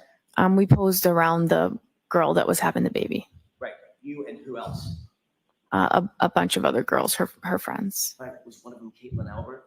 She was in the photo, yeah. She's standing right next to you in the photo? She could have been. Is that in there? Next question, Mr. Jackson. Oh, Lord. Can I approach? No. Wow. Next question. You just looked at a photograph of you. I just glanced through them. Sorry. The objection is sustained. The reality is, Ms. McLaughlin, your relationship with Caitlin Albert is far more than simply somebody that you went to high school with. Isn't that true? I described what it is. Do you stand by your testimony that Caitlin Albert is, quote, somebody I went to high school with somebody by that name? I said that, and I described the relationship numerous times throughout that testimony. Oh, now that clarify opens it. the door, so you better let them. You clarified it under questioning by me, correct? Yes, and Mr. Lally, he asked follow-ups. And in fact, you were shown some of these photographs last year too. Objection. Sustained. What? I don't know what her The issue is. reason you clarified it is because you were confronted with photos of yourself last year, correct? Can you repeat the question? Sure. The reason you It's because there was clarified proof it, put in your as you face. just testified your relationship is because you were confronted with photographs of you and Caitlin Albert last year, correct? I just answered the questions that you had. Bullshit. Right. And you were shown photographs last year. I was, yes. There's also another member of the Albert family that you've spoken to about this case, isn't that right? No. January 30th, 2022, you were contacted by a member of the Canton Police Department to set up an interview, weren't you? No, I was not. You remember being contacted by anybody to set up an interview with Michael Proctor? The state police called me, and I met with two state troopers. I don't know which one of the troopers called me to set up the interview. Isn't it true that it was actually a Canton police officer who coordinated that interview with you? I have no knowledge of that at all. Isn't it true that the Canton police officer who set up the interview with Massachusetts State Police and coordinated that interview was a detective named Kevin? Do you remember that? I have no knowledge of that. Isn't it true that Brian Albert has a brother named Kevin Albert on Canton Police Department? I know that now. Isn't that who coordinated your interview with Michael Proctor? I've never spoken to Kevin Albert, ever. You can't remember who it was that set up the meeting. How can you say with such specificity? Because it was the state police called me. The state police called me. It was a state trooper. Can you wait till I'm Just finished with my hold on question? 1 second. Oh, wait. sorry. Bitch. If you can't remember who it was that called you specifically, how can you say with such specificity That it wasn't. ever spoken to Kevin Albert? Because I have only ever talked about this case with a state police trooper. So there were two of them there when I went for the interview. I don't remember which one called me, but I've never been contacted by anyone in the Canton Police about an interview or about the case. So I know it's not. I just don't know which state trooper it was that called me. Did you talk to Mr. Brennan about this issue when y'all met? No, I did not. This issue never came up No, about Kevin Albert or the Massachusetts State Police or your first interview? no. You remember testifying about this last year? I remember you asking me about who coordinated the interview. And now as you sit here, you're saying it was absolutely 100% Massachusetts State Police that coordinated that interview. It was I only ever spoke to the state police about that interview. I wasn't contacted by anyone else to go in for that interview. Are you saying that you now have a specific memory of how that interview was set up And that it was Massachusetts State Police? My only memory Do is you have a memory or do Can you she not? answer the question, please? I don't really get the question. Can you answer that question? I don't understand the question. Ask it again. Sure. Are you saying as you sit here now My that you lord. have a memory of how that interview was set up? And it was by a Massachusetts State Police officer? I always had a memory that it was a state police officer. Oof. Here we I go. don't know which one. That's why I said I don't know. Isn't it true that last year you were asked that very similar question? This is at 10-56, lines 10 through 15. Question, do you recall being contacted by a completely different officer to say, hey, Trooper Proctor wants to talk to you. Come on to Canton PD. He wants to have an interview. Answer, I don't remember exactly how the interview was set up. Remember that? Right. So as you sit here, you now have a specific memory that that interview was set up by Massachusetts police officers. That's the only memory I have of it. And when I said I don't know, you said somebody other than Proctor, and I didn't know if you were referring to the other state trooper that was there, because I didn't remember specifically who called me to come in for the interview. But I've never spoken to anybody in the Canton police about that interview or that setup. In fact, Kevin Albert is Brian Albert's brother.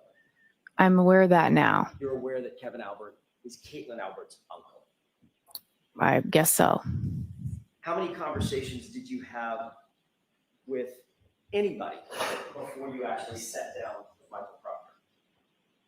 Either in anticipation of setting up the interview or otherwise? None. I think once I got the call, I just called my chief that they're asking me to come in. And that was that. And you got the call from whom?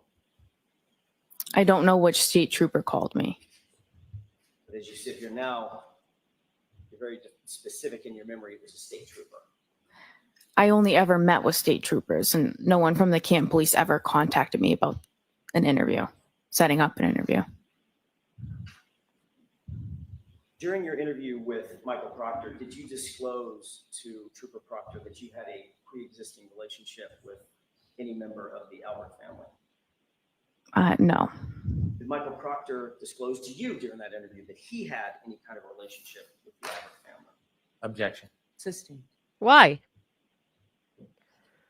I want to talk to you for a second about your role when you did, in fact, arrive at 34 Fairview, East McLaughlin. How long had you been a firefighter paramedic at that time, January 29th of 2022? Get in front of the mic, Probably Alan. about 5 years. You said that you'd responded to hundreds, you believe it's possibly hundreds of calls. Is that right? Possibly. How many were homicides or potential homicides? None that I know of. So this would be the first one on January 29th, 2022. Is that right? Yes. And obviously, if you had never responded to a homicide before, you certainly had never responded to a homicide of a police officer before, correct? Correct. I think you indicated as much on direct examination that you are not and are not now a trained detective. Is that right? Right. You never conducted any sort of a formal investigation, formal criminal investigation, had you? No. You hadn't been trained. You had no advanced training on how to preserve or interpret statements or memorialized statements for evidentiary purposes? No. Or for the use in trial, things of that nature? No. In fact, your role that morning was just to provide medical assistance. And It's about to ease her into something. right? He's coming. Yes. And you'll agree that it was a somewhat chaotic scene, right? Yes. Lots of first responders on scene. Right? Yes. Everybody working furiously, or at least people working furiously to provide life-saving measures to John O'Keefe. Is that right? Yes. People were talking over each other. There was a cacophony of engine sounds and noises. coming from Cacophony. People talking and trying to speak over the wind and the howling. Oh, this is of just the for that? Driving snow and In the wind that was coming jaws. down, snow that was coming down. Is that right? Yes. You hear people in the background, in the foreground, people talking over each other. Yes. Emotions, your emotions, everybody else's emotions were on high alert. Is that right? Yes. So you were trying to do your job under pretty intense pressure and in a very limited context, correct? Yes. You didn't have a tape recorder with you when you were asking my client any questions, did you? No, of course not. There's no audio recording of that conversation you claim took place between you and Ms. Reed, is that right? Not that I know of. And you've already indicated that you didn't even follow up with a single question when she responded in the way that you've indicated she responded, correct? Yes, The words you claim you heard were, "I hit him." Is that right? correct. It's your experience that people under pressure, people under stress, because you go to high stress situations all the time as a firefighter, paramedic, correct? Correct. People in those kind of situations speak in broken sentences or rhetorical questions, correct? Not uncommon. People react differently at different scenes. But you Yeah. certainly wouldn't say that that's uncommon. Oh my God, what happened? What happened? Things of that nature. No. Did you hear my client ask the question of confusion, or a series of questions of confusion? Could I have hit him? Did I hit him? I did not hear that. You never heard her say anything close to, did I hit him or could I have hit him? I did not. Ms. McLaughlin, where are your notes regarding this statement? I don't have any. Where'd they go? It's not in the role that I was in. I'm not in a position to write a report on this type of call. It would be the lead paramedic or the officer on scene. So you didn't write anything down. You didn't have any opportunity to write. I didn't. You're just going by your memory. Yes. I want to play exhibit 4, starting at runtime 8:50. Okay. Well, she's not worried about lunch at all today. She gives 0 fucks about lunch.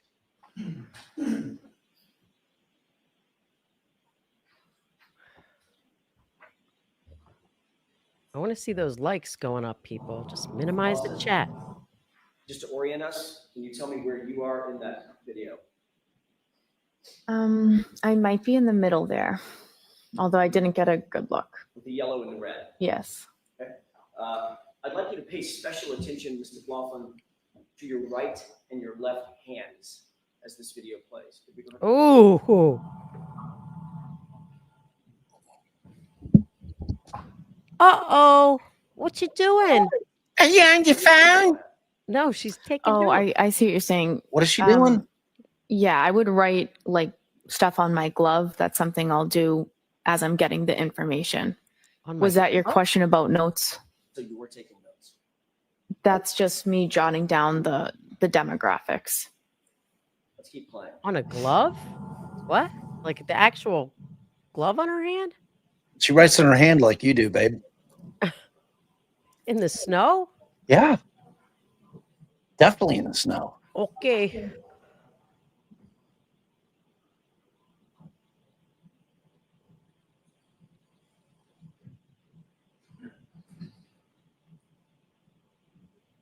I mean, I guess that's fine then. Just can't I expect. think she has a little notepad, babe.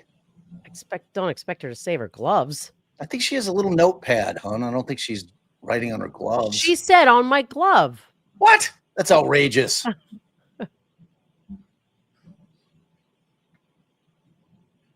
Pause it. Is this still the part of the interaction where my client is overly frantic and almost hysterical? That's the point where too much. your client started to make the statements. Was she overly frantic and almost hysterical? We've She been was through this. distraught. Overly frantic and almost hysterical. We're using different words. I'm asking you about your words. Does this describe her as overly I think the overly frantic and hysterical, I was describing the entire scene. So you'll agree that she doesn't look overly frantic or hysterical. Again, hard to say from a video, but And according to you, well, that's actually, Ms. McLaughlin, it's easiest to say from a video, isn't it? It's a video. The best yeah, I evidence, mean, isn't it? she's not totally in view, and I mean, she wasn't standing there calmly, I guess. Right, she looks hysterical to you. She was upset. She was very upset. This chick. I might say hysterical. She was she was extremely upset. Okay, and this is the point which Ms. McCabe is saying, calm down, you're being hysterical. Yeah. Yeah. It's outrageous, egregious, preposterous. Where is the other recording on Jen's cell phone that was in the seat of the car? So you indicated that this is the point at which, and we can leave the lights down for a second. I'm going to play it again. This is the point at which you said my client had just said, I hit him, I hit him. Basically confessing to having hit John O'Keefe, correct? Those are the statements she'd made. Why And are they Officer calling it Seraph is that? standing right there. Right? Yes. You see any reaction from him right there? I know he turned and told somebody to go get the sergeant. I don't know if that already played. I'm sorry. Do you see any reaction from him? Someone remind me if He Sheriff said he heard this. he responded, "You what?" And she repeated it again, and then he told someone to get the sergeant. I know that's what your statement is. I know that's your testimony. I'm asking about the video. Do you see him Where's reacting Sleuthie? right here? Not here. You'd have to play it again. I wasn't looking at that part. Do you see him handcuff my client? Oh no. You see him call anybody over to handcuff my client? He turned to signal to get Goody down here. Is what? So they handcuffed her. No. They didn't handcuff her, No. even though she just confessed in front of a police officer, according to you. Well, Chris says That's what she said. I hit him. It's my fault. I did it. That's a confession, correct? She said, "I hit him. I hit him. I hit him. I hit him." And 4 of them. Officer Seraph just stands there, and my client walks away, correct? You'd have to talk to Officer Seraph about that. Oh, we have. Yeah. Mrs. McLaughlin. You should, she said. Objection. So let's move on. Mr. Jackson, I'm not rushing you, but how much longer do you think you'll be? Not long. Okay, so, I can wrap it in a couple of minutes. okay. That. Gary. Are you playing it again or should we put the lights on? Man, did you bring Okay. Gary over here? Oh, I'm deleting Gary. SpongeBob SquarePants. Nobody's gonna know. Pause it. You appear to be writing something down, I could be. and according to you, you're writing on your glove. Yes. Okay. What kind of glove? Just a regular latex glove that we use on the ambulance. You didn't have a notepad? I probably did. Sometimes it's easier to just write it down on your glove. Right. Did you write, I hit him on your No, I did not. Go ahead and play it.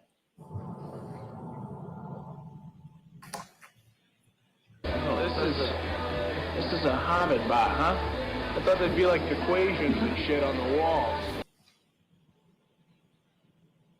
Still appear to be writing something down, looking down at your glove? I might be looking at it.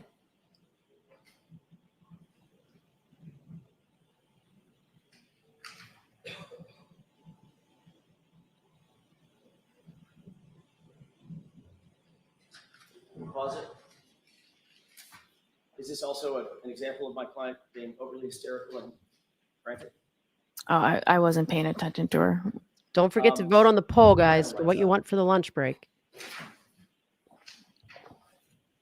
The runaway right now, 70-30, Whatever it 80 was max.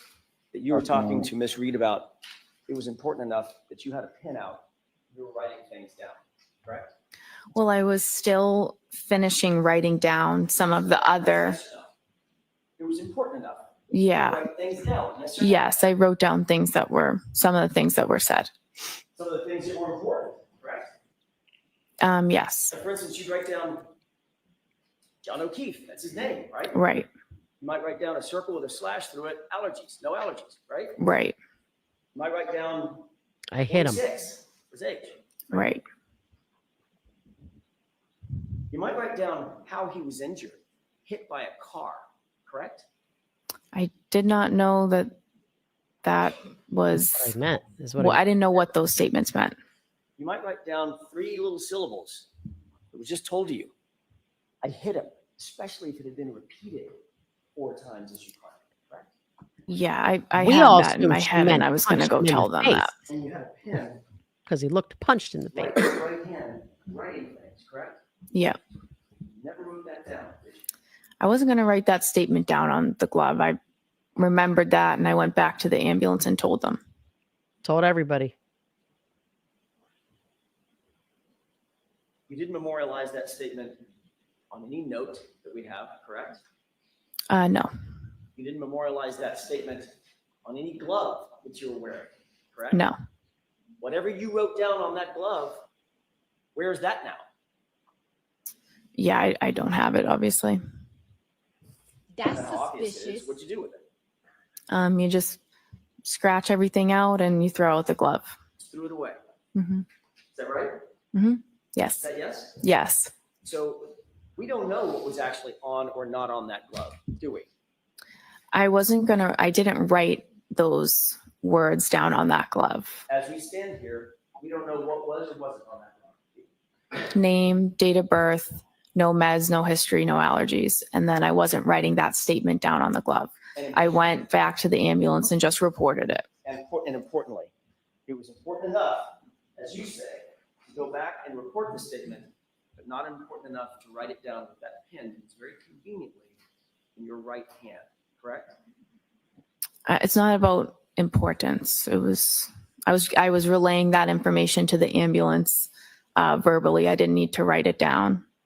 And you, in fact, didn't write it down, did you? No, I didn't make a report about it. And you're also aware that not a single police officer out at the scene wrote that down either.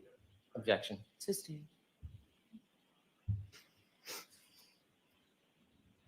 That's all I have. You like apples? I got a number. How do you like them apples?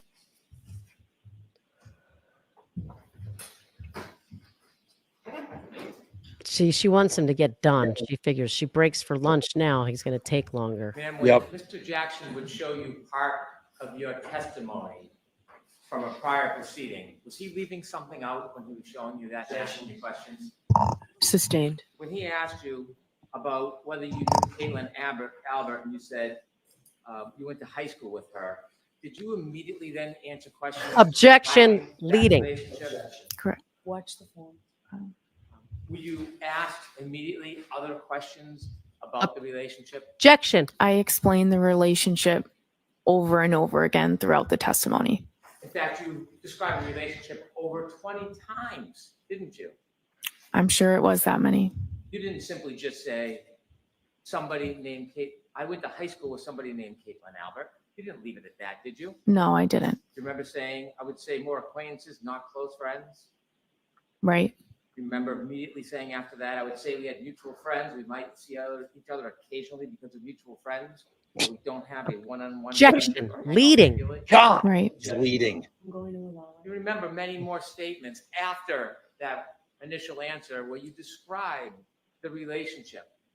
Yes. Similarly, you were asked about a meeting with the state troopers, Yes. and the attorney asked you a question about your memory or suggesting that Mr. Albert set up the meeting. Remember those questions? Yes. You were asked questions just like that before at the last hearing, weren't you? Yes. You remember being asked about who set up the meeting and you saying that you didn't recall? Yes. And then you remember being asked about Objection. whether a completely different officer set up the meeting, and you said, I don't remember exactly how it was set up, Yes. followed by, so that was my next question. You may have told me this. Do you have any recollection who set that interview up? And you said you didn't? Right. And you were specifically asked, does the name Kevin Albert sound familiar? Objection. Do you remember saying no? The objection sustained. Do you remember when you were asked at the last hearing, does the name Kevin Albert sound familiar? Do you remember what you told Attorney Jackson? I told him no. And then you were then Now that asked, you just do you told know Kevin Albert? Do you remember your response? I said no.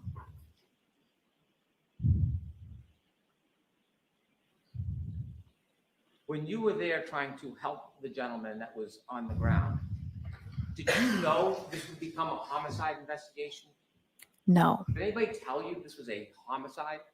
No. In fact, when you spoke, or the defendant spoke to you, you were simply trying to get background information to help Mr. O'Keefe. When she told you, I hit him, did she say that she hit him with something? No. Did you know whether it was with a fist or a foot No. or a Lexus? No.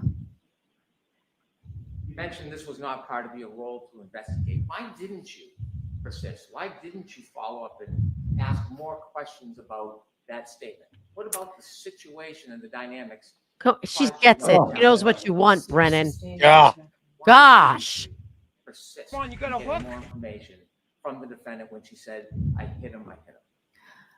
I felt bad for her at the time. It was a very disturbing scene, and I did not want to push further down that road. It's not my job, and I didn't feel comfortable doing it. Write those statements down on your glove. No. Then how do you remember she made those statements? I won't ever forget those statements. Oh, please.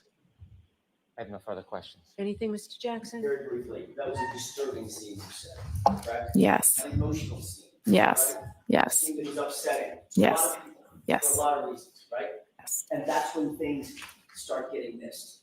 When emotion starts playing a role, correct? That's when details start getting missed. I guess it depends on the situation. Right, but this was a disturbing, emotional, upsetting scene even for you, correct?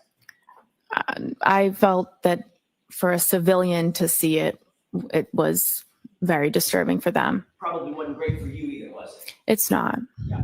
And your testimony is you never heard my client say, could I have hit him? Did I hit him? Correct? You never heard that. I didn't hear those questions. No. What you heard was, I hit him. Is that right? I heard him. I hit him repeatedly. And changing gears for a quick second, I'm almost finished, Your Honor. You didn't tell all that shit until I asked you. You did ultimately start talking about your relationship in more detail with Caitlin Allen under my questioning, didn't you, after that first date? Is that right? Yes. That's when I started showing you photographs, correct? Objection. Was that when you were seen showing photographs? I don't know. I described it so many times. I don't remember. But you knew I had information that I was going to ask you about. Objection. No. Objection.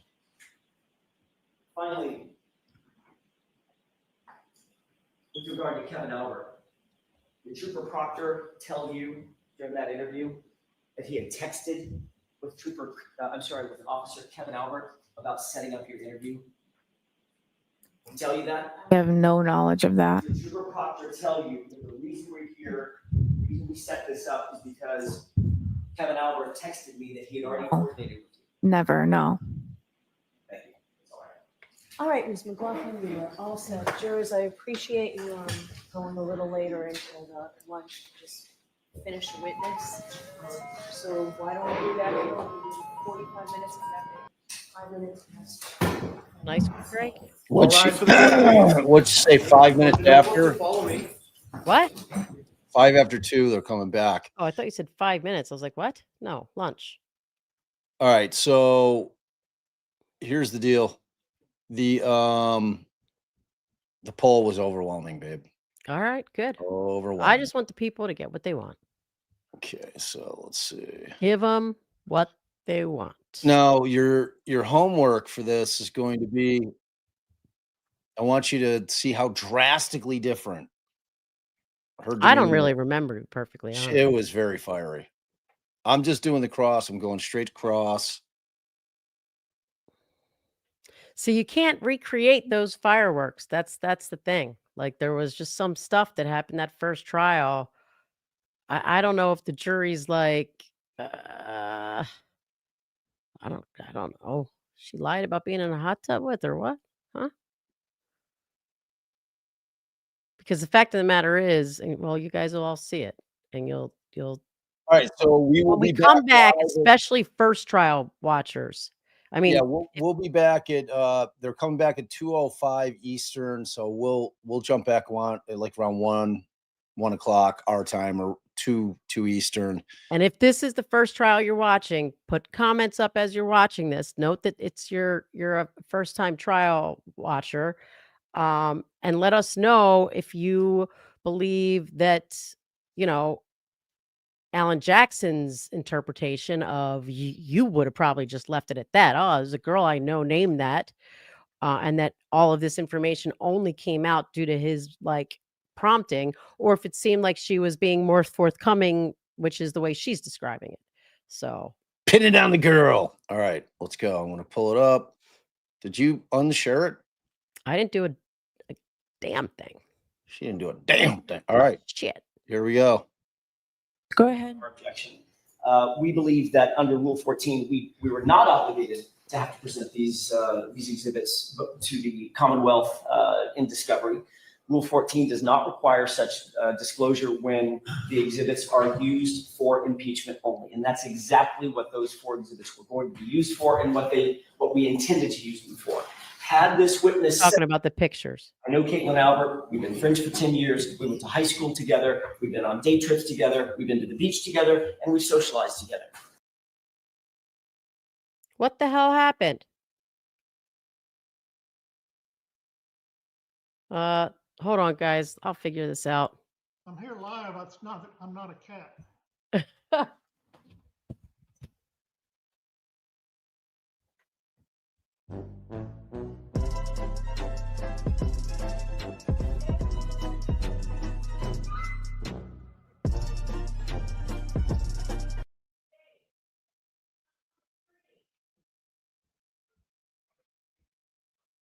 513. It's a 1987 case that says the following, and then I'll finish my record.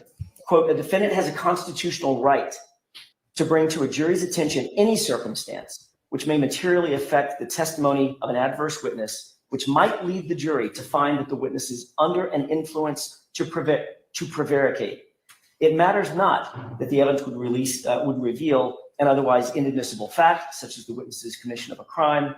A judge may not restrict cross-examination of a material witness by foreclosing inquiry into a subject that could show bias or prejudice on the part of the witness, end quote. That's exactly what we believe we were entitled to do with Katie McLaughlin as a witness for the Commonwealth. She has bias, or at least the jurors can consider a bias. She has prejudice, the jurors could consider a prejudice because of a pre-existing relationship with Caitlin Albert about which she was not truthful. So I wanted to make that record and ask the court to reconsider whether or not those 4 exhibits could be introduced.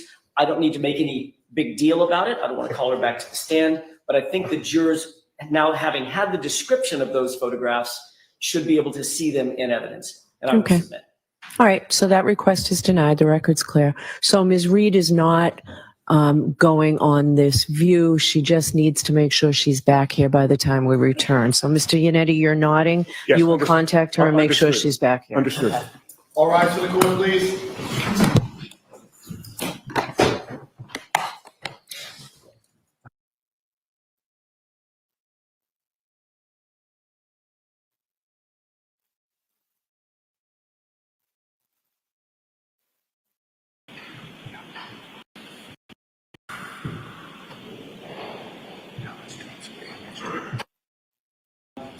You have traveled with left off. I was asking you about your relationship with Caitlin Albert. You recall that? Yes.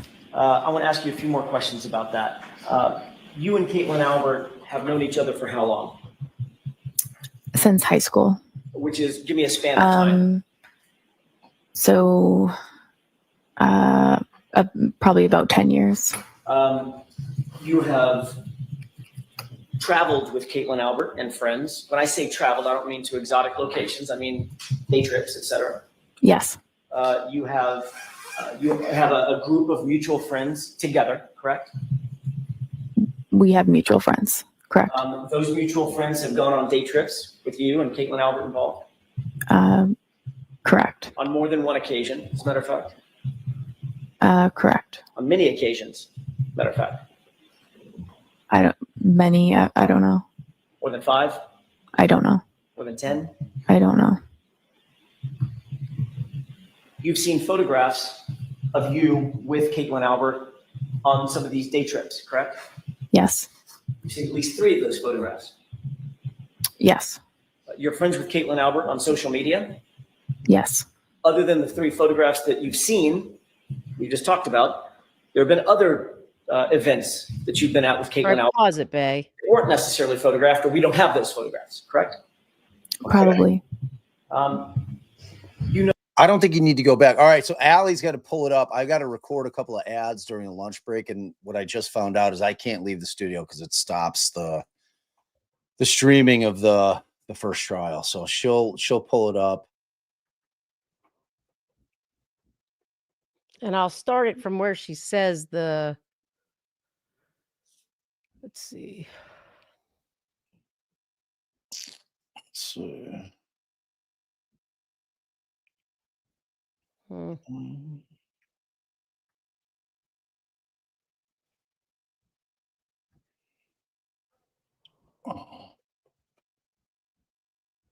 thanks, Suzanne. We love having you over here. We appreciate it. We love all our new subs. We try to.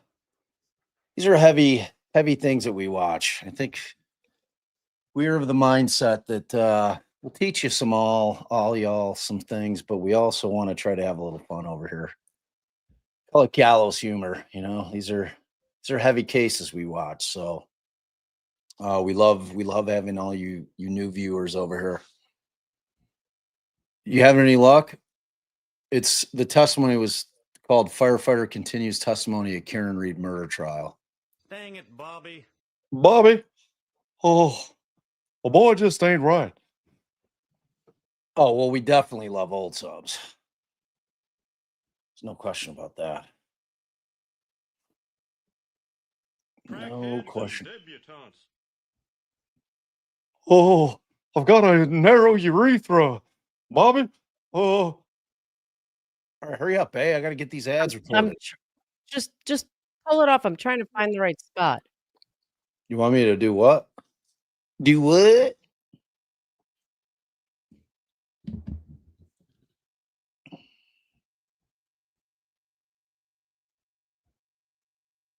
I think you should just go to where it gets real heated. I am. Hold on.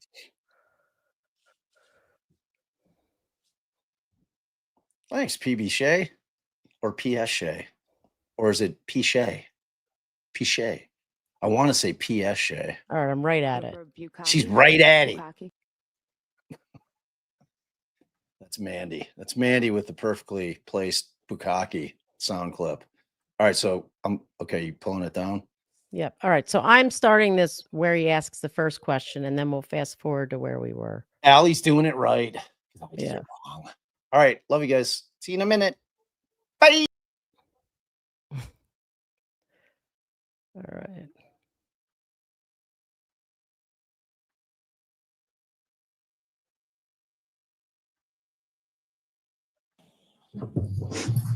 Ms. McLaughlin, who's Caitlin Albert? I went to high school with somebody named Caitlin Albert. Somebody named Caitlin Albert. I went to high school with somebody named Caitlin Albert. So do you know Caitlin Albert? I do. Friends with Caitlin Albert? I would say more acquaintances, not close friends. How do you describe an acquaintance? I would say that we have mutual friends, so we might see each other occasionally because of mutual friends, but we don't have a one-on-one friendship or hang out regularly. Who's her dad? I don't know. Objections. Do you know who her family is? Objection. Sustained. May we approach her? Yes.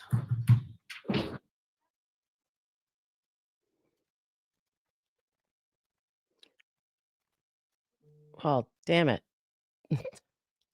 All right, now it goes back Over the course of that, Bob was, and I don't know. I don't have that up. Ay. Sorry, guys.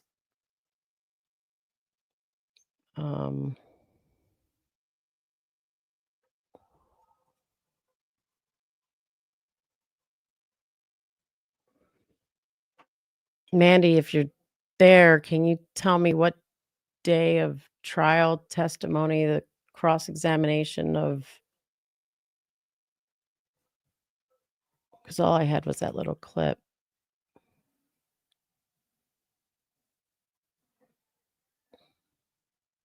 Maybe this is it. Let me check.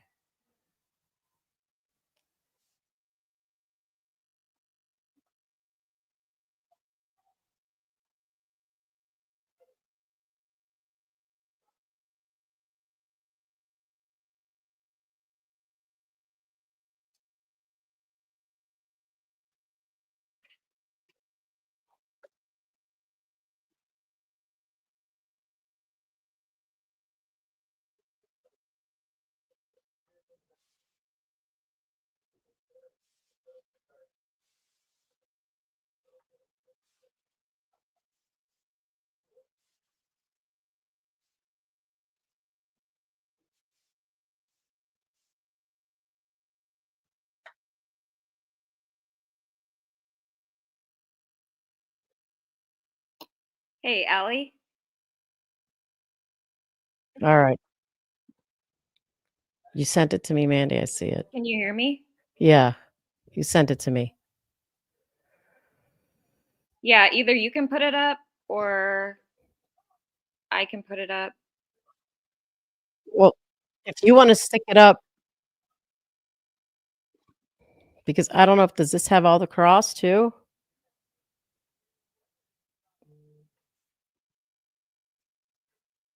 Well, I don't know. I didn't actually look at it. I just I'm found looking at it. that.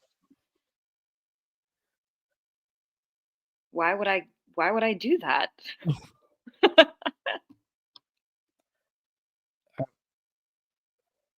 Okay.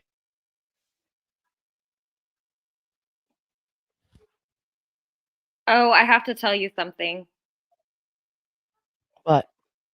I was the one doing the smoke detector beep. What? I thought it was in the courtroom. Nobody's gonna know.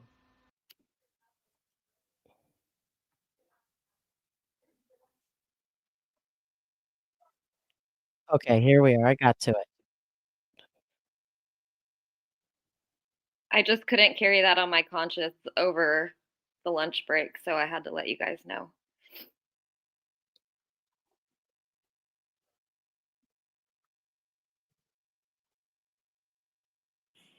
You friends with Caitlin Albert?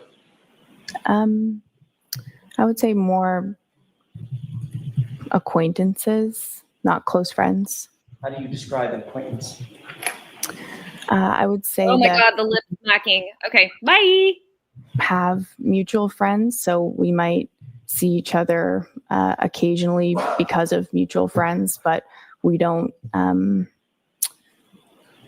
a one-on-one friendship or hang out regularly. Who's her dad? I don't know. The objection system. Right, Do you now know this who her is all family is? fuzzy. Hold on. Objection. Good afternoon. To Caitlin before January 29th, Beach, if we're wearing right? Sorry. go to the beach at. Habits. Those two different things. I don't recall ever being there. Okay. So Marked for identification, if you need to. ask your age. I wouldn't do that. How many years? How long of a span of years have you known her? All right. Sorry, guys. Out of court and just now. All right.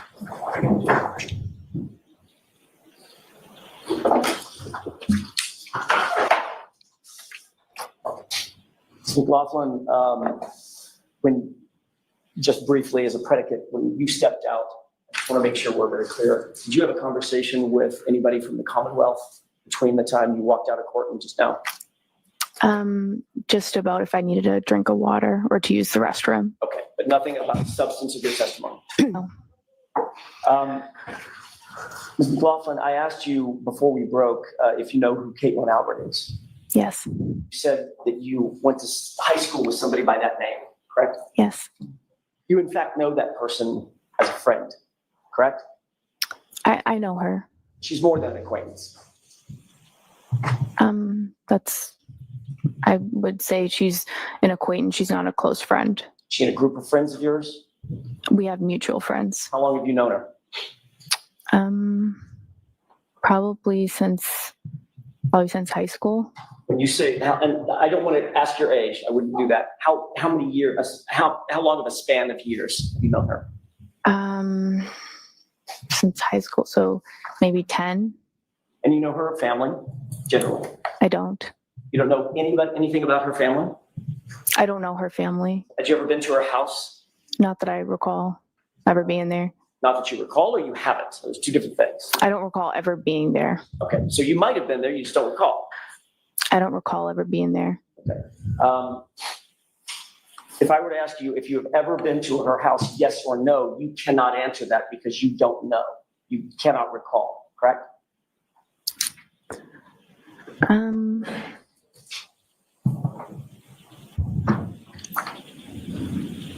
I would say, I would lean towards no. I have no recollection of ever being at her house.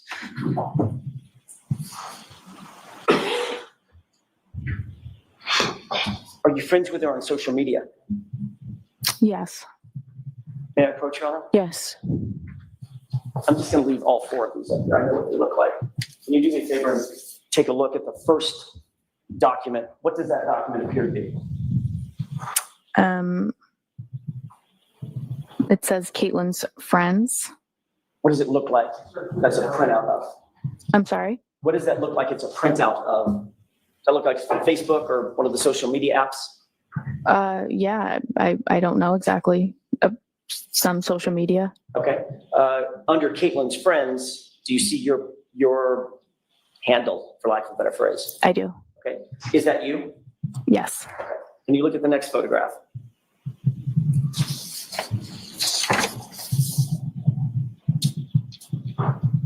Before we talk about that next photograph, which is, I should go in order for the record, Your Honor. The first one was H.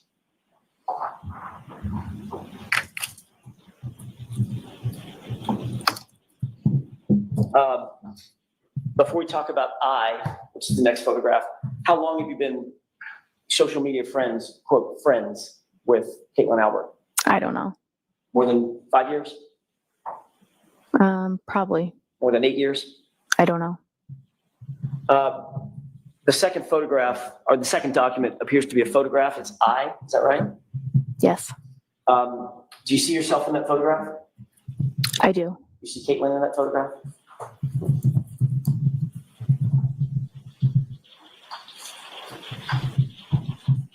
I do. When was that photograph taken? I have no idea. Where was that photograph taken? I don't know. You have no idea how long ago that was? I don't. What was the event that was depicted, or that is depicted in that photograph? I don't know. Is that local, or was that on a trip somewhere? I don't know. Probably local. If it's a beach, I don't remember. I've never been away to a beach on vacation with all of these people, so probably local. When we say local, let's talk about local. I don't mean, we may have different definitions. Where would that be? What beach? I'm not as familiar with the location. I'm not sure. Maybe on the Cape? Possibly. Do you recognize some of the other folks in that photograph? I do. Matter of fact, there's a lot of people in that photograph, right? There's a lot of people in it. Did you take a trip with all those people at some point in the past? Take a trip? To the beach. Did I go to the beach at some point with these people? Yes. Okay. When did you go to the beach with all those folks? I don't know. I don't know when this picture is from. Have you It gone? seems old to me, but Have you? Well, you can see yourself. I mean, yeah. What was that? Did you say it seems old to you? Yeah, to me. Okay. This isn't like a recent to me. how old do you think that photograph is? I don't know. It could be around high school. I'm not sure. And I know Mr. Jackson didn't want to ask you how old you are. When did you get out of high school? 2014. Okay. I graduated. So could that have been around 2014? It could be. So you've known Caitlin for at least that long. Yeah. And when I say travel, I mean travel outside of Canton. You've gone places with her, correct? Yes. You've posed for photographs with her, Yes. with other folks. Yes. Looks like socializing and partying, correct? Looks like socializing. Maybe a small vacation. I've never been on vacation with a big group of people like this. Well, that doesn't look like what would you call that if that's not like a mini vacation? A day at the beach? A day at the beach, okay. So maybe a day vacation. Sure. Okay. Let's look at the next photograph. Jay. May I approach, Your Honor? Yes. I do need to remind myself.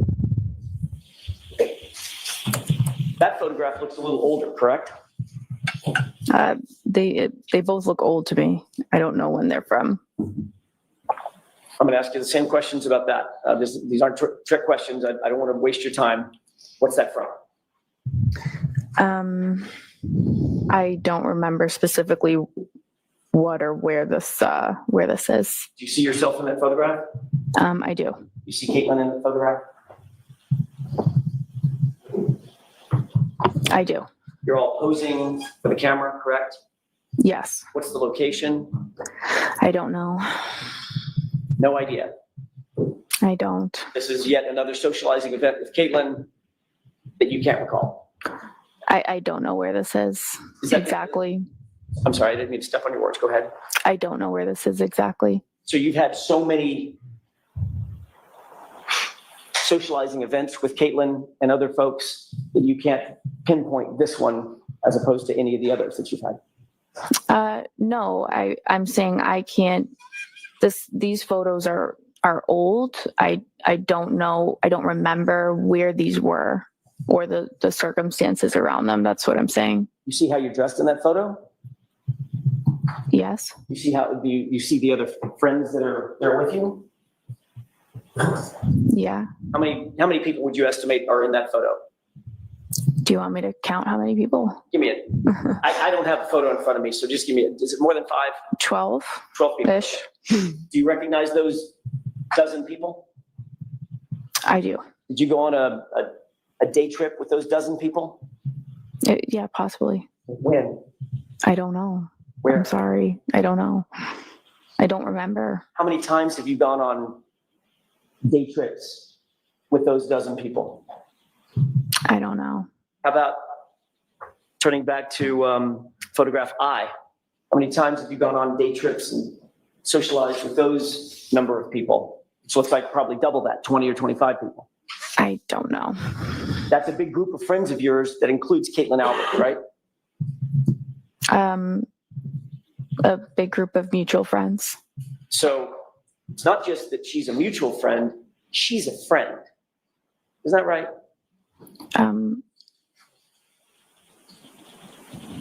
As I said before, I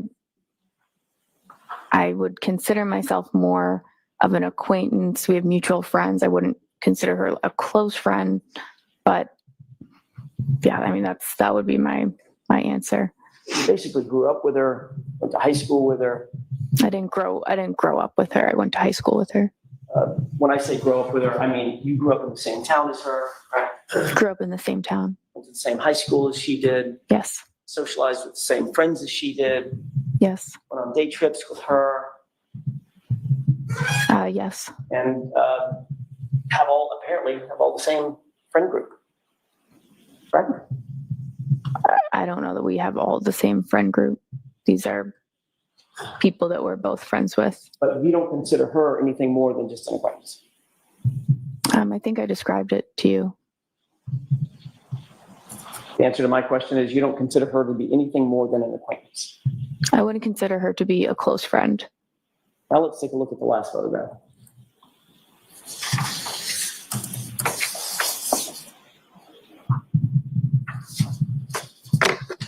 Describe what's in that photograph.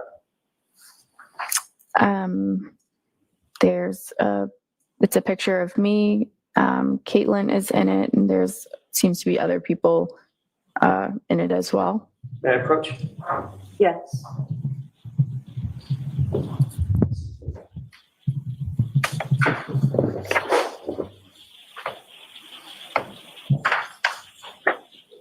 Both of you can take it. Sorry, I just want to drop it on you. That's a close-up photograph of who? Caitlin, and I'm also in it. And you're doing what in the photograph as it relates to Caitlin? It seems like I'm kind of kneeling down next to her. Touching her? Can I see that for just a minute, please? Thank you. I'm sorry, can you show me you? Okay, thank you. So just for the record, may I approach one more time now? Yes. Take a look at that one more time.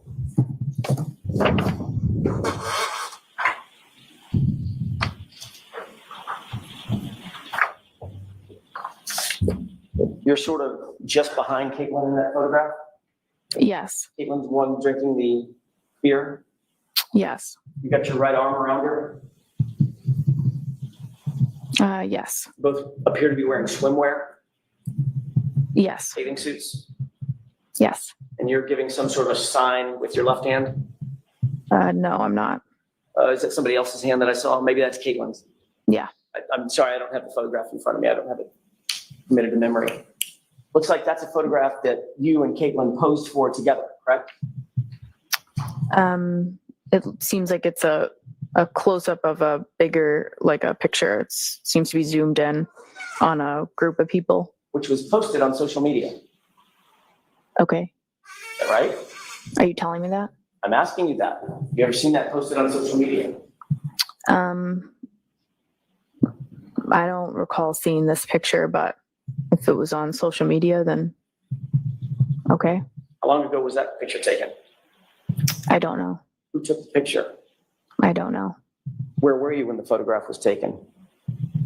Probably at a beach if we're wearing bathing suits. Probably at a beach or at a beach? Well, I can't see a beach in the picture.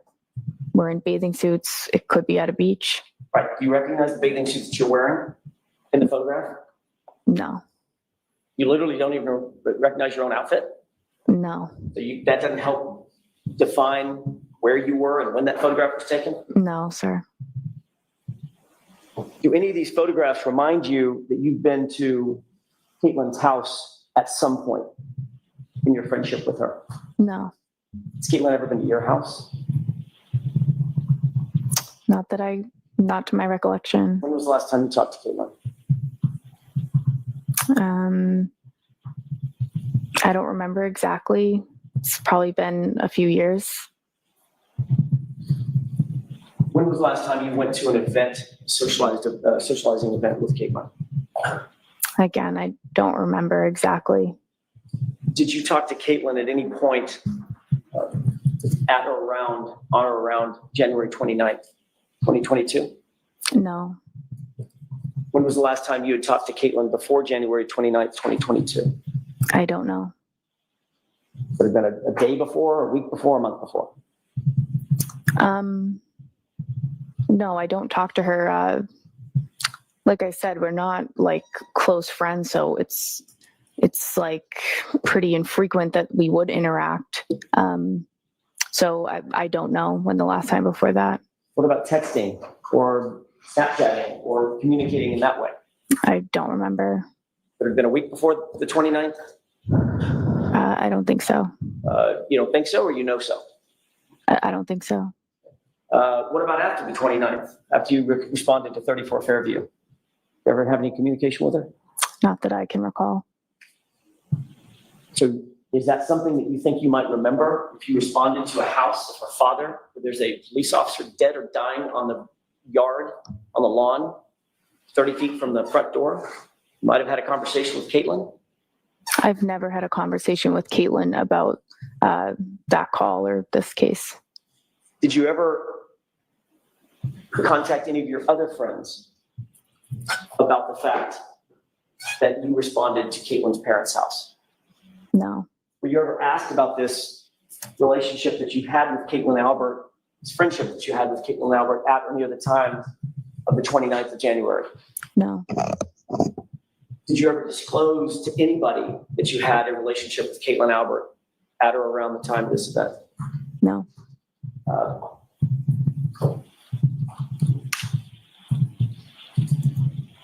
When you went to 34 Fairview, you knew that that was the Albert family home, correct? No. When did you learn that it was the Albert? You now know that. I know that now. When did you find out? I don't know. I don't recall. It was some point after. But I don't know when. Would it have been the next day? No. You and firefighter Flamati and firefighter Nuttall were all discussing this case pretty intently after this event, correct? No. It's not that often in the little town of Canton that a police officer is found dead or dying on another police officer's lawn. Wouldn't you agree with that? We responded to a medical call. So the conversation after the fact was at the hospital, debriefing the call, going over what happened, what we use for equipment, what we need, and just like that was the extent of the conversation. Would you agree that this case, given its notoriety, is discussed at the fire station almost daily?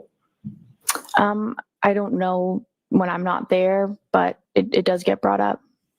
And obviously the fact that the house belongs to, or belonged at the time, to the Albert family is part of that discussion. I don't know. Like I said, it gets brought up, but I just avoid it. I don't engage in the conversations. It was certainly enough of a subject matter that you learned, according to you, after the 29th, that house belonged to Brian Albert, Nicole Albert, parents of your friend Caitlin Albert, right? Well, at that point, it was on the news consistently, so I don't know where that information was introduced, but it was pretty early on after the 29th.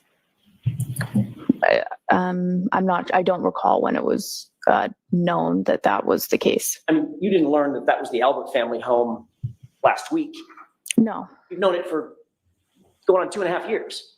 I don't know exactly when I learned that was the house. I realize you don't know exactly, Ms. McLaughlin. I'm not asking you the day you learned. I'm asking you, you've known this basically through the lifespan of this case. At some point after I learned it. Right. I'm just trying to figure out about how long after, a week after, a month after. I'm not sure. But it was more toward January 29th than it was yesterday, correct? Correct.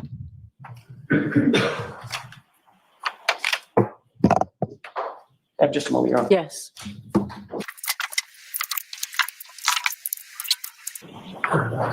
One other, just a couple of brief questions.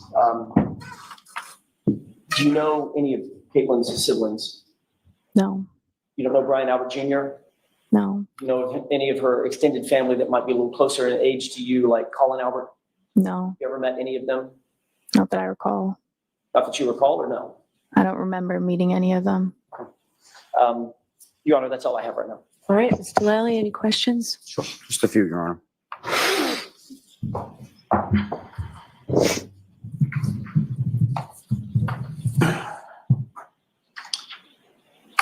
So, Ms. McLaughlin, you're not friends with Caitlin Albert, correct? I'm sorry. You're not friends with Caitlin Albert, is that correct? I would say she's an acquaintance, not a close friend. You were shown some photographs of you in a fairly large group with Caitlin Albert, correct? Yes. You don't know when those were, correct? I don't know exactly. You don't know where you were when those were taken, correct? No, not exactly. They seem old. And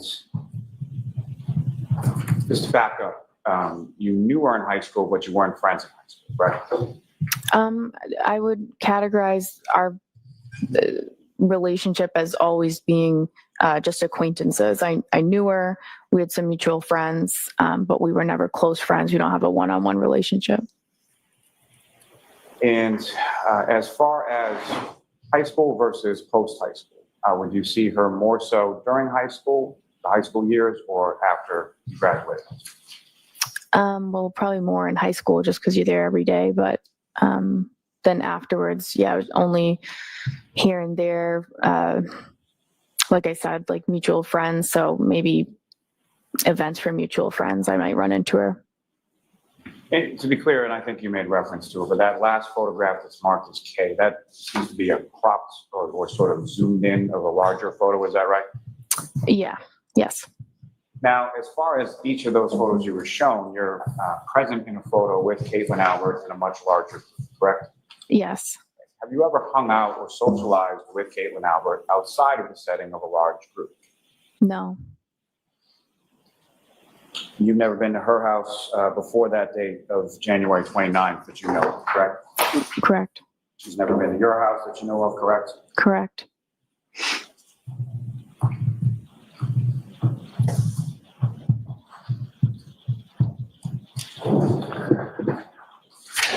Now, as far as that first one, that's as far as social media is concerned, as far as a friends list, and without sort of doing, and I'm sort of putting that in air quotes, how many friends would you say you have on social media in total?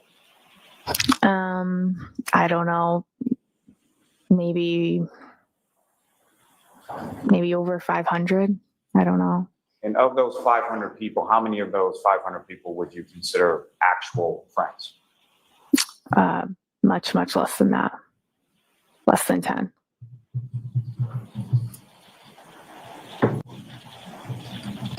All right, why don't we wrap this up, Mr. Lally? Sure. Just when it comes to that day that you responded, you're working with the fire department, you responded to a call on January 29th to a home, or as you say, to somewhere on the side of the road. Did you have any idea whose house that was adjacent to where the treatment was concerned with regard to your patient, Ms. Rose? No. I know. Okay. All right. So there was an objection that this was in violation of Rule 14 to admit these exhibits, Mr. Lally. That's what you said, correct? Yeah, sure. Okay. So I agree.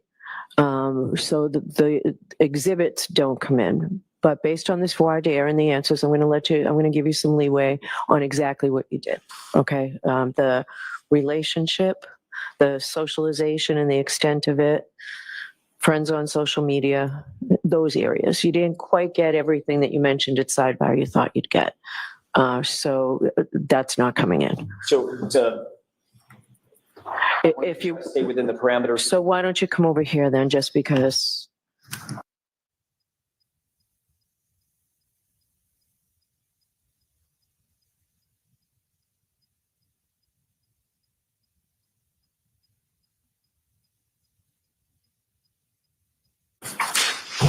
Mayor? Yes. Thank you. Ms. McLaughlin, thank you for your patience. When we last left off, I was asking you about your relationship with Caitlin Albert. You recall that? Yes. I want to ask you a few more questions about that. You and Caitlin Albert have known each other for how long? Since high school. Which is, give me a span of time. So probably about 10 years. You have traveled with Caitlin Albert and friends. When I say traveled, I don't mean to exotic locations. I mean day trips, etc. Yes. You have a group of mutual friends together, correct? We have mutual friends, correct? Those mutual friends have gone on day trips with you and Caitlin Albert involved? Correct. On more than one occasion, as a matter of fact? Correct. On many occasions, matter of fact? I don't know. More than 5? I don't know. More than 10? I don't know. You've seen photographs of you with Caitlin Albert on some of these day trips, correct? Yes. You've seen at least 3 of those photographs. Yes. You're friends with Caitlin Albert on social media? Yes. Other than the 3 photographs that you've seen, we just talked about, there have been other events that you've been at with Caitlin Albert that weren't necessarily photographed, or we don't have those photographs, correct? Probably.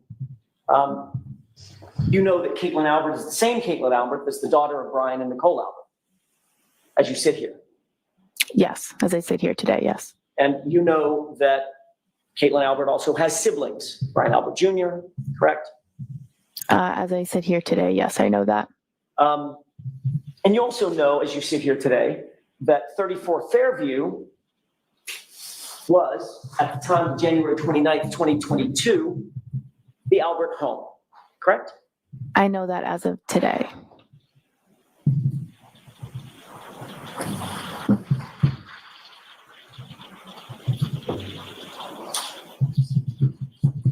You indicated, let me rephrase that. When you showed up at 34 Fairview that morning, did you recognize that address or recognize the home as being that of Caitlin Albert's? No. You have since learned that that was Caitlin Albert's home. As I know that now. Right. And you gave your original statement to Trooper Proctor the next day. Yes. And from that day to this day, or let's take yesterday, from that day to yesterday, you learned that 34 Fairview was the Canton Albert family home, correct? You're asking if I know from, Between those 2 dates, yes, between the time you spoke with Yes. Proctor in this report till yesterday when you testified, you now know that that's the Albert home. yes.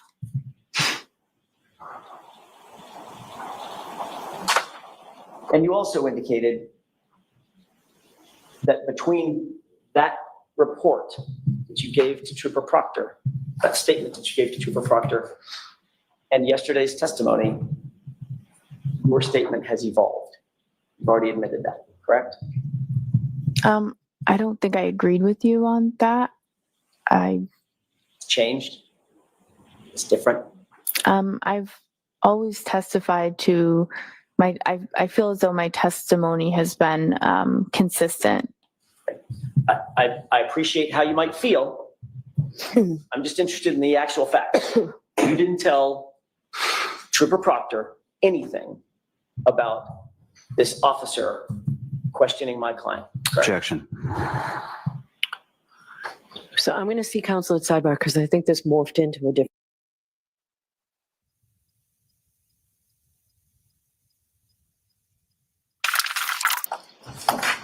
Do you agree, Mr. McLaughlin, that the statement that you gave to Trooper Proctor is not the same as the statement that you gave to these jurors yesterday? Right? Yes. That just told me that. Yes.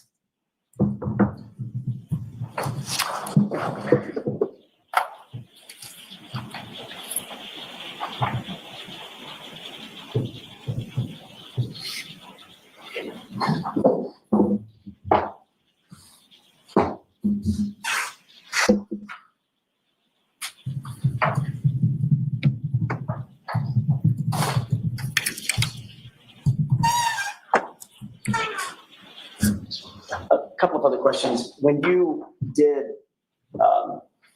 make this statement to Trooper Proctor, your visit to Canton PD was coordinated by another officer to put you and Trooper Proctor together for the interview, correct? I don't recall that. Do you recall being contacted by a completely different officer to say, hey, Trooper Proctor wants to talk to you, come on into Canton PD, let's have an interview? I don't remember exactly how the interview was set up.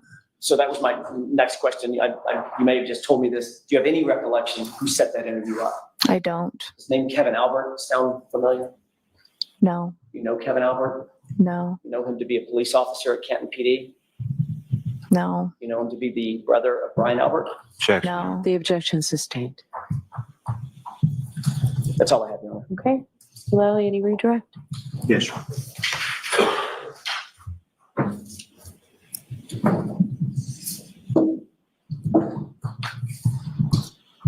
So Firefighter McLaughlin, you went to high school with Caitlin Alford, correct?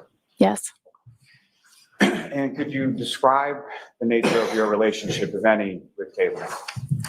I would describe it as we're not close friends. I would say we're more acquaintances. We have mutual friends. I don't have a one-on-one relationship with her. And you were asked some questions about social media, correct? Yes. And if you could, or if you could guesstimate about how many friends, and I'm sort of throwing air quotes in there, how many friends on social media would you have? I don't know, probably 500. And of those probably 500 friends on social media, how many of those are actual friends that you talk to, interact with beyond social media? Much less than that. Now, prior to, well, let me ask you this. As far as, would you say that you saw Caitlin Albert more so when you were in high school or more so since you have graduated from high school? I would say probably more in high school because we were there every day. So. And about what year or so was it that you graduated from high school? 2014. And as far as any sort of photographs that were referenced to you, have you seen those photographs? Here? Yes. Here today, I saw them. Do you have any idea where or when those photographs were taken? All right, court is back in session.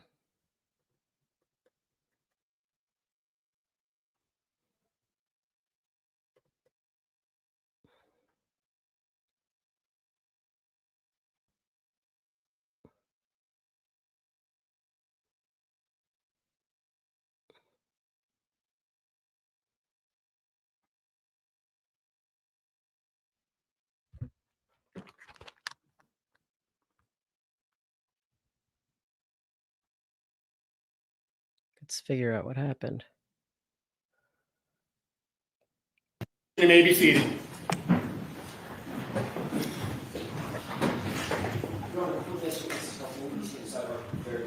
Sidebar.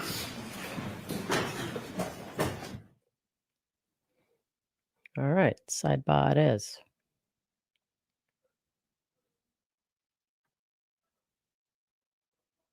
And we are live. All right. Hello, everyone. We are back.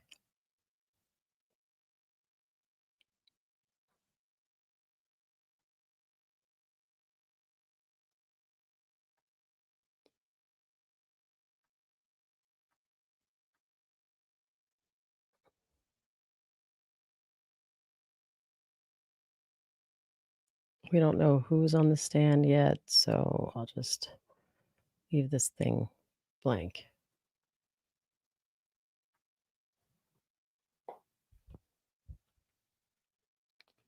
All right, let's see what you guys are saying. All right.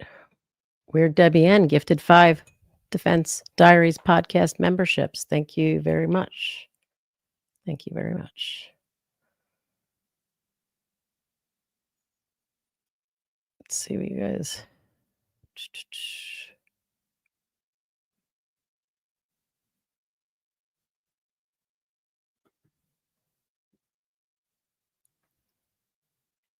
Yeah, I saw that part. Gigi says, I feel my testimony has been consistent, the Katie said.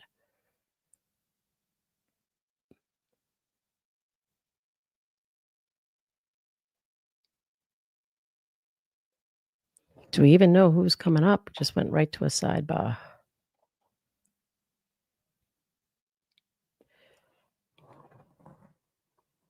Every one of my vapes is dead.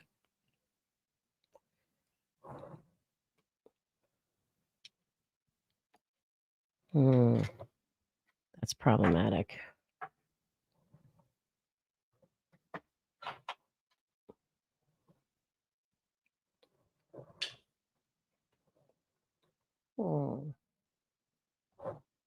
Got a charger, but no battery.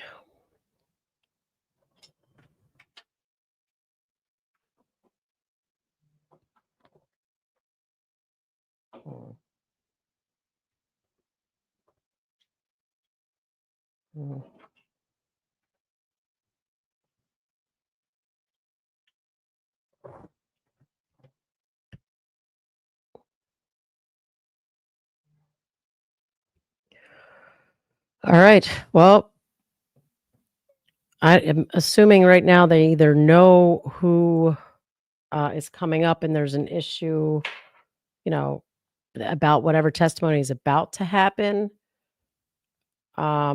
or could be something about what did happen. I mean, it's Send you back to the jury room. We'll see you in 10 minutes. well, All rise, please. We're about to find Close your out. notebooks, follow me. About to find out. Yep, we're live.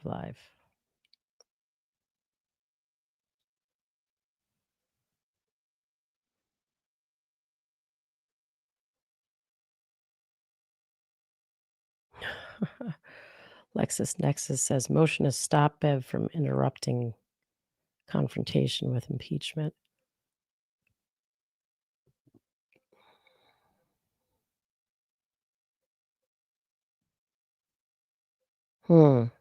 So again, in normal situations, you don't do sidebars when the jury's not in the room. So I would anticipate that they will. Oh, I thought I changed that banner. Okay. We'll just leave it as on the stand : until something happens. I guess I could just hide it until something happens. This seems to be longer than getting the jury out of the room, and that maybe it's something so sensitive they don't even want us to hear. We talked about yesterday, is the defense going to come back and say that Jem McCabe's little snide comment at the end of her testimony? Let's see if I can pull it up here.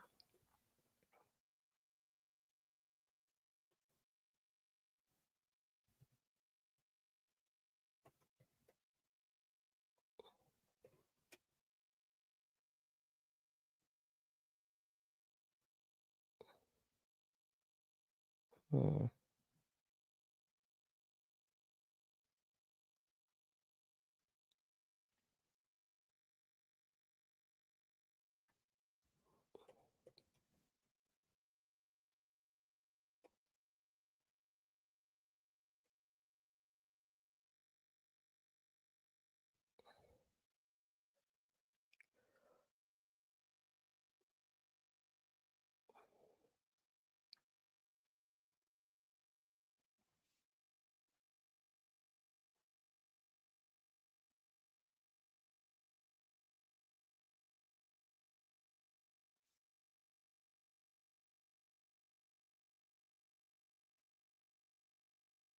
See if I can find this. Hold on.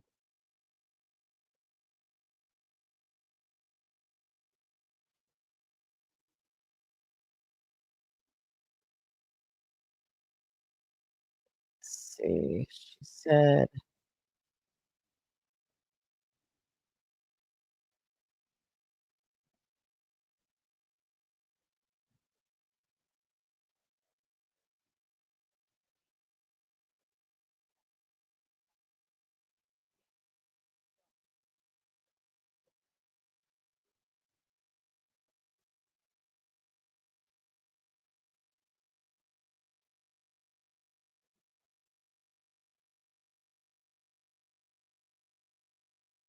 let's see.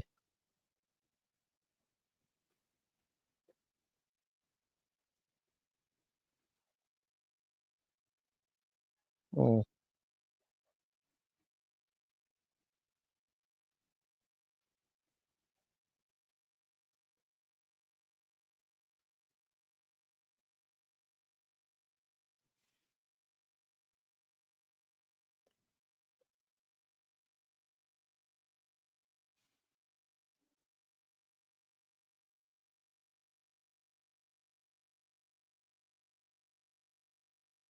Hmm.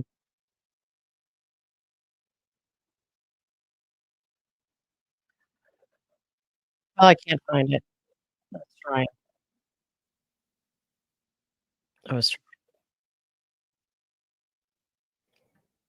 I was trying to find the comment that McCabe made where she said um, that she gave evidence to the other agency and then they closed their investigation. So we talked a lot yesterday during the live with Mark Betterow about that opening the door up to talking about the FBI, just bringing that in specifically, and um, Mark had mentioned, this goes beyond ARCA and it could be with other witnesses too now. So is it possible that that's something that they're discussing? Maybe it is. Maybe it is. Um, I don't know. But none of us know what's going on at the moment. Sorry, guys. I was trying to see if I could find that little soundbite from Jen's testimony.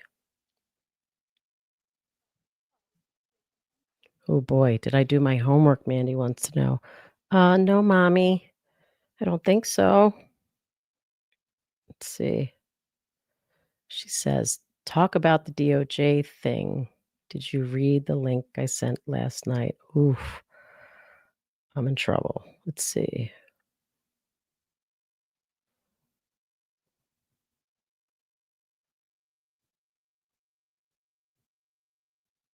Is this the justice.gov link?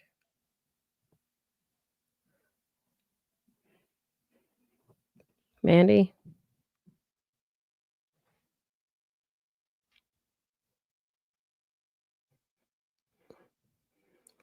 Talk about the DOJ thing. All right, I don't know. Yes, basically, Jen cannot say the investigation is closed. Well, I mean, Jen could never say that the investigation is closed. They don't typically go around telling people that they've closed investigations. But what Jen did was basically say to the jury that the information I provided this other agency had them, close their investigation. So it's like I wrapped this whole thing up. I resolved everything. It was me. So it was bolstering her own credibility, misleading the jury. I mean, a litany of things, which includes opening the door to tell the jury the actual, facts. Although when it comes down to it, how and even if, I mean, they know how it's closed hasn't got a goddamn thing to do with what Jen told the agency. That's preposterous. But we obviously can't say why it came to a close or even if it came to a close. All right, Brooklyn says that Judge Cannoni entered into her chambers after the sidebar without her court officer. I'm assuming we're getting this from the interwebs here.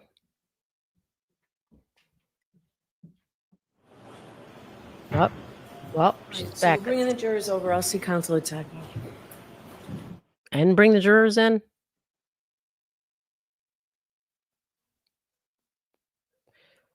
Damn it.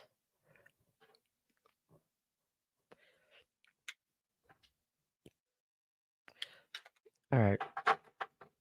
Guys, entertain yourselves. I've got to grab my charger.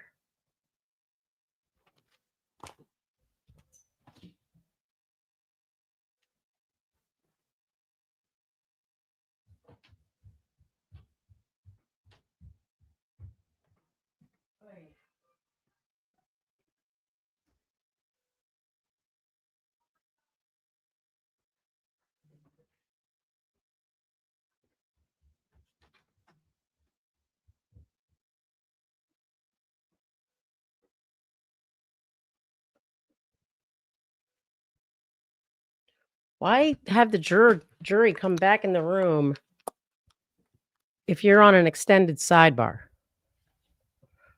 I don't get it.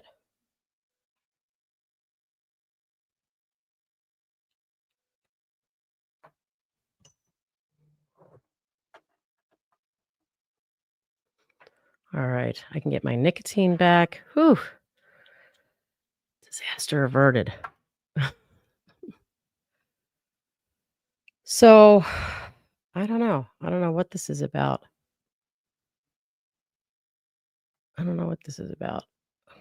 Guys, get any more updates from the interwebs? Wait, what? Is this for real? Emma says, damn it. Cameras are being taken down according to X?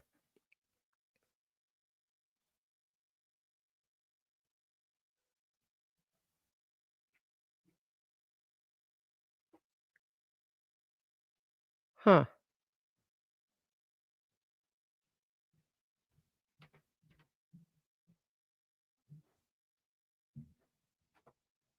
Oh. Okay. So people are saying if the kids are testifying. So if that's happening, that might be why they would take the cameras down.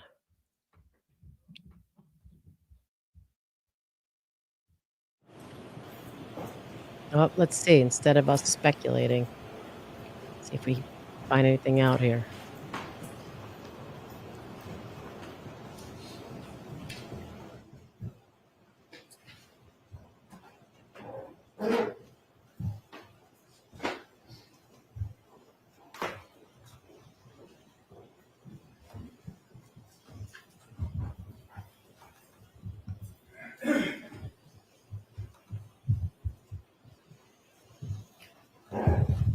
Court is back in session. You may be seated. I apologize for that, folks. Nobody likes wasting your time. Thank you, Your Honor. Paul Gallagher. Paul who?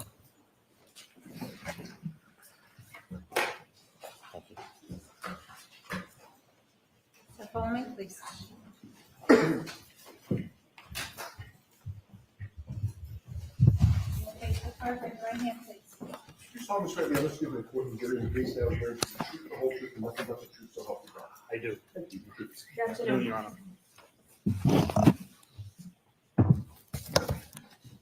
Oh. All right, Mr. Brennan, whenever you're ready. Thank you, sir. Could you please introduce yourself to the jury? Wow. Yes, my name is Paul Gallagher. For the court reporter, would you mind spelling your last name? Gallagher. Mr. Gallagher, do you presently work? As a police officer, I'm retired.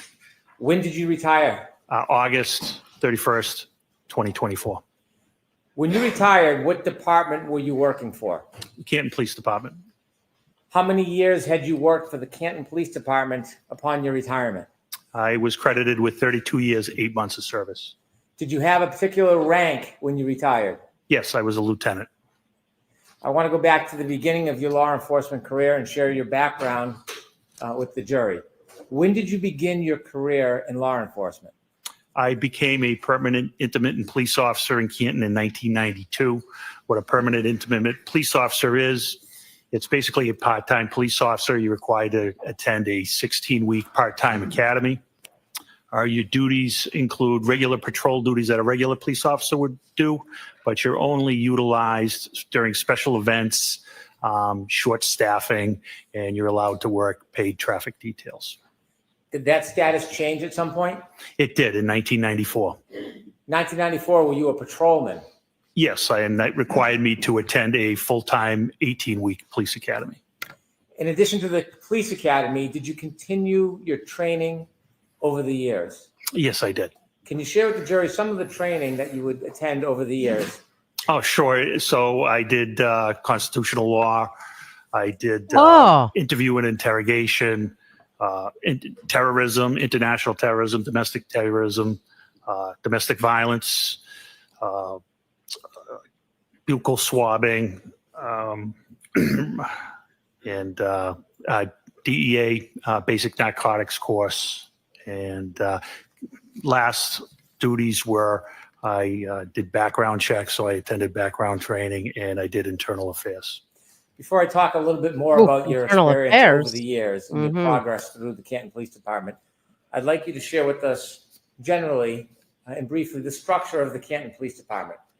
The Canton Police Department, how big is it? How many officers are typically employed by Canton at the same time? We would like to have 45, but unfortunately, we're short-staffed at this time. At the Canton Police Department, is there different ranks? There is. Everyone's been fired. They are patrol, sergeant, detective sergeant, lieutenant, deputy chief, and chief. Given the size of Canton, is it a small department or a typically large department for that size? I would say it's a medium-sized department. Is Canton, do you receive traffic from other areas nearby? We do. Is Boston part of the crossroad through Canton at times? It is. Route 138 runs from Boston, and it goes all the way down to the South Shore through Brockton, Taunton, et cetera. Thanks for that Other little cities lesson. and towns nearby that Civic bring lesson, traffic thanks. through Canton as far as law enforcement is concerned? They do, and other states. 95 runs through Canton as well and brings up traffic from Rhode Island. For a relatively small town, is Canton a busy police department given all the crossroads and intersections? Wow. It can be very busy at times. You mentioned in Canton that there are different ranks. You started as a patrol officer. Yes. Did that change at some point? It did. When? July of 2001, I became a detective. Did you have any particular or special training to become a detective? I started attending how to dust for fingerprints. My focus was narcotics. I had several narcotics classes. Did you engage in those type of investigations on behalf of Canton?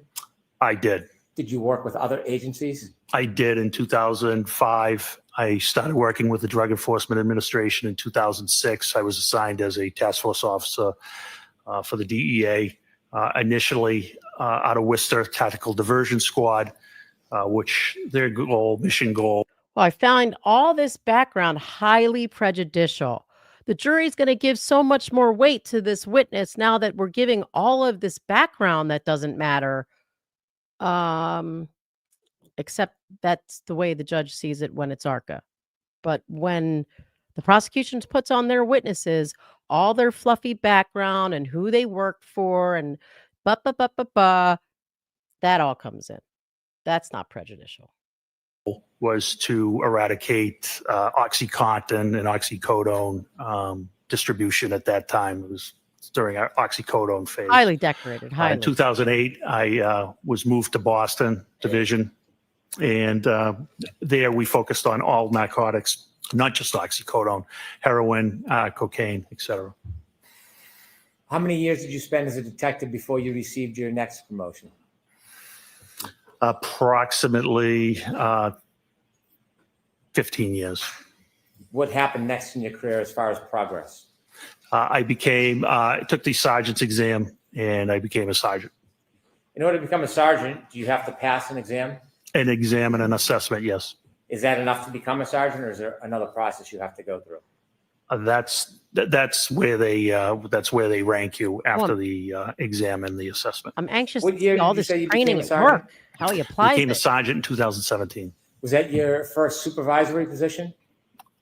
Not actually. I also worked as an officer in charge, which you're not technically a sergeant, but when there's no sergeant to fill the shift, they'll use experienced officers to work as a sergeant, and you receive sergeant's pay. How long did you work as a sergeant for at the Canton Police Department? I worked as a sergeant for 1 year till 2018, and I was promoted to detective sergeant.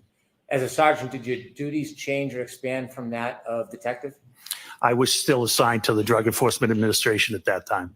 And you just shared a year later, you were promoted to lieutenant. Did you have to take and pass an exam for that? That was detective sergeant, and I did not have to pass a test for that. Did your duties and responsibilities expand when you became lieutenant? Yes, I was brought out of the DEA to work in Canton specifically. Were there other lieutenants on the Canton Police Department when you worked as a lieutenant? I became a lieutenant in 2021. At the time, there was 3 other lieutenants. Were there any other officers above lieutenant at that point? There was a deputy chief and a chief. In 2022, January, were you a lieutenant? I was. Your duties and responsibilities, do they include actually going to scenes, or was it purely supervisory? It was supervisory, but we were expected to respond to scenes. What do you mean by that? Our chief expected a supervisor on scene at all times, at all scenes. Even if there was a ranking supervisor like a sergeant, were you still as a lieutenant expected to go to scenes? Oh, yes. Did you do that often? Yes. Got to make sure they're doing I everything want right. you to take us to January 29th, 2022. Were you working the overnight shift from January 28th, 2022 into January 29th, 2022? I was the outgoing lieutenant. I did not work into the 29th. I was the last lieutenant to work on the 28th. In the early morning hours around 6 a.m., were you on shift or off shift? I was off shift. Were you planning on working that morning? I was planning on working later that day, yes. Do you remember what the weather was like that early morning? Yes, there was a nor'easter, which was snow, wind. Did anything interrupt your plan of working later that day? Yes. Tell us what happened. Shortly after 6 a.m., I received a call from Sergeant Sean Good of the Canton Police Department. After you received a call from Sergeant Sean Good, were you informed about a situation? I was. Were you told any basic details of where and what? Yes. Without sharing the actual conversation, where was this situation taking place? I misunderstood the situation. I thought it was on Meadows Ave in Canton. I later found out through dispatch that it was actually Fairview Road. When you heard that there was a situation in Canton, did you decide to change your plans about when you would come in? Yes, I responded. Why did you respond? That's the expectation our chief had for us. When you go into work, do you use a police cruiser or do you use your personal vehicle? On this particular day, I used a personal vehicle because of the weather. Was that different than typical? Yes. And why would you use a personal vehicle instead of a police cruiser? It was larger. It was four-wheel drive. It was the only way I probably would have got there to the scene. After you received the call about a situation, tell us what you did. I loaded up the car with a tent, and I drove to the Canton Police Department, and I got some crime winter gear scene from stuff, the office, evidence and collection. I told on the radio, got on the radio and advised Sergeant Sean Good, who was at the scene on Fairview, that all officers were held to further notice. What does that mean? They weren't going to be going home at their end of the shift until they were relieved by another supervisor. Why did you take a tent with you? Because of the snow, the way the call was described to me was a person possibly not breathing. And if it was an unattended death, I wanted to be able to cover the person. Why? Respect. That tent was a tent from your home, a personal tent? It was. It was an 8x8 pop-up tent. You went to the Canton Police Department first before you went to the scene? I did. Why did you go to the Canton Police Department first? I had some winter gear there, including a reflective jacket that I thought would be helpful, given it was dark out. Visibility was very bad. When you got to the Canton Police Department, did you learn anything from any of your colleagues while at the police department? The only one colleague at the police department at that time was Officer Kelly Dever. After you got your gear at the Canton Police Department, did you head towards Fairview? I did.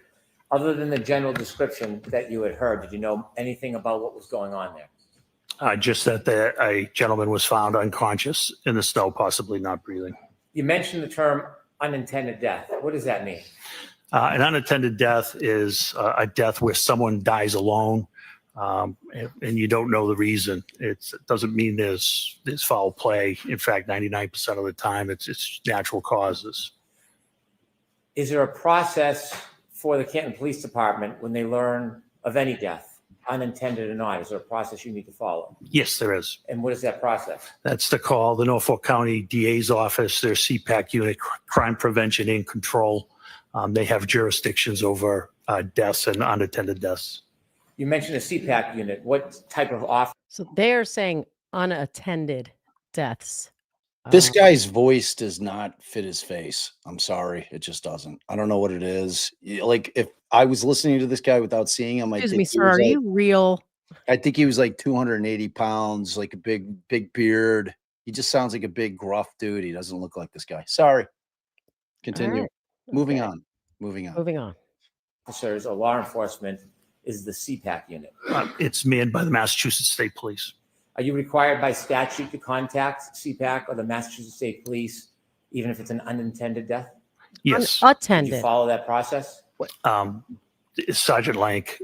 Does Brennan keep saying unintended instead of unattended? Or is it just me? I don't know. Here, we're going to hear it again. To contact CPAC or the Massachusetts State Police, even if it's an unintended death? Yes. Did you follow that process? Sounded like unintended. Sergeant Lank followed that process. Is that one of the officers who worked under you? Yes, that is correct. Did you know if Sergeant Lank was at the scene when you were leaving Canton, or did you learn at some point when you got there whether Sergeant Lank was at Fairview? When I got there, I saw the black Toyota Tundra, which is operated by our detectives there, and then I saw him. When Canton Police Department first contacted the Massachusetts State Police or the CPAC unit about the information, do you have an understanding whether or not the Massachusetts State Police were going to respond or not? They were not responding. So when you got to Fairview Road, were there any other law enforcement officers other than Canton police officers? No, there was not. When you appeared at Fairview Road or arrived, were you the superior officer on the scene? I was the highest ranking officer. As you're pulling up to Fairview that morning, what's the first thing you see when you get there? As I pull up, I see the last of the fire apparatus pulling away. I get out of the vehicle. The first one I encountered was Sergeant Sean Good, who was the shift supervisor. Maybe you should have put Did you that see any tent other of your officers over there? the spot. I did. I the person saw was Lieutenant laying. Lank further down, and further down, I saw 2 other cruisers, which ended up being Officer Mullaney and Officer Sarif. Did any of the cruisers or vehicles have lights on? They did. Did you hear any sirens? No, there wouldn't be any sirens. Why wouldn't there be? Sirens are used to move traffic. There was no traffic. It was a blizzard. There were no cars on the road. You might see an occasional plow.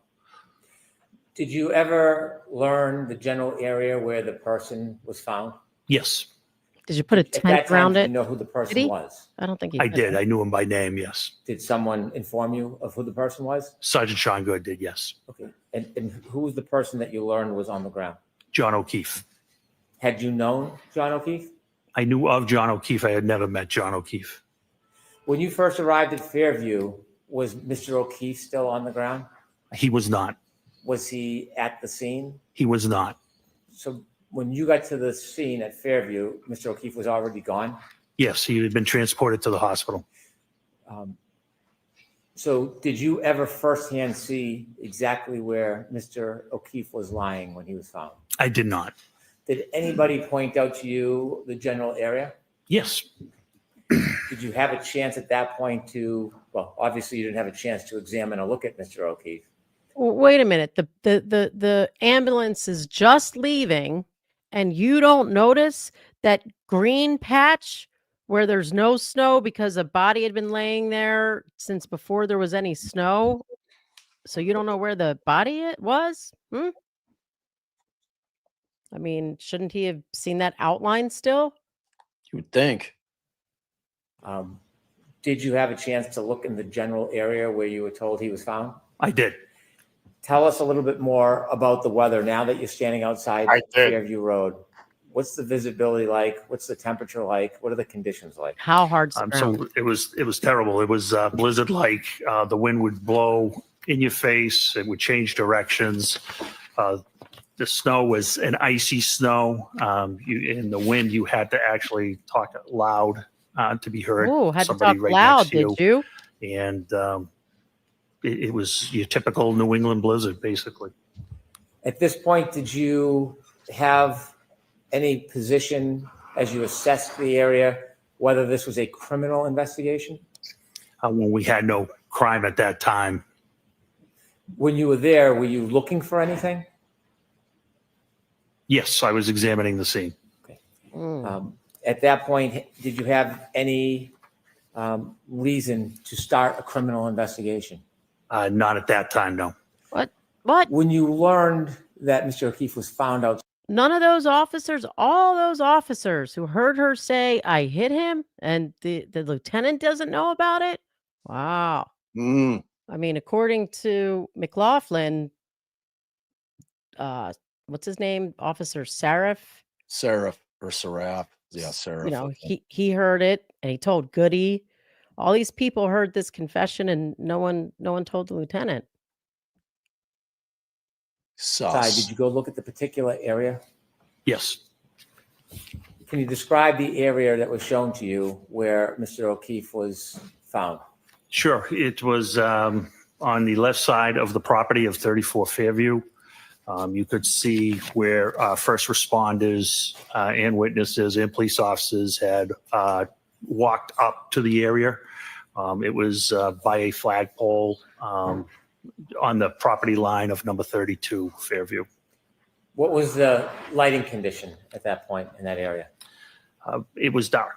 It was sun was coming up, but due to the weather and the cloud cover and the snow, its visibility still was not great. Were the law enforcement vehicles providing any light for the area? No. How about the house? Was there any bright lights coming out of the house illuminating that area? I didn't see any lights, window lights on. There may have been an exterior, the door light at one or two houses. In addition to the law enforcement officers that were there, did you see any civilians when you got there? No, there were no civilians there. Of course. While you were outside looking at the area, did any civilians ever come out? No, not at all. Any civilians ever come out of 34 Fairview?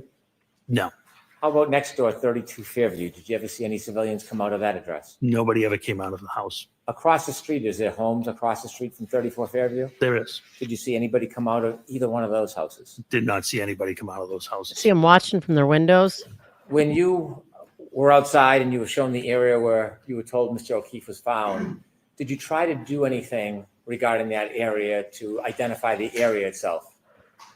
I'm sorry, can you ask that again? Yeah. Yes. What? The area where you were told Mr. O'Keefe was found. You know, the outline of a Did you try to do body. anything around that area to identify the area? Well, it was marked out with crime scene tape at that time. And what I saw was pink blood, and it was in a circular pattern. So you know Was the crime exactly where the scene body tape was. holding up at all? No, it was not. It was blowing wildly in the wind. And at one point, it was actually blowing in. It was triangular, and it was actually blowing into the crime scene. Was the tape helping at all? No, it was not. Oh, Jesus. Was there any use putting a tent up at that point? Yeah. No, there wasn't. Not Yeah. due to the high winds. Oh, well, maybe the tent. Did you wasn't learn down. whether any of the officers Yes, that's had at any point before you got there gone into Fairview Road? Yes. Who did you learn went into Fairview Road? Both Sergeant Good and Detective Sergeant Lake went into Fairview Road. Did you know how long they were inside for? How the hell would he know? Oh, did you know that? I did not. Right. At that point, did you go and speak to anybody in any of the nearby homes? I did not. When you were at this scene and you saw what was happening in the weather, did you make a decision to do anything? Yes. What did you decide you were going to do? Since the state police were not responding, I decided to process the area where Mr. O'Keefe was found and try to find out why he had the medical episode he was having. And your police work there, Lou. If you understood this to be a medical episode, and at that point you didn't have any information it was a crime scene, why were you taking the time and effort to process the scene under these conditions? Because that's what we do. Even the hospital, there could be a reason that there's obviously a reason he's there. I think we had a duty and obligation to check around where he was found and see if there was any explanation to what caused his medical condition. Did you focus on a particular area when you decided to look around? I did. What area were you going to look at? Where it was pointed out he was found and where the blood pattern was. Were you thinking about looking in any other areas around that? Not at that time. The house that he was We didn't supposed have to any go reason into? to. We only had the area where he was found. There was no reason. And at that point, did you have any idea what caused his injuries? We had none. It's not rocket At this point, when you were pointed or you're looking at the area where Mr. O'Keefe was found, was the area getting covered up at all? Yes, it was. With what? Snow. How quickly? Very quickly. I believe it was forecasted to come down to 1 to 2 inches an hour, if I recall. Did you have any idea how hard the ground was at that point? Oh boy. It was frozen. Oh, God. Any idea? It was frozen. And how do you know that? I'll allow it. How deep was the snow covering that frozen ground? Approximately 4 inches at that time. When you wanted to look around the area, did you consider using a rake or a shovel? I did. And did you? I did not. Why didn't you use a shovel at that point? I was afraid I would miss something or possibly break something. And just so you know, the objection there, I'm assuming, would go to relevance because the condition of the ground at 6 a.m. after, there's been hours of a snowstorm can't be relevant to the conditions that Nagel described, which is you could still see the grass and there was just a very light coating of snow. So why she's letting him testify to the condition of the snow of the ground right then and there, and I'm sure that the defense will bring that out on cross, like, well, you were asked about the condition of the ground, but you weren't out there feeling that ground at 12:30 to 12:45. But I just don't know what the judge is thinking. Why are you allowing him to testify about that? That is highly irrelevant and prejudicial. What could you break with a shovel? Miss something or possibly break something. What could you break with a shovel? Anything, glass or anything of that nature. Oh, glass you were worried about. Whew. Wow. What was your decision about how you would search that area? What did you want to see? I wanted to see anything that was possible, whether it was any type of weapon or any type of medical bottle or any reason that he could have come to where he was. Did you think of a way that you could look below the top of the snow without unresting the scene? Yes, I did. And Here it comes. what did you conclude? Because of the blood, the pink spots I thought might be blood. I thought a leaf blower would be the best method because I have seen it used and to remove light layers of snow, and it can be controlled. And after having seen that before and making that decision, what was the benefit of a leaf blower over a shovel? I wasn't going to miss anything with a leaf blower, much better control. And control, tell us what your intention, what was your hope with the leaf blower? To clear the area, controlled, slowly, so any potential evidence of what happened to Mr. O'Keefe wouldn't be lost. Did you have a leaf blower with you? Did not. So what did you do? Sergeant Good volunteered to go get a leaf blower. Did you remain at the scene? I did. And during this time, are you still have no information that it's a crime scene? We had no information on a crime at that time. Did Sergeant Good come back with a leaf blower? He did. Did you try to get any other items to help you? Yeah, some silo cups. Not that I recall. Okay. What? When Sergeant Good came back with the leaf blower, did you use it? I did. Was it successful? Very. Tell us what you did. I started with low speed and began whisking away the snow. And then I saw how it was uncovering those pink spots were becoming brighter red. So I verified it was frozen or coagulated blood at that time.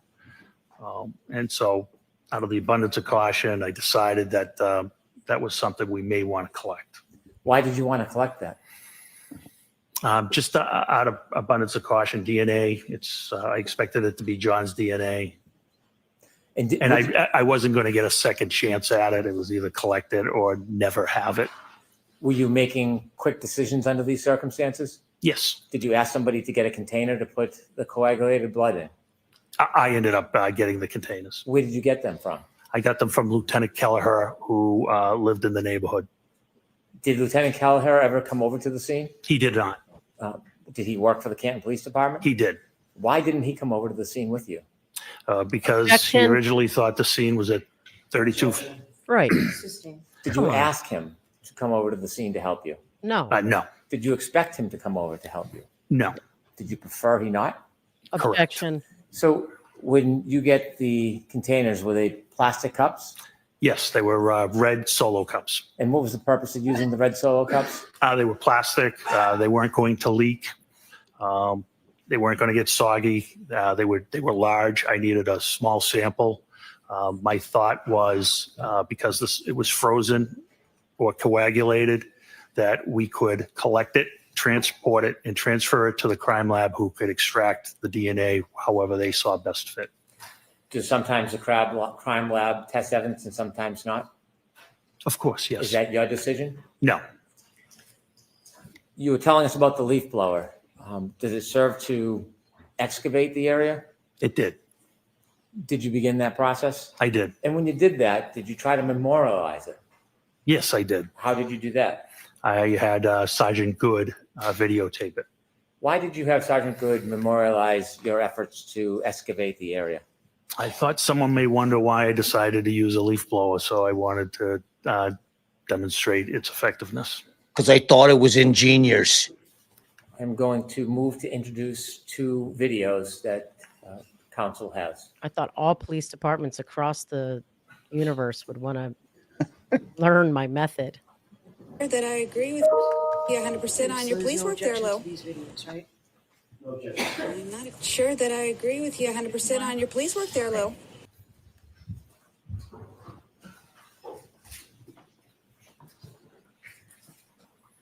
With the court's permission, can I show the jury the videos? Yes. Ms. Gilman, can we show number one, please?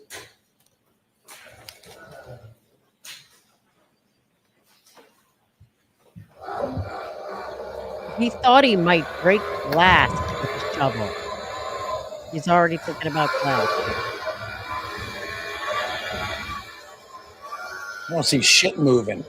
Well, that's his point, that he's not like he's doing a very controlled. I don't see any whisking away. There's some whisking. I see whisking. Oh, there was a whisk of a leaf. Maybe you can see it better on the big screen. I can see it. Oh yeah, I see something now.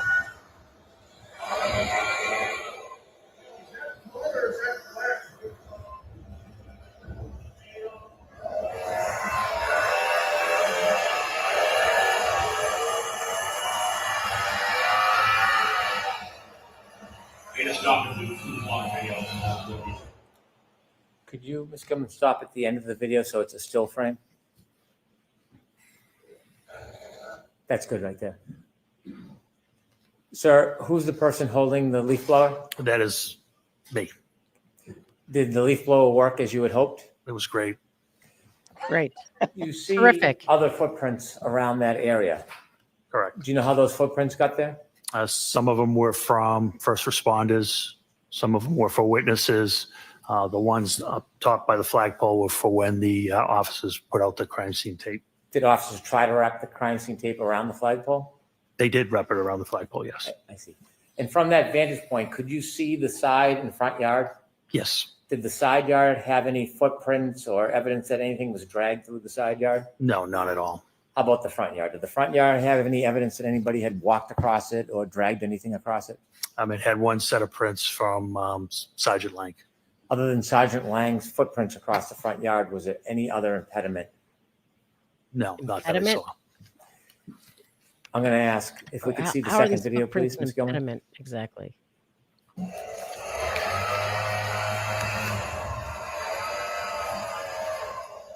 Could you stop there, please? You see the end of the leaf blower? I do.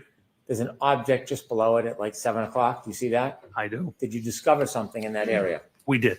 What did you discover? It's a cocktail glass. Was it, did it have any damage to it? It did. Describe that for us. It was broken on the top. Could you continue the video, please, Ms. Gilman?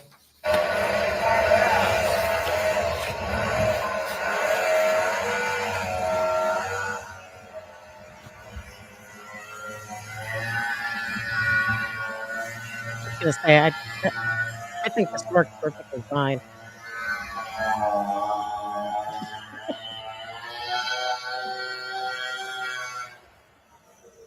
Stop. Are you saying you endorse the snowblower? I mean, or the There's leaf some blower red technique? spots. Is that what you It identified worked as to a certain coagulated extent. blood? I think he should have found Below some of those spots and to the left, there's an tail light area was that's there not too. white. It's brownish. Do you know what that is? That's, I believe, just bare ground. If we could finish the video, please. I mean, we just watched that. Now, the glass Thank you. can't be higher Do you up have the than lights the on, tail please? light, right? Right. So Did you or any officer at your direction obtain and preserve that broken cocktail glass? Yes. May I approach, Your Honor? Yes. I'm not See, that sure glass that would I have been agree there. with you 100% on your police work there, Lou. That glass wouldn't have been there if he had thrown it at the vehicle. I know you said there could be some kind of bounce back thing, but I feel like it would have shattered the glass. I don't know. Unless it hit it on the thick bottom. Yeah, it clipped it. It clipped it. No, it would have been the thick bottom. But then it ricocheted back and laid right next to him. No, it got blown up there by Lucky when he was plowing. Mhm. Hey man, where do you think shit goes when they plow? Right there. Right there. I've said All right, that. I'm showing you two photographs. The first photograph, do you recognize what's in that photograph? I do. What is it? It's a after we exposed the broken, I exposed the broken glass. Is the broken glass depicted in that photograph? Yeah, it is. Is that similar or substantially the same way it appeared to you that morning? It's exactly how it appeared. Yes. Do you know if that photograph was taken as a still image of the video or not? I do not. Second photograph, can we take a look at that, That's a close up of the cocktail glass. of the same photo? It is. Yes. I'd move these two photographs into evidence, please. 52A. Please, Your Honor. 52A. Loop. I mean, is the Commonwealth's theory Lieutenant, what was done that he with that was cocktail glass? struck and held onto the glass somehow? Yeah, I mean, centrifugal force means nothing. It means nothing. Pirouetted with it in his hand. Lieutenant, what was done with that cocktail glass? It was bagged and seized as evidence. Was it brought anywhere that morning? It was brought back to Canton Police Headquarters. What happens when it gets back I had a to drink. Canton Police Headquarters? It gets logged into evidence and it's assigned an evidence number. The officer types in a description of the item. In this case, it was a broken cocktail glass or broken glass. And once he hits the space bar, it automatically generates a property number for it. And I believe in this case, it was 22-18-PR, which means 22 is the year, 2022. 18 is how many pieces of evidence that the department as a whole had collected that year so far. And PR, I believe, means property room. Why is it assigned a particular number? Everything is assigned a number by the computer. You said it's brought to the evidence room. Is that a? You hear that? As soon as it's put in and you click the space bar, but we're going to have all these other things that, you know, there's no chain of evidence for after that happened. So I guess we'll have to see about that. Separate or a special place? So we have two rooms. We have a temporary evidence room, and then there's a permanent evidence room. Only two people have access to the permanent evidence room. Proctor. Is there a reason why access to the evidence room is limited? There is. Why? For security. From who? Even in the From police the cops? department, the evidence room is limited as far as people who have access? That is correct. Yeah, but Brennan, all this shit stayed in the In temporary the evidence room, is there an officer assigned as an evidence officer? Not full time. There is an assigned admin sergeant who is assigned as the evidence officer. Does anything happen specifically with the evidence? Is it packaged or stored in any particular way? The glass was put into a locker, I believe, and temporary evidence. And then it's the evidence sergeant's job to retrieve it. But in this case, we were going to transfer it to the state police. Was it transferred to the state police at some point? It was. Were you part of the transition of that item to the state police? I was. And when was it transitioned and to who? It was on February 1st, 2022, and it was to a criminalist from the Massachusetts State Crime Line. Do you know who the criminalist was? I don't know the name, no. Did the criminalist come to your department, or did you bring the item to them? They came to our department. In addition to the glass, there was plastic cups with coagulated blood? That's correct. What did you do with those cups? Those were placed in temporary evidence and placed in a refrigerated unit. To carry them from Fairview to the police department, did you hold the actual cups or did you put them in something? Nope, they were stacked in a bag. That's suspicious. Shop What type of right bag? back. It was a craft paper bag. In this particular case, we utilized the Stop and Shop bag. Is that any different than a bag from the police department? This made of the same paper, Are craft you paper, fucking the same kidding size me? and dimension, other than Stop and Shop and evidence and probably price. They're basically the same bag. Oh, really? Are they sterile? Or do they? Sure that I agree with you 100% Is this on some your kind police of work there, sick Lou. joke? He's trying to act like a Stop and Shop bag is the equivalent to a police evidence bag as far as contamination, even containment, even air. Are That's you? Stop and Shop's new that's their entire new advertising campaign. Collect all your evidence in our bags. It's a 2 for 1. 2 for 1. Make sure you shop and stop. Save the environment. Why did you use one of those rather than a bag that said evidence on it? I don't know where that bag came from. Oh. I was in a personal car. Sergeant Lank was in a Tundra. If that bag is upside down, you wouldn't know it didn't say evidence on it. So I'm not sure where that bag came from. And the plastic cups, do you know what happened to those? Yes, they were turned over to the criminalist as well. Where did you store them before they were turned over to the criminals? Temporary evidence in a refrigerator. Temporary evidence in a refrigerator. Is the refrigerator part of the Nobody's gonna temporary know. evidence area? It is, yes. Did you bring that piece of evidence, the broken glass, with you today? Yes. With the court's permission, I'd like to approach the witness. It's right here in my pocket. Hold on. Oh, I got it. Right. Hold on. It got down into the corner. Hold on. Here it is. There's the piece of glass.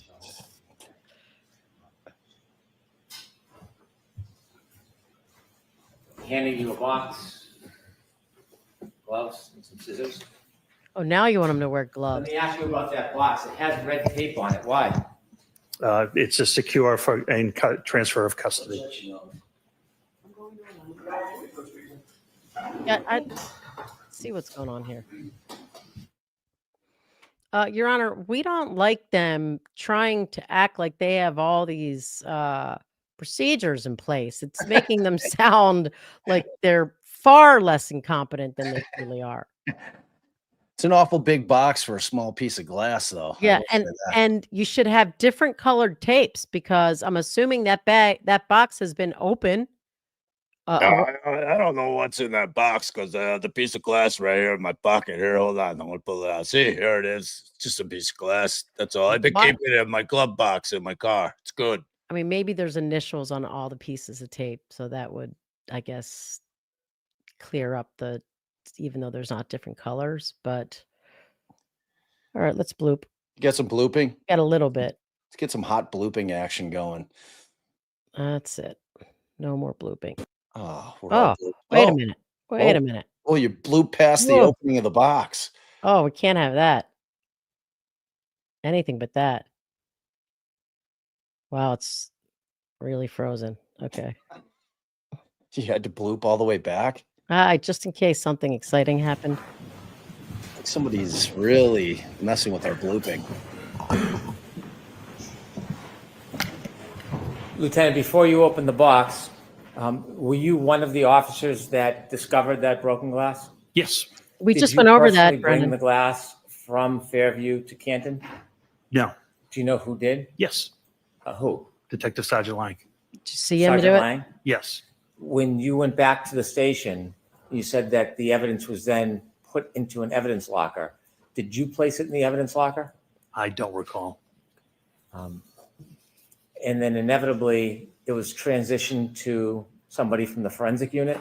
That's correct. Were you personally there when it was taken from the evidence locker and given to the person from the forensic unit? Yes, that was me. Did you have a responsibility and role in that process, or were you a passive observer? I had an active role. I was the chain of custody. I was turning it over to the criminalist to the state police lab. Ooh. After that glass was given to the criminalist, did you ever have possession of it again? Never. Did you ever package it or touch it again in any way? No, never. Did you ever process it in any way? No. Did you put it in that box and tape it up yourself? No. Okay, I'm going to now ask you to open the box, please. Well, where's the person who did put it in the box and tape it up? You don't care about a chain of custody, do you? Come on. Well, not if this is the red Solo cups. I could care less, really.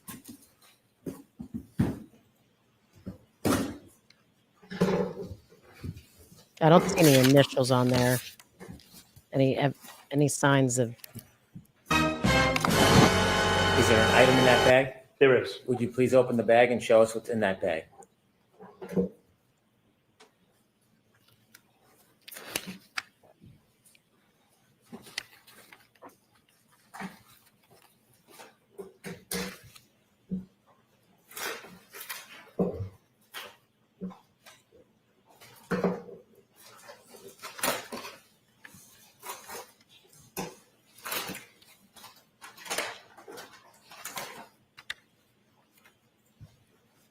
Wow. Wow. Thank you. If you could put it back in the bag and the bag back in the box, please. Okay. Okay.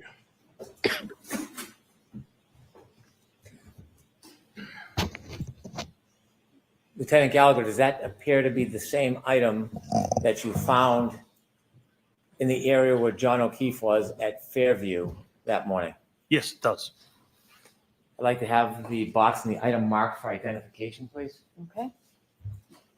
What about the bag? What about the bag? To the queue for ID.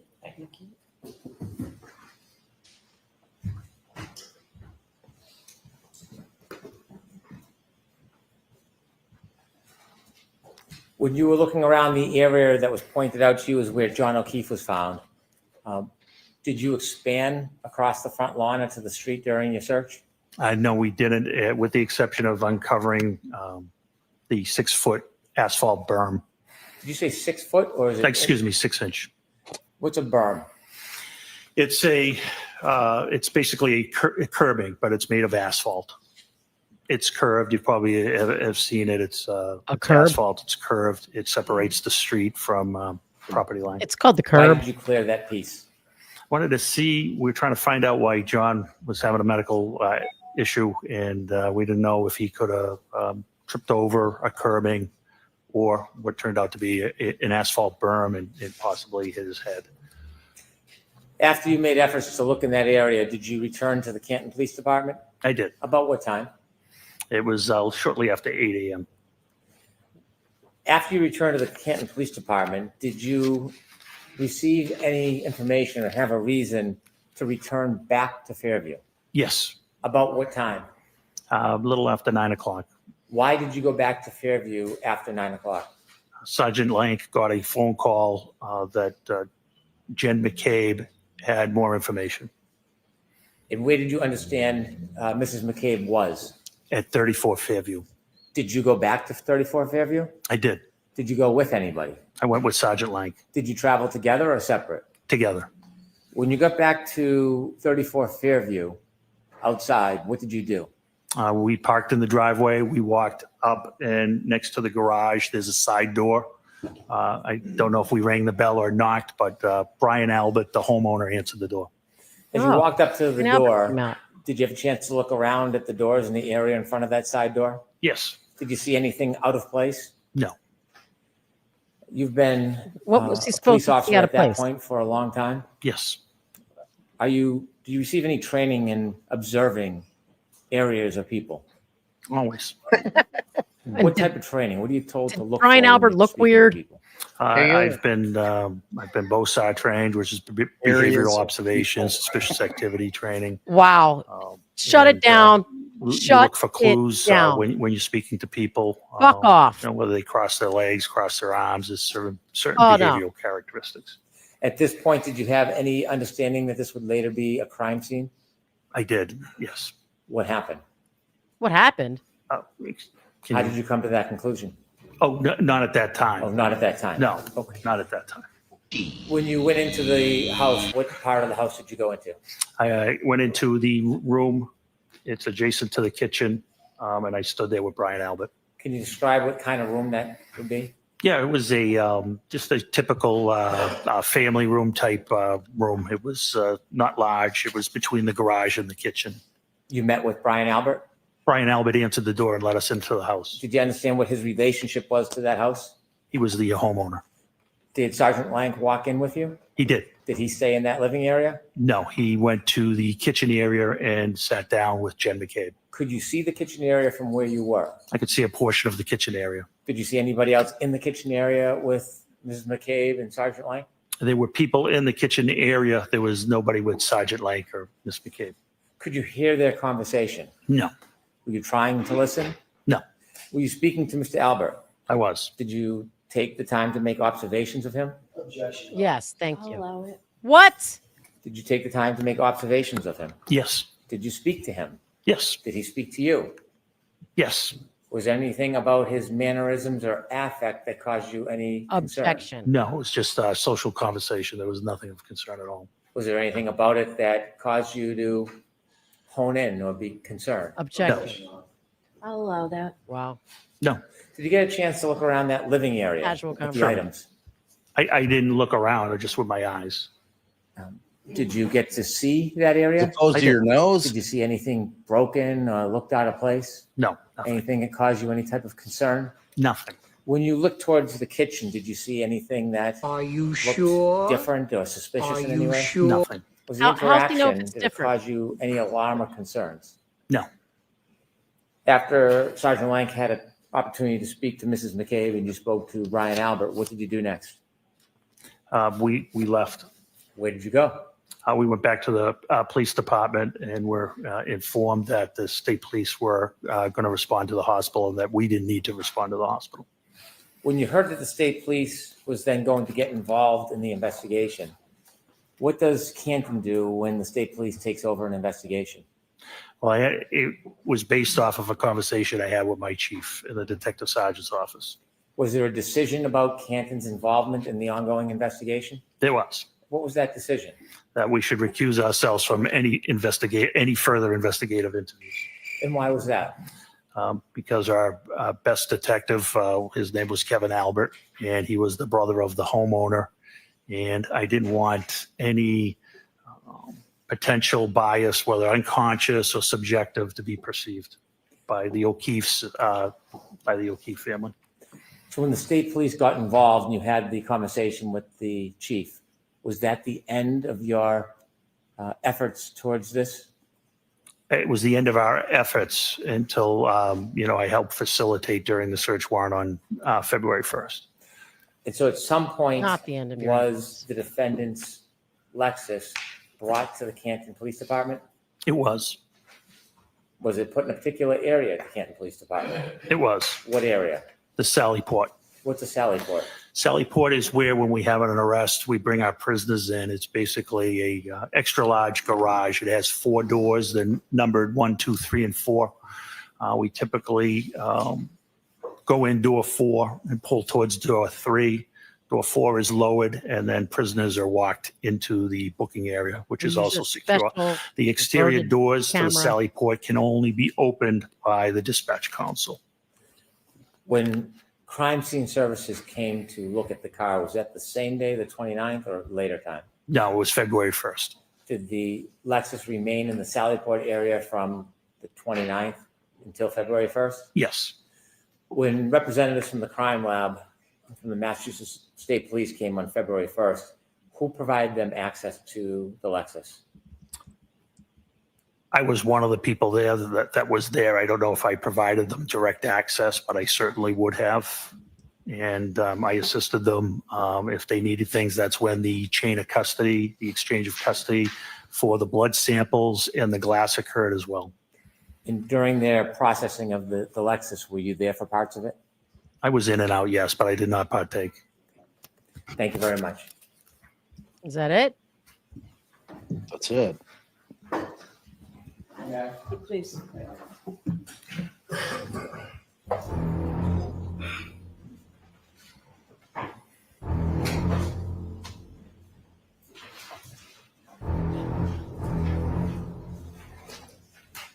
Our best detective. Wow. Crackpot organization you're running there. This is the only thing I'd say to him. I'm not sure that I agree Mr. with Jackson, you 100% is this on video your up there police work yours there, or Lou. is it the Commonwealth? Not mine. Or is it? All right. May I, Your Honor? Yes. Mr. Gallagher, you have already established that you were at the scene on January 29th, early morning, January 29th, 2022. We've seen the video of the leaf blower, correct? That is correct. So you were integral to at least an initial search of the scene, which recovered the drinking glass that you've shown us, as well as some of the blood byproduct that you've talked about. That's correct, yes. Okay. You were the ranking person on scene. You've already described that. Yes, that is correct. There were also several other officers from Canton PD who were there with you.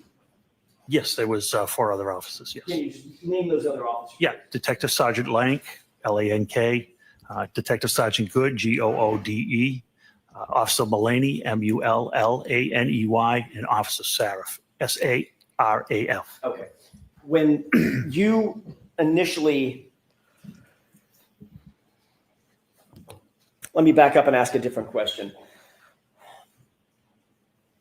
Given the fact that you were the ranking officer, the way that it works in a police department is everybody sort of reports up the chain of command, correct? That is correct. Yes. So they would have all reported up to you in some particular. That's correct. And then, of course, you report to I think you're the deputy chief, and then the deputy chief reports on up to the chief, correct? That is correct. You were involved in not only the exposing of some of that blood byproduct, but also exposing the glass with the leaf blower, correct? That is correct. You were responsible for utilizing certain equipment. You chose a leaf blower at the time, correct? I did, yes. There was also, I'm guessing, there was also some use of your hands and or the gloved hands with some others to recover some of the items. Yeah, I didn't use my hands. How did you get the glass into a bag? That was Detective Sergeant Lang. Somebody had to pick it up, right? Correct. That's what I mean. The use of hands to manipulate some of the evidence, correct? Yeah, I apologize. I didn't understand that question. That's okay. I thought you were speaking about me. It's probably my fault, not yours. No, that's okay. There was also some plastic cups that we've talked about. We'll talk more about those in a second. Those were utilized as well, correct? They were, yes. And you were responsible for the use of those as well. Yes, it was my decision, yes. In terms of the search of the scene, the recovery of evidence, the recovery of biological material, the use of tools to recover those biological materials, all of that rested at least ultimately at the scene on your shoulders, correct? Yes, it did. Isn't it true that you weren't interviewed in this case with regard to anything having to do with this case until April 3rd, 2024, correct? Yes, we can call it an interview. It's when I met with the prosecutor, yes. And that was about 2.5 years, nearly 2.5 years after this incident, correct? Yes, that's correct. Michael Proctor, you know that name? I do. Who's Michael Proctor? He was one of the troopers assigned to investigate the case. As a matter of fact, he was the lead investigator for the case, correct? I don't know if he was lead or trooper mechanic. I don't know. As you sit here, you don't know that Michael Proctor was the lead case agent for... I know he was one of them, yes. Okay. Do you know that he was the lead investigator assigned to the case? I don't. I had nothing to do with the DA's office. Right. I know you didn't have... I don't know how they assign their cases, counsel. I don't know what you want me to say. I can't say what I don't know. Mr. Gallagher, I'm not asking you to. I'm just asking if... I did not know he was lead. I know he was one of the leads. Suspicious. Okay. I believe they do it in a tandem, but I'm not sure. Okay. He may have had a partner, correct? That is correct, yes. But it's not unusual to have a lead case agent, the person who's responsible for most of the search warrant writing and the memorialization of documentation of evidence collection and the movement of evidence and booking into evidence, things like that. That is correct, but I don't know anything about who wrote their affidavits or who logged their evidence in. I wouldn't know that. You're also familiar with Yuri Buchanan, correct? I know who he is. You're also familiar with Lieutenant Tully? I know, yes. They're all Massachusetts State Police officers, correct? Yes, they all are. Did Michael Proctor interview you before April of 2024? He did not. Did Yuri Buchanan interview you before April of 2024? No, he did not. Did Lieutenant Tully interview you before April of 2024? No, he did not. Did anybody else from the Canton Police Department, your deputy chief or the chief, interview you formally about your conduct and responsibilities before April of 2024? I don't understand that question. Did anybody at Canton PD, separating out Massachusetts State Police, did you sit down at Canton PD and provide an interview with anybody at Canton PD about your conduct at the scene? What do you mean by conduct? Going to the scene, collecting evidence, securing evidence, Your role, transporting evidence, sir. booking evidence, those kinds of things. Your conduct at the scene, sir. Yeah, I briefed my superiors, yes. Okay, other than briefing, was there a formal report written? No. Or a formal interview conducted of you? No, absolutely not. No. Don't be ridiculous. Write a report? What? Tell us when you wrote your report about what happened at the scene, memorializing what you did at the scene. Never. You didn't write a report? About the scene that day at the scene? Correct, about this investigation. I only did the metadata report. I did not write a report at the scene. You never, in fact, the fact is you never wrote any report about what happened at the scene, correct?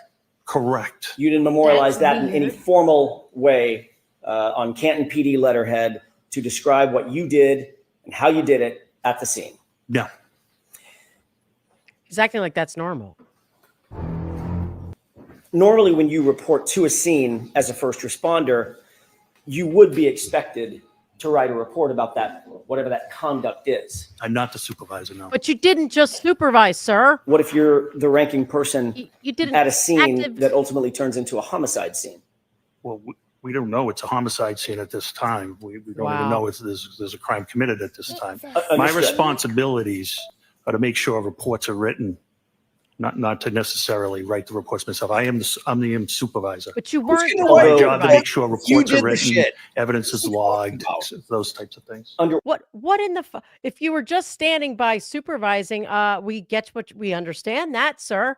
Yeah, But pointing. Hey, yo, throw that. Go Hey, do you over something there. over Hey, there. This guy was doing all the shit. Doing all the shit. Report, doing all the shit. The guy that finds the evidence writes the freaking report. The guy that collects the evidence writes the report. It's ridiculous. Some portion of it, anyway. Committed at this time. My Understood. responsibilities are to make sure reports are written, not to necessarily write the Forgot to reports make myself. sure yours was I'm written. the supervisor. It's Although- my job to make sure reports are written, evidence is logged, those types of things. Under ordinary circumstances, you would respond to a scene as a supervisor and you would oversee what other people are doing, what your That's subordinate- correct. Can I finish? Sure. I don't want to talk That's over you. good I that he said you're correct, because that's right. You would want a supervisor oversee what your subordinate officers, whatever he or she might be doing or they might be doing, you're going to oversee that. But they're the ones actually conducting the investigation or picking up evidence or doing the interviews, writing those things back. Correct. Detective Sergeant Lake's investigation, yes. So in that circumstance, you wouldn't be expected to write a report because all of that conduct is memorialized by others subordinate to the supervisor, correct? Correct. But in this case, Right. the opposite happened. You were the one Yeah. that was in the He's already video saying no. Yeah. utilizing the leaf blower, correct? That's correct. You were the one that actually exposed the drinking glass, correct? Correct, yes. You noted the drinking glass and actually called somebody else over to take a look at it, correct? That's correct. You directed someone, Sergeant Lang, to pick up the drinking glass and recover it as a potential piece of evidence, That correct? is correct. You noted the blood or the coagulation of blood in and around that area, correct? That is correct. You noted where you believe the drinking glass was, in other words, what location, if there were grid coordinates, where it would be, correct? Correct. And you instructed others to transport that important evidence back to Canton PD to have it booked, correct? That is correct. You also secured the plastic containers in which to recover the blood. That is right? correct. You also directed someone to get a bag to put the plastic containers in and ultimately transport it, correct? That is correct. So you would agree with me, Mr. Gallagher, that in this circumstance, You didn't just oversee. you were Like, no. the centerpiece of the recovery of evidence and the investigation No. as it was at that time in that limited context. You were Actually, the yeah. centerpiece of what was happening at the scene, correct? And I made sure it was documented by Detective Sergeant Lang. But you didn't find it important enough to write a report yourself. I think that's poor misrepresentation. There's a person fighting for their life. It was very important. When you were there at the Yeah, scene, Karen what time was it, by the way? I got there shortly after 7. Okay, you knew that that person who was fighting for his life had already been transported and was in good care, as best care we can provide at Good Samaritan Hospital, correct? That is correct. So certainly you're not excusing away the idea that you didn't memorialize your conduct because you were too busy fighting for someone's life. That's not what you're saying. No, it definitely is not what I'm Okay. saying. Oh, but it is what you just said. This guy. This This guy. guy. This guy. I'm not sure that I agree with you 100% on your placement Obviously, there, Lou. reporting to a scene and supervising a scene is one thing, but actually gathering evidence is a whole next level. You would agree with that? Sure. Because just to put a fine point on it, responding to a scene as a supervisor, you want to make sure everybody's doing their duty, but the officer or officers who, for instance, uncover, let's say it's a knife or a gun or some weapon or something like that, actually documenting and picking up that evidence and handling it up in an appropriate way, that is all highly, highly technical. It's very important to get it right and memorialize it all, correct? That is correct. That's why you're highly trained to memorialize and report everything that you do in that regard in a report that can later be used forensically, in other words, in a courtroom setting, to recreate as best you can with as much detail as you can exactly what you did and how you did it and where it was done, correct? Sure. Yes.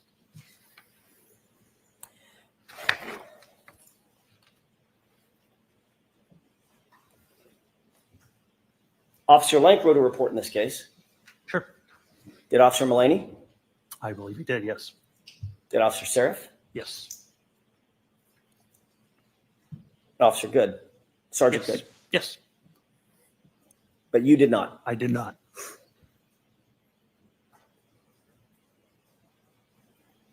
Who was the first officer to find any potential physical evidence at the scene, be it blood or glass? I can't answer that. It was not me. I was not the first thing that was spotted was the pink spotting, not the glass. Okay. Who was the first person to see the glass?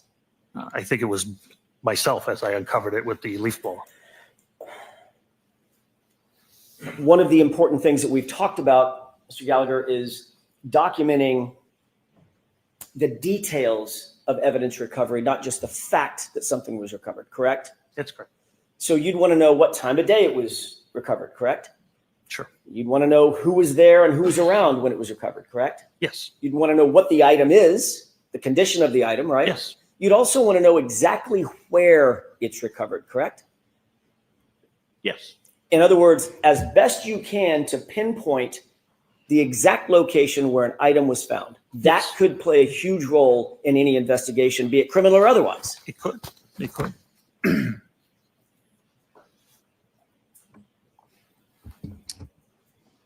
Did you diagram or draw a diagram back at Canton PD or I did out not. at the scene? No. About where that glass was found? No, I did no reports or diagrams.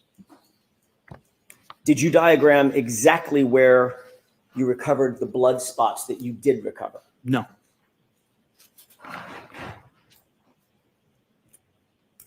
Did you at least, if you didn't write a report, did you at least take notes on a pad about what you were doing? The conditions weren't, it was pretty hard to take notes at that time, What but about I when you did got not back take to the notes. station there, huh? What about then?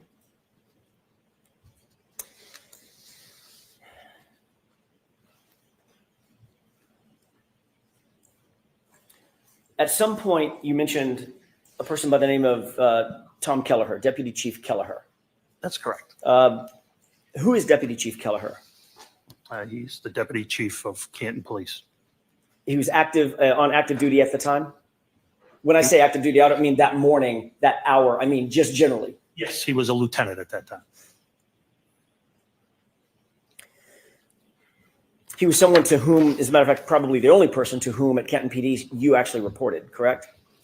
Up the chain of command. He was the only person to whom you reported up the chain of command, meaning he was your direct report. He was in charge of detectives at that time. And then, of course, the chief would be above him, correct?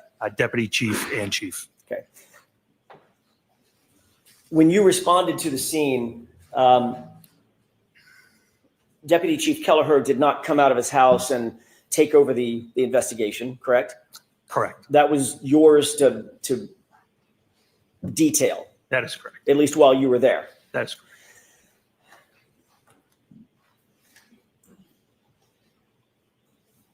So can you describe what you did to preserve the crime scene? I'm sorry, to preserve the scene, because at that time you said you did not know if it was a crime scene. Is that right? That's correct. What did you do in terms of actually preserving the scene for later investigation? What steps did you take? For later, can you explain later investigation? What's that mean? So let me take a step back. Sure. Have you been trained to preserve scenes? Yes. Okay. What's the reason that you want to preserve a scene? What does that mean? Collect evidence. Collect evidence to make sure nothing is disturbed, correct? Correct. Civilians can't kind of traipse through or walk through evidence, correct? That's correct. You've heard the phrase forensically, evidence in, evidence out. Someone traipses through a crime scene, you bring Correct. evidence with you, and you take it back out with you on your shoes or on your feet or your breath or your saliva, whatever it might be. Very familiar with that, yes. I'm very Preserving familiar. the scene Very. is best efforts, it's best practices to make sure that nothing is moved, touched, messed with in any way, correct? That's correct, and that's what was done here. What did you do? That's my question. What did you do to preserve that scene? So there were no civilians ever to trample through. Were rescue efforts made on Mr. O'Keefe? Yes, that's priority. So rescue workers do go into any type of scene. Medical life-saving measures come first. Once all apparatus was off scene, The original officers put out crime scene tape to mark an area. And later, it was documented, it was Really? photographed, and evidence was collected. And it was searched by you, at least initially with the leaf blower. Correct. Okay. So you were interested in the area that, by the way, I want to clear this up, make sure I'm not mistaken. You described for Mr. Brennan basically where Mr. O'Keefe's body was. Correct? Yes, yes, You never saw his body in situ. You never saw his body in place. that is correct. You were told by Sergeant Lang generally where his body was, correct? Yes, and Sergeant Lank actually never saw Mr. O'Keefe either. That's my next question. Okay, Sergeant Lang, and Mr. Good, and Sergeant Good as well. right. Sergeant Lang never saw John O'Keefe actually in place, correct? That is correct. So you're receiving information from Sergeant Lang that he did not have personal knowledge of, and then you're providing that information later to crime scene investigators who are trying to establish a diagram or some sort of a chart about where that evidence was, where the drinking glass was, where his body was, correct? Oh, No, I never spoke to anybody in that manner about that. Didn't you ultimately go out to the scene along with others at Massachusetts State Police when they had a drone overhead? No, you're mistaken. I can clarify it for you if you wish. Sure. So on February 1st, after the execution of the warrant, they wanted to go down to the scene. It was Trooper Proctor and somebody from the CARS team. I'm not sure of the name. Once they got down there, I did show them where I was shown John O'Keefe was. They did want to put up a drone. So you But did. they could not do it because they were too close to Norwood Airport and because of FAA regulations. Okay. And that was the last of my involvement with that. I hope that clarifies things for you. Forget the drone. Yeah. I'm interested in the first part, which was you accompanied Trooper Proctor to the Correct. scene, correct? Correct. There were other members of CARS, CARS. I think there was one crash accident reconstruction section, I'm assuming. Okay, so it's a forensic, a member of MSP who does forensic diagrams, correct? I would say, I don't know if they do diagrams. I don't know what they do. Or reconstruction of some sort. Sure, reconstruction of some sort. So you were there to help provide information about where Mr. O'Keefe's body was found, correct? And be a Canton police officer present in case any neighbors had come out. So you were there to help provide information about, or at least you did provide information to them about where Mr. O'Keefe's body was found. Oh, sure, yes. Except you didn't see Mr. O'Keefe's body, did you? No, I did not. So that was a guess on your part. It was what I was shown. It's the information I had. Yeah, it was the information you were told by Sergeant Lang, correct? Yes, Who also didn't see John O'Keefe in place on the ground at 34 Fairview, correct? that is correct, yes. So his would be a guess also, correct? Well, we're going backwards. So he was told by Sergeant Good and et cetera. So it was information passed along, which is what police officers do. Right. But the police officer that was out there at the scene, who was helping the reconstructionist establish the formal report, and the CARS report was an officer who not only didn't see where John O'Keefe's body was, you got information about where John's body was from someone who didn't see it either. Correct? Can we at least agree no. on that? You have to go back to the beginning. I didn't understand the beginning of that question. Sure. It's very I'll try it long. again. It's pretty simple. The point is, Mr. Gallagher, you happen to be tapped as the person who is going to assist the CARS folks, the MSP, in creating their No. CARS, No. ultimately their CARS report. No, All right. So, but you did. Just stick with that. Isn't it true that you accompanied Trooper Proctor and members of the CARS unit to document Fairview Road and the scene of the incident? yeah, I thought I explained it could not be done. Okay. So I'm not I wasn't, I only went to show them where Mr. O'Keefe was and in case any neighbors came out. I wasn't there to assist in any documentation at all. You were there. Sir, you provided information, sir, to the reconstruction Brian Tully's. people. I do. Have you reviewed Brian Tully's report? I have not. You showed me one section of it. Is it true that what you actually told Brian Tully is that you went with Trooper Proctor And you're already shaking your head now. I didn't Right. finish the question. No. Right. I got that part wrong. You accompanied Trooper Proctor? No, what's wrong is I was interviewed by Lieutenant Tully. That was a meeting I had with Prosecutor Lally. Okay. Trooper Tully was present. Trooper Tully never asked me any question. I don't recall Trooper Tully ever asking me a question, sir. So let me be a little bit more defined. So in Trooper Tully's report, where he reports what you said, you were actually talking to Adam Lally, my colleague sitting up in front. Correct. Okay. So now we got that cleared up. Let me ask you again.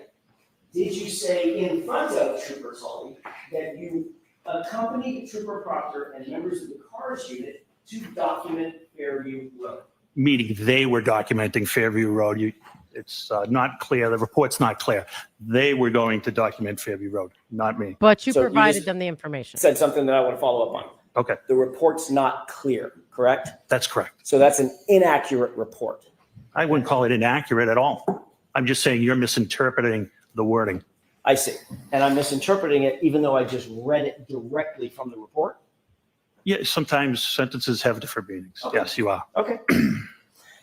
The reality is you did end up going to the scene, correct? I did. And you accompanied, I don't want to use a word that you'll challenge, you went with Trooper Proctor, correct? I took my cruiser to 34 Okay. Fairview, yes. You were there at the same time Trooper Proctor was? Yes. And you were aware that the CARS team was there so that they could document the scene, correct?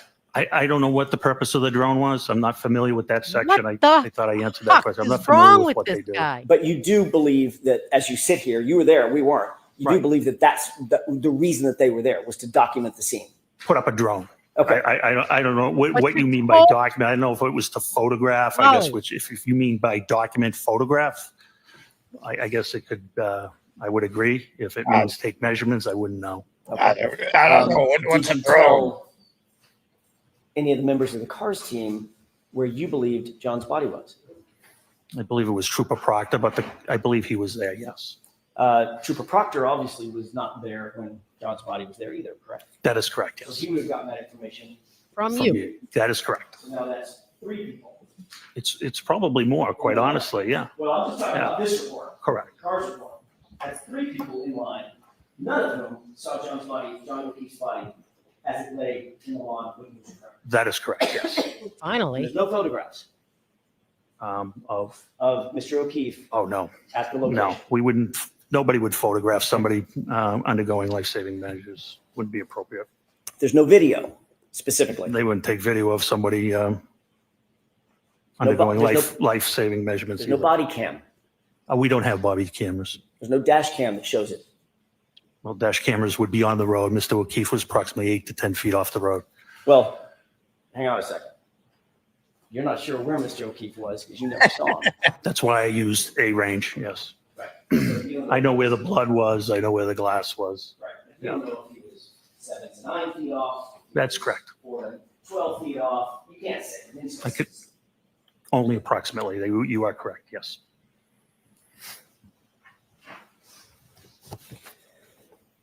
You did meet with Officer Seraph. You met with all the officers when you arrived at the scene, correct? Yes, And Officer Seraph had been there from the beginning of the morning. yes. Officer Seraph didn't report to you at that time any statements attributable to my client. Did He did not know. he? You later went back to 34 Fairview with Sergeant Lank. That's correct. And you rode back. Did you ride back to Canton PD with Sergeant Lank or separate cruisers? Which time? I I'm apologize. sorry. That's a vague question on my part. You went back to 34 Fairview with just Officer Lank, and you described a circumstance in which you went in, you were let in by Brian Albert. He went to the kitchen. You were in the family room or some other place. Right by the kitchen, yeah. Right by the the room kitchen. off the kitchen, yes. Okay, so right next to where he was interviewing That's correct. Jennifer McCabe. Yes. Did you ride back from that meeting with, or that event to Canton PD with Sergeant Lank? Yes. And Sergeant Lank didn't say anything to you about his interview with Jennifer McCabe at that time. I don't recall our conversation on the way back. Okay. And you didn't write a report about any conversation that you had with Officer Seraph. You didn't write a report about any conversation you had with Sergeant Lank. No, they're responsible for writing their own reports. Got it. You did say that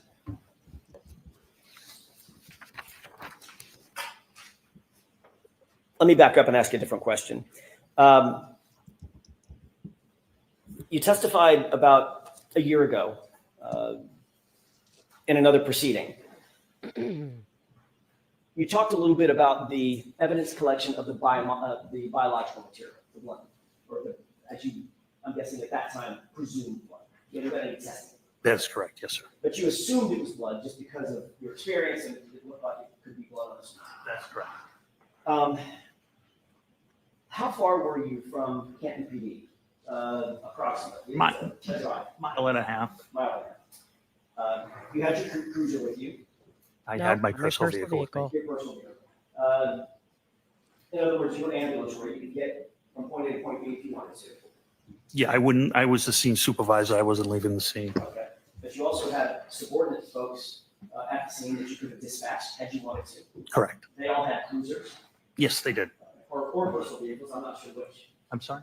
Or personal vehicles. I'm not sure which. I was the only one with a personal vehicle. Detective Sergeant Lank had a Toyota Tundra pickup truck that is not marked in it, but it's assigned to our detective unit. So if you wish to, as the ranking officer at the scene, you could have dispatched one or more of those officers to run an errand, to go do something in furtherance of the investigation had you wanted to. Yeah, I actually did that. Okay, you did. What did you do in that regard? Remember, I sent Sergeant Good to get the leaf blower. Got it. Yeah, while you're getting a leaf. You also know that Canton PD has evidence collection bags at Canton PD. Yes. You also know that they have materials and tools to gather biological material, correct? We do have swabs, yes. And those swabs go in little containers to maintain their sanitary nature, correct? That is correct. Yes. In other words, if you see a blood stain, you don't just walk up with a Kleenex that you find on the ground and wipe it up. There's your blood stain.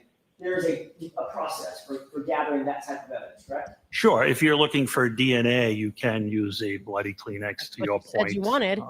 It's literally why you said you wanted it. Yeah, absolutely. My point exactly. But if you're a mile from the Canton PD, Yeah, you could have gone back and gotten a swab. could have. But you didn't. Didn't want to because of the weather, because you just said because it's an emergency, and we thought it was an emergency there. I mean, the storm was coming down terribly. And I believe if we didn't collect that biological matter, we weren't going to get that biological matter. But Canton PD was a mile and a half away, 4 or 5 minutes. In a blizzard. Still, in a blizzard, I've looked at 3 minutes in good weather, probably 4, 5, 6 minutes in a blizzard, correct? I'm not sure. So let's call it 12, 15 minutes. You certainly could have gone back. If you wanted to, you could have dispatched one of your officers to go back and get swabs and properly collect the blood material. Sure. And I believed 15 minutes would have made a difference. And what you did instead is, well, 15 minutes would have made a difference, but you asked Sergeant Good to drive to his house and get a leaf blower. Yes, and while he was doing that, we were documenting the scene with photographs. You could have documented the scene with photographs even if you went back and get a swab. What's the difference? Because we were ongoing. It was ongoing. I wasn't leaving the scene. I didn't ask you to leave the scene. I didn't ask if you were leaving the scene. Needed the other officers. We talked about scene security. I already let one officer go. I now have 3 left. We're securing that scene. So you saw pink stains in the snow, correct? Yeah, that's correct. And you said, Officer Good, probably called him Sean, Sarge, go home and get a leaf blower. That is correct. Could have said, Officer Mulaney, get your butt over to Canton PD and pick up 10 swabs, correct? He wouldn't have had access to the swabs. Oh, so now one of your officers could have gotten swabs, even if the lieutenant, the ranking lieutenant had dispatched him to go get a swab. Because he doesn't have access to the Swab BCI, room. the office of BCI, where our stuff is kept. You can't get into the swab room. No, Nobody nobody gets there would to the have swab had room. access at that time. It was only Officer Dever on the desk. So you're the only person that could have gotten those swabs? Sergeant Lang could have gotten them as well. So Sergeant Lang could have too? Sure. But you didn't say that? No, definitely didn't. Okay. What you did do, however, is you went to the neighbor's house. Happened to be Tom Keller, right? The lieutenant of detectives, yes. Right. And Lieutenant Kelleher gave you red Solo cups. Yes. I asked for plastic or glass containers. He had solo cups, and I utilized them. The same kind of solo cups that we all see at backyard barbecues. Yep, they hold liquid terrifically. Terrifically. They're also not sealed, correct? They are not. They're also not used sterile. normally. I mean, they were here. They're not normally used for evidence collection, correct? Oh, absolutely not. Absolutely not.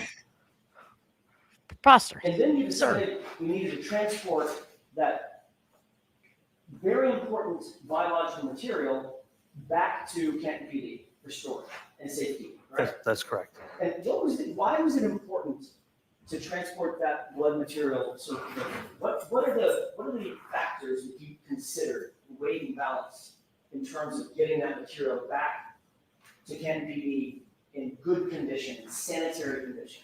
So a criminalist could extract a proper DNA sample. What would happen, for instance, if that blood material, I don't know, were contaminated? Contaminated how? What? Tell me, you're the professional. So DNA is pretty hardy, pretty forensically stable. The only things that are going to harm it are radiation, ultraviolet light, harsh chemicals such as bleach. Other DNA? This is outrageous.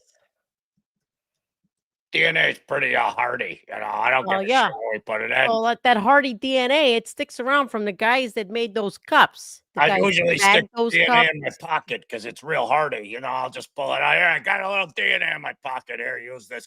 So you bring that to the lab. What the hell could possibly contaminate DNA? It's DNA. That's not present here. I wasn't. Then you would have two sets of DNA when it's tested, which would benefit you. Well, what? Depends on whose DNA it is. That's correct. That's correct. Benefit you, the defense, he's saying. That would help you it there, guy. So is that you in the business of helping defendants? Come on, you got a hook. While you were, it's pretty hardy. I'm going to stay on this for a second.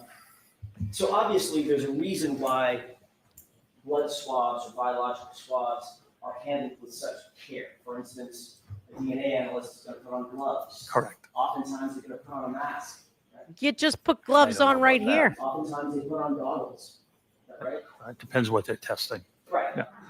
But in order to go out and collect something, you'll see CSI, crime scene investigators, in full body suits when they Sure. walk into a crime scene. Yeah, you can. Because you don't want to Contaminate the scene with your own hair off your arm or an eyelash falling into a blood stain, correct? That's a drip of sweat So there are off your protocols. balls. You said a second ago, Scoundrel, well, it's DNA. Sorry. Unless somebody pours bleach in it, you're pretty much golden, right? That's not quite the fact. is it? And that's not quite what I said. That's not what quite you what said, He was buddy. suggesting that it's hardy enough that it doesn't really matter No. if it's contaminated or not.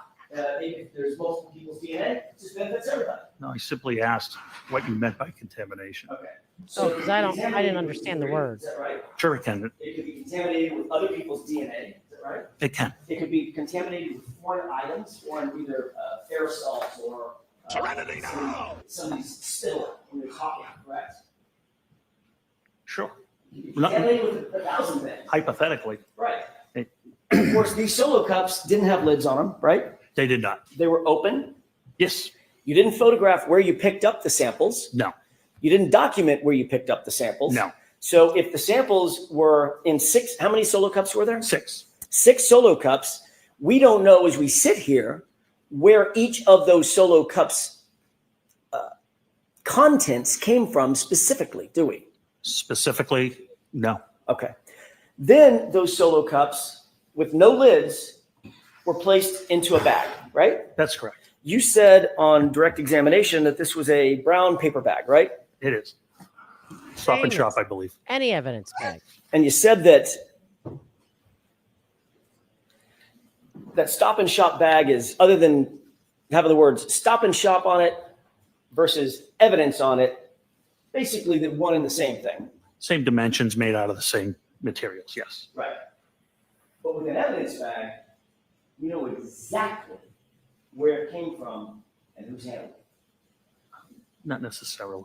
What? From a manufacturer whose job it is to Keep it secure those sterile. bags so that they are not mishandled, so they can have some sort of bona fides that they're clean and ready to Bona accept fides. evidence. In, say, for instance, I don't know, the investigation of a homicide of a police officer. Important stuff, right? We're not at a homicide of a police officer at this point. I'm just talking about evidence bags in general. Evidence bags in general. In other words, You're trying to think collecting about evidence, some of the most sir. important investigations around. The manufacturers of those You're evidence muted. bags manufacture them and send them in a way so that their bona fides, the provenance of those bags is maintained, correct, and protected. That's the way they ship them, yes. Right.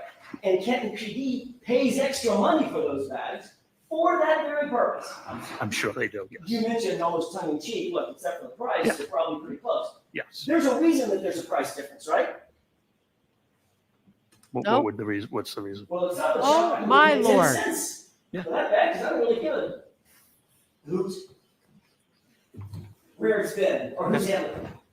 Right? It's got my milk and my eggs in it. Really don't care. Yeah, I don't know. I don't know how they price it because of how they package it. I don't have any knowledge of that. Well, This the guy's big one mentioned, try- the price. I'm just Oh, no, trying no, to no. make a point. God Yeah, I damn. agree with you. I'm sorry, we're speaking over each other. Okay. Oh, yes. I'm sorry. You gotta wait. Yep.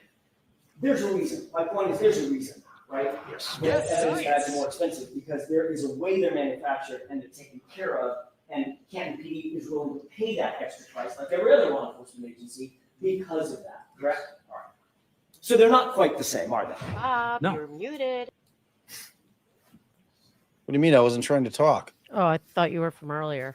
No. Those solo cups were placed in the evidence bag uncovered. Yes. The evidence bag was then placed in Sergeant Lank's vehicle. It was closed and Sergeant Lang transported it to his vehicle. Yes. When you say closed, you mean the top Right. of it was rolled up? Correct. Or folded over? Closed. Correct. Oy. It wasn't Aye. forensically sealed. Not at that time, no. There was no evidence tape that went on it. Not at that time, no. Matter of fact, the cups were still open and could slosh around. Yeah. Assume they melted. Yeah. Yes, There's liquid blood and liquid water, like that's correct. snow. That's correct. This guy. This And you guy. indicated that those were, at least you believe, those were placed in an evidence locker, temporary evidence locker, correct? No, the blood samples were put in a refrigerated unit. My mistake. I thought the refrigerator was the temporary storage locker. It's different? Yes, lockers are not refrigerated. That's where the glass would go into a locker. Okay. This was placed into an evidence refrigerator. That's correct. That was to maintain the integrity of the sample, the biological sample inside the cups, correct? That's correct. Mm-hmm. You have an evidence log of that. I don't know. Oof. You've never seen an evidence log indicating that those were actually put into a refrigerated evidence locker. I removed them myself, so I know they were in the refrigerated unit When did you remove them? on February 1st. Right. We're talking about January 29th. They were taken to Canton PD by Officer Lang, Sergeant Lang, on January 29th. I'm just asking, well, let me ask a foundational question.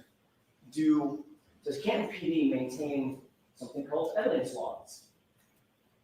I don't know the answer to that. I'm What not the in the evidence fuck? officer. A lieutenant? No. There is, it's all computerized. Right. So like I explained earlier, when they do get logged in, the officer puts the description of the property, hits the space bar, and the computer generates an evidence number. Right.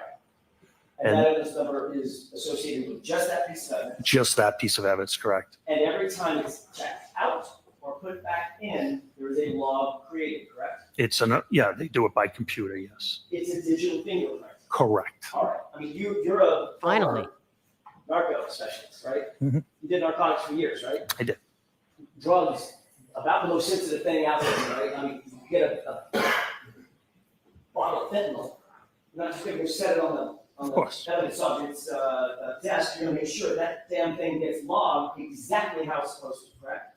Of course. Because it needs to have a trace of where it goes and who touches it and who has access to it, correct? That is correct.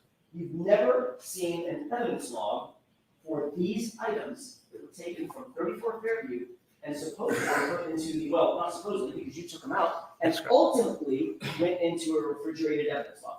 Yeah, I wouldn't have access to the evidence log. Our evidence room is a very strict process. There's only two people that can even have access to the permanent once it goes into permanent evidence. And it's the admin sergeant that changes the custody when it comes out for court, if an item has to come out for court, or if it has to be transported to another agency, or if an officer needs it removed from evidence for further inspection, the admin sergeant would take care. So you're the lieutenant. You know that there's an evidence log. Evidence logs get turned over in discovery. Evidence logs get brought into court. What in the hell is wrong with this guy? That's the way it's. Mr. Jackson, you're not going to finish today, right? No, I'm in not. 2 minutes. Two questions. I'm also. All right, 2 questions. Thank you. That's the way it's supposed to work, correct? Yes. But you've never, as you sit here, you've never seen an evidence log determining where that blood went and who was handling it between January 29th and February 1st. I have never seen an evidence log. That's all I had, Your Honor, at least at this time. All right, Lieutenant, we're gonna have you come back tomorrow morning. Thank you, Your When Honor. the jury files that you can file out right now. Thank you. So, case with that, let us know tomorrow. And goodbye. Wow. That guy's a lot.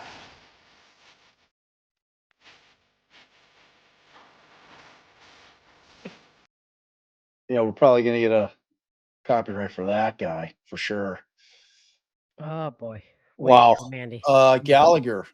Good old Lieutenant Gallagher. I mean, talk about like just being an obstinate asshole. Oh my God. But he just like, I don't know if he thought he was making it better for himself, but. And I'm so glad that Alan Jackson points out like his whole, you're shaking your head no before the question comes out. Right. And then at the end, it turns into a yes half the time. Wow. I mean. Ay. Look, he's super proud of his whole leaf blower thing. And you know what? You signed off on it. So, I mean, I don't know what to tell you. Thank you, Tracy, for gifting the membership. Thank you, All I have Lynette. to tell you is. I'm not sure that I agree with you 100% on your police work there, Lil. Yeah. Oh boy. That was something. So, all right. I mean, we're getting into the boat and stuff, you know, the incompetent investigation. Thanks, So- KK, for our margaritas. Yes. Thank you. All right, let's see. I got through a lot of the early ones. Yeah, we got through most of them. And then Liz pointed out, thanks for your generosity, that Channel 10 coverage from last year, Julie Nagel testified at 3 hours, 18 minutes. She talks about the black blob. And when Julie testifies here, we'll play her previous testimony for you guys during lunch. Yep. All right, so that'll do it for the day.